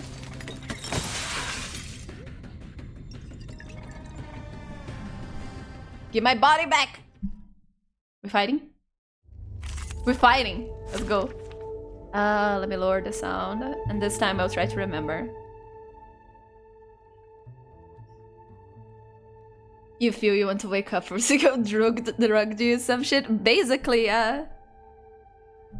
She was swept away. There are many routes to travel, but only one destination. Kick Felicien. Must you crash the party in such a barbaric fashion, Adele? What happened to my body? What did you do to me? Enough questions. This body is mine now. It comes with some amusingly useless arcane skills, but I suppose I could do worse. From this day forward, this body will serve only my noble soul. You ought to feel honored. Get out of my body. Get out of my face. Get out of my body. Target locked down. The fuck out. You are not paying rent. Sensing their thoughts. You bitch. I don't even have money my sight shall unveil the hidden. For my services.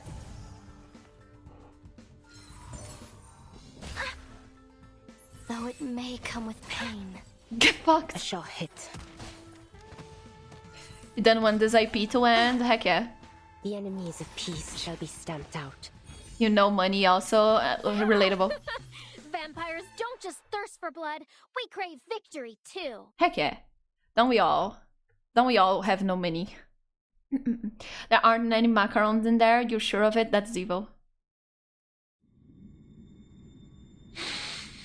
Oh my god, her spikes. Also, look at this, V. Look at the place we are in. Look at all these Manus Vindicate people with their fucking blue paint and masks. Blue Park is making another game with Unity 5. Yes, I heard about that. I wonder what they are cooking. Because I can do a painter. No, stop, cease. It is like being shocked awake by cold water. Her eyes freeze open as she scans the room. Around her sits a gawking zoo of monsters and aberrations, and she's the exhibit. A poor person. You're Manus Vindicte. Why did you bring me here? What are you doing to me? The fucking French blue still. Realization hits. Panic tightens in her chest. She clutches the diamond in her hand. Trickles of blood and wine seep through her fingers. Is either a masterpiece or a downgrade? Yeah, it's either like a better game or we having Enfield 2. Arrête! I will not accept any damage to my body, Ustrina. Nor from you, Lyra. One move, and I'll burn you to a crisp, inside and out. What happened, Felicienne? It is only us. We're still here at the banquet thrown in your honor. I actually feel bad for this one. She's so nice. I am so easily influenced and so sorry. I would not be able. I would not want to kill this one. She's fucking Manus Vindicte. But like, I would like.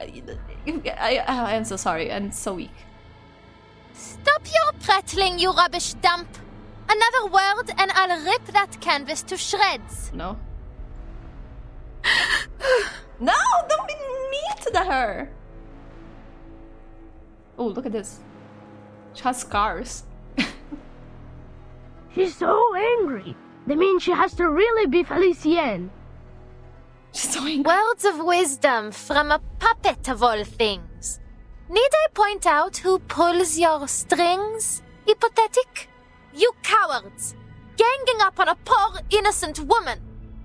Each and every one of you is a monster. I won't play whatever game you have in store for me.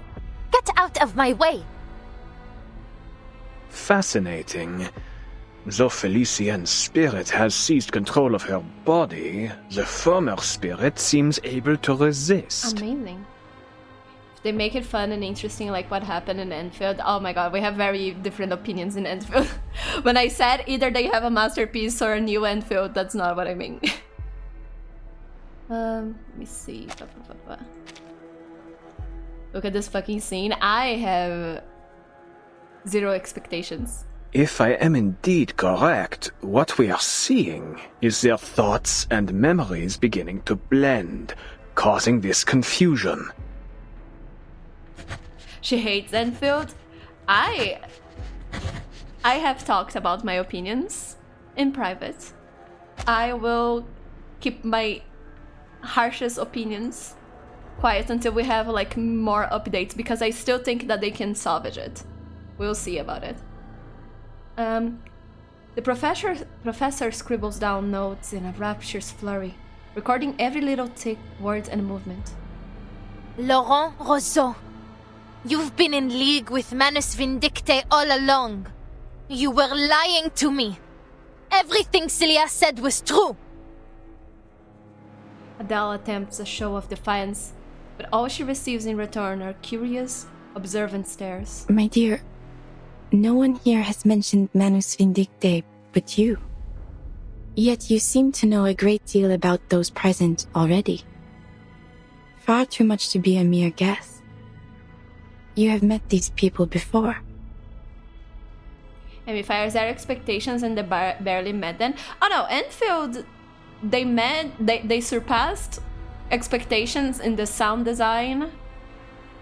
And in the sound design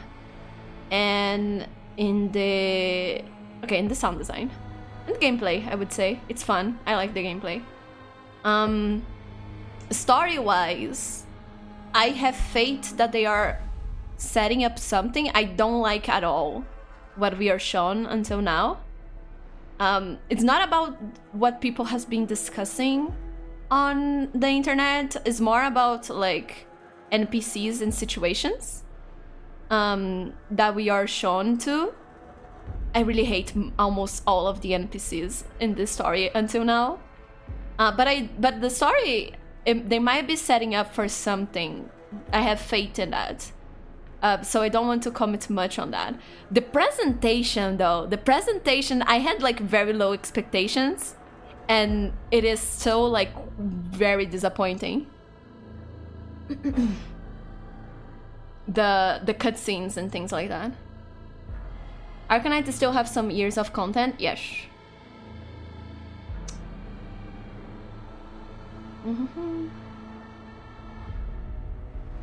One of the disappointments in Enfield about the story is not being what Arcanite is. I have faith that there is like they are cooking something, and like in some updates everything's gonna make sense.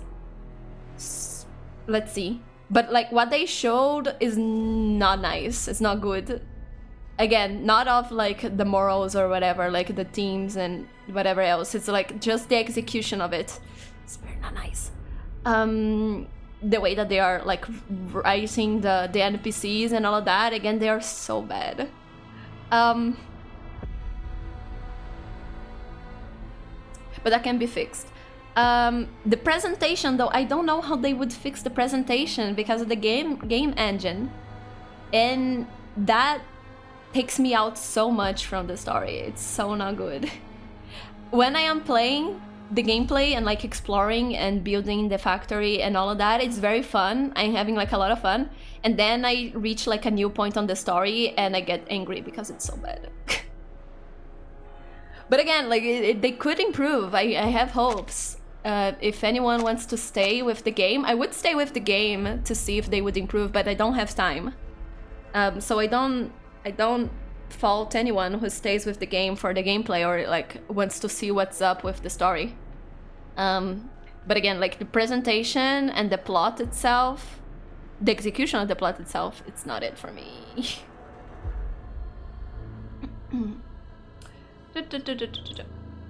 I won't let you play with my mind again, Beryl. Celia told me all about these thugs. She told me everything. Like Star Rail had a better presentation. Yes, and I already don't like Star Rail's presentation, but it is better than Enfield. Larry, don't worry, Teresa, shall hit me with the lore questions. Do ask away. Then it dawns on her, a flaw in her own reasoning. Maybe not exactly everything, but she did tell me that it was Manus Vindictae that killed her. Roseau, Felicienne, you killed her! You murderous Manus scum! I believe it is time you faced the truth. The truth? What is it this time? You think I don't see through you? You killed Celia. Ah! Fuck, we are Felicienne in it. Oh, fuck. We killed Celia. Oh, shit. Okay. I see. I thought Celia, because I thought we were like in a dream world, and Celia was like outside our body, and she killed, I mean Celia, no, Felicienne was outside our body, and she killed Celia, but I suppose no, I suppose we do, okay. I guess she can't leave our body like that and affect people. Deadly for you and Phil just seems like it will take a long time to play, maybe not, not really, for my experience at least, you can play for as much as you need or want. It seems to not take a lot of time, and like you can play like a normal game and leave for you discretion how much you want to do. They gave raw beef with a whole, but yeah, like it's so undercooked. And again, it is an okay game, but there is so much to do, not only video games, but like in life. You know, like I don't have time to play that. For many sections in Enfield, I was like, this is fine, but I wish I was playing something else. I kid you not, many times while playing Enfield, I was like, I wish I was playing Star Rail instead, because I like characters in Star Rail more. So I was like, like when the messages, like the cell phone messages popped up, I was like, this is just like Star Rail. If I'm going to play this type of gameplay, I might as well just be playing Star Rail while Bronya Randy is in there, so I can have my Bronya Randy, because she's so cool. Damn, you really didn't trust her, right? I'm sorry, Celia. Flaring, you just playing it as Xenoblade Factorial for now. Yeah, like again, the gameplay is fun. The gameplay is cool. Effects, getting save like that part where they copy Star Rail, as I said. That is not nice. The character interaction is on that is not nice. Effects, setting duplicates of characters past your 5th dupes does nothing for you. 4-star dupes are pretty common. Yeah. The gacha is fine.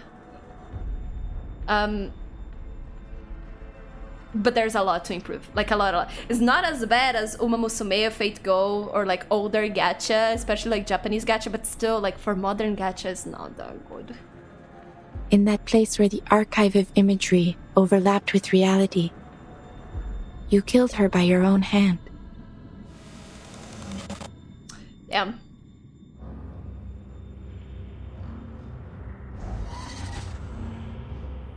Celia, I'm so sorry.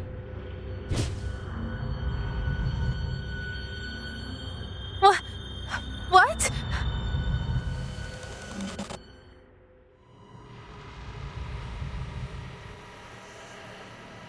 You remember it, do you not?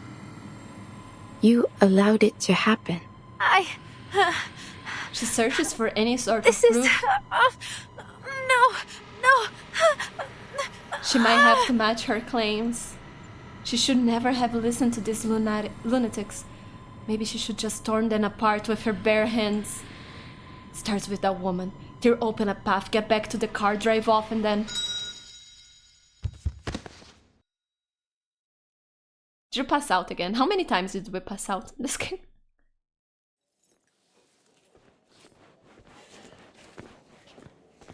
The banquet ends in chaos.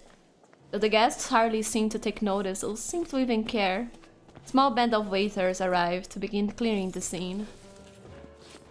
The professor steps over the shards of glass and porcelain to where Beryl sits. Felicienne has quite the flair for the dramatics, doesn't she? And as always, our audience simply sat back, their eyes glued and mouths agape. We are indeed fortunate for your skill in divination. We will have to wait for Felicienne to return to her senses, but thereafter we follow the plan as discussed. Using the French blue as our focal point, we will draw up the true, perfect Paris from the depths of myth. Who's the VA for the professor? I don't know. They don't say who the VAs are. We only know the VAs when they themselves say, like, publicly that they voice acted for Reverse. Democratic, independent, chosen by her people and shaped by the dreams of every one of her citizens. And only for arcanists? I have seen many versions of Paris, from flames to paradise. Nothing is beyond possibility. Beryl offers a vague, distant reply. She looks out towards the open doors, but says nothing more. The professor holds his stares on the pendulum in Beryl's hand, guessing she's once again trapped in a trance and leaves her be. Prophecy is something to be revered and feared. Alors, tomorrow at dawn, we will perform the final ritual atop the Eiffel Tower. It wouldn't have gone down like this if you were playing. The gacha. Also the art part, they nailed the art. The art is fine. I do not like the designs and the aesthetic that they went for, but that is personal. I do know that a lot of people didn't like that as well, but that, again, if people switch their taste, that is hard to discuss. I just don't like the white gray vibe that they went for.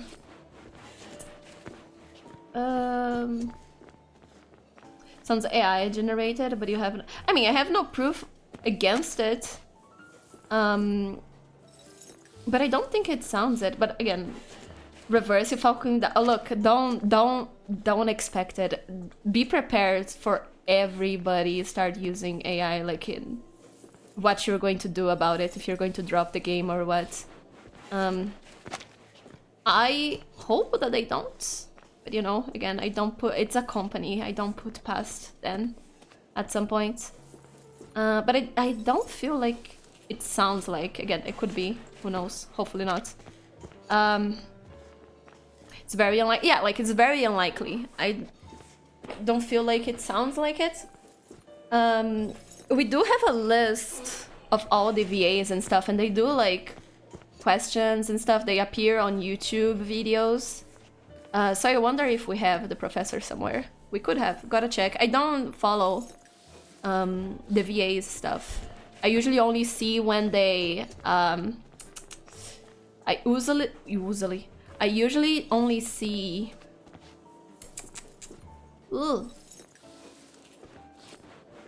when there's a questions and stuff. If hacks, honestly, there are some games you avoid. The Urinta car, for example, specifically because they use AI generated content. Yeah, I would rather avoid games if they use AI. I would do my best to avoid it. If there is like a new game that uses it, I will avoid it. If it's a game that I already loved, like Arcanites in Reverse, it would be very sad. I hope if they do start using AI and stuff, that I manage to like drop it as gracefully as I can, if that's the case. Because again, there's so little time in life. Sea games, yeah, like that stuff. You have Winter Car, but instead to get that you refuse to play the game. Yeah, like it's your time. Your time is precious. Using like with stuff that uses AI. Again, AI is a tool. Depends the way that is used, but the way that like a lot of people are using it, I am like, there is like hundreds of games that I could be playing where like the work is made by people, like passionate people and stuff like that. So why would I spend my time with this?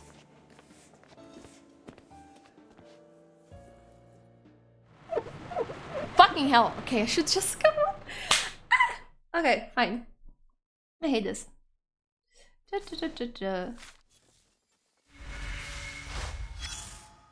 see. But yeah, I don't fault anyone who like there is a game that they are into and then like it starts using AI. Like they already invested in that game for years or something. Because of the community, because of that. But like a new game that you're not invested in, and then you know like, oh, they use AI, and then you like you go to play it. It's kind of like, man, it could start something else, you know, going to start. As I said, like Winter Car, you know, like you could just play other thing. But the people who are like really invested in Uma Musume, I understand if you can't like drop it because like you are really emotionally invested. But I do hope that you don't. I mean, everybody's free to do whatever they want, but like I would think that would be nicer to like don't support side games and anything else if you can.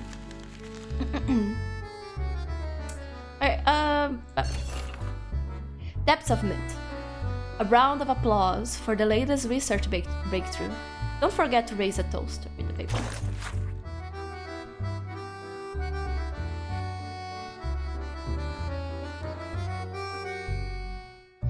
Everything is unfolding right now. No form of divination, prophecy, thought, or those feelings of deja vu and dreams. No form of divination, prophecy, thought, or those feelings of deja vu and dreams is just a coincidence. Everything is unfolding right now. No form of divination, prophecy, thought, or those feelings of deja vu and dreams is just a coincidence. Imagine a vault that exists beyond time and space. Inside it lies everything. Love and hatred, good luck and bad luck, the oldest archetypes and legends. Under normal circumstances, we could never reach it. But the guiding one and the storm have made this miracle possible. Now, the archive of imagery, known as the Depths of Myth, has become visible to us. We owe a great deal to the pioneer whose research and courage made this possible. Her dedication and sacrifice deserve our deepest respect. Would it be wise to follow her example? I see. V, there are some parts where you get in doubt about the usage of AI in part. One example is Liar, right? It seems the entire game is human-made. The design seems to be made by a designer, but they only have AI for the... That is already a no for me. Because if you keep giving... If you give an arm, they will take a leg. They'll be like, oh yeah, it's just the voices that is AI, and oh, it's just the art that is AI, oh, it's just the 3D models that is AI. But also, like, just as an artist, I feel that is very disrespectful. It's like those musicians that have albums, and the album cover is AI. Like, do you have no respect to your fellow artists? I would be so ashamed to do that. Art is about human connection, and making art, one of the coolest things about making art is joining together with other people who make like other kinds of art, so you can make like a whole, like a new thing. So like album covers, having like an artist that does like art for album covers and working together and collabing with them, that's how you make connections. That's how you walk through the industry. I just don't understand people who don't want to interact with others while making art and stuff, because like, isn't that the point? Being part of a community and making things for other people and enjoying things that other people made and like making things together. Do you want to just like isolate yourself forever? Just create by yourself on your little ivory tower and just throw stuff into the internet to bots and stuff and like not interact with anyone? That's such like a sad existence. if you want to do that and it makes you happy, sure, but like I cannot understand it. It's just the whole game is AI. Arc Raiders, yeah, I don't like Arc Raiders because of that. It uses AI for the voice lines. Again, there is space for AI as a tool, but the way that it is right now, it feels too immoral for me. Even like the good usages of it. Generative AI, of course, it's like the main one that I'm talking about here. The others have like better use cases. But like the way that is generative AI, even if it is in like a proper user case, I have no idea what it would be, but let's suppose. Because of everything else and the way that it influences everything else, I do not feel good using it or like allowing it to be used in my life.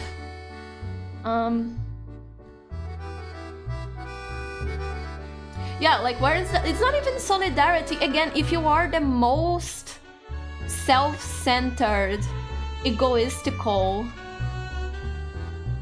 person that only thinks about your own success, wouldn't you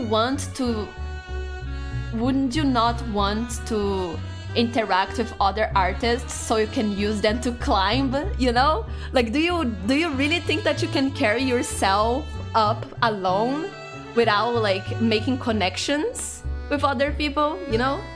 So like even if you want to be a bitch, you should be a smart bitch, you know?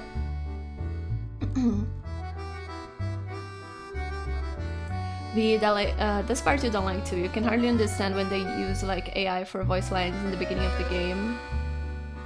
That said, not beats a bad VA because like it is, again, like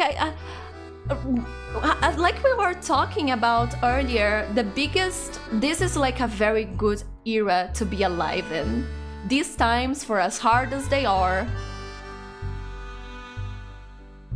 they're still way better than a lot of other living moments. However, we do have problems, and the main problem, I think it is how everybody is so isolated, how everybody don't interact with like communities and stuff.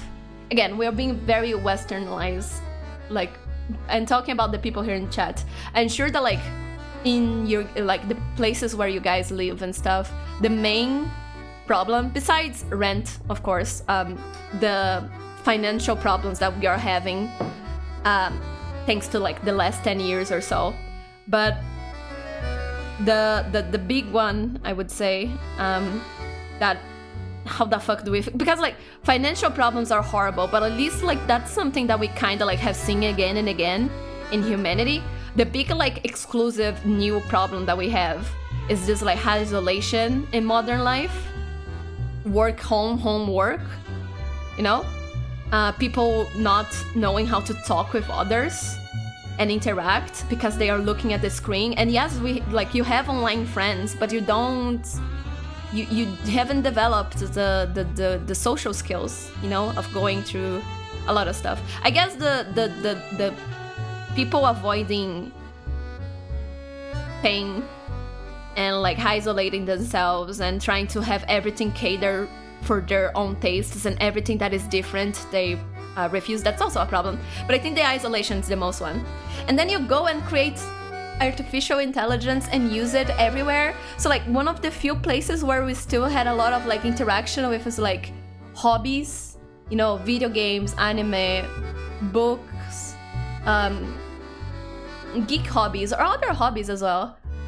You go there and you take away like the human interaction. Like, thank you for isolating ourselves even more. Let's take a look at the suicide rate, you know? Like, what is the point of doing stuff if you're not interacting with other people? You know? I don't get it.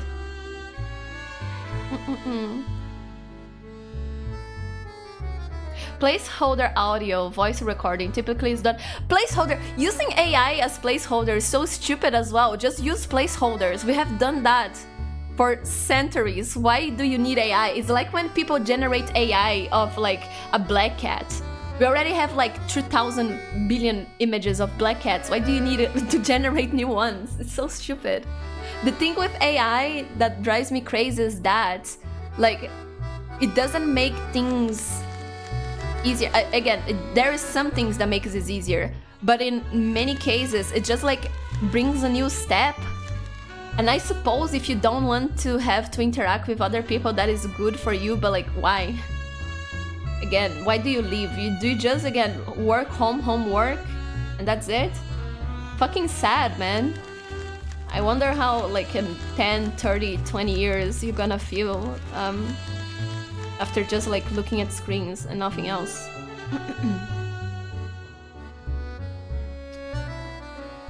The main reason you don't go out is safety, sadly. Yeah, like, we don't... That is one thing of why people are isolated nowadays. We don't have third spaces anymore, or like safe spaces anymore. In many locals. Some places are lucky and they still have those, but others don't. And like, what you gonna do? You know, there's not many options on how to like find people nowadays. I think that like the two big things that you can do to meet people is like church and the gym. I hear that a lot of people are... A lot of like adults, I don't know about the other demographics, but at least adults in Brazil, I heard that many leave the church because they find a community on the gym. I suppose that's what happens to my parents. Like, instead of going to the church, they like their main hobby and like main community, their friends and stuff is all like the local gym. You know, like where all like the neighbors and stuff go to. And then there's some neighbors of mine that go to the church and stuff. That's like the big things. There's some places here, but they cost money. It's kind of hard to do that. When I was younger, we had like an otaku group. We would go to like the park and LARP and talk about anime and play Dungeons and Dragons and stuff like that. RPG and stuff like that. Tormenta, actually, not Dungeons and Dragons. Dungeons and Dragons was later. There was one game and we didn't finish that. But yeah, that doesn't exist anymore.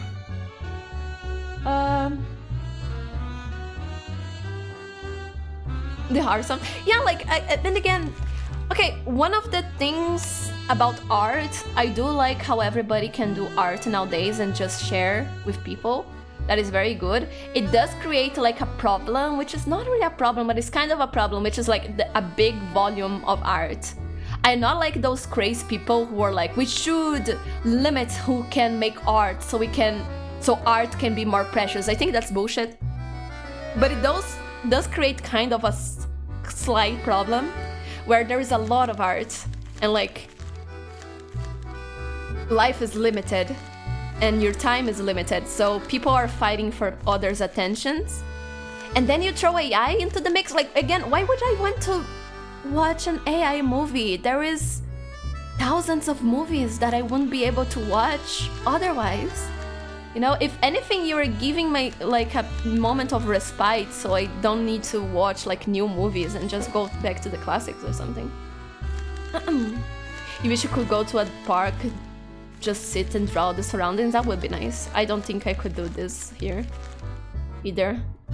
But yeah, let me see. Who do we rate?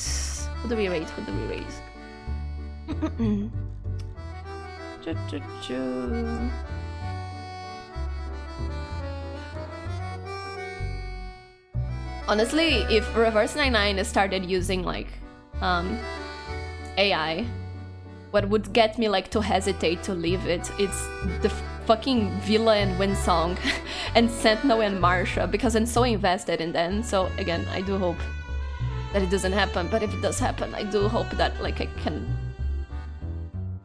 can have like the mental fortitude.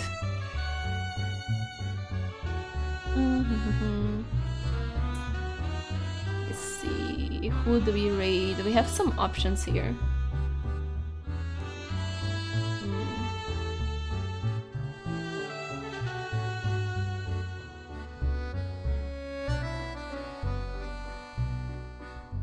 I want to rate this person here. AI movies is an offense. Yes, it is. Okay, I know who we're gonna rate. I have a target. yeah, people, thank you so much for being here with me. We did like quite the advance here.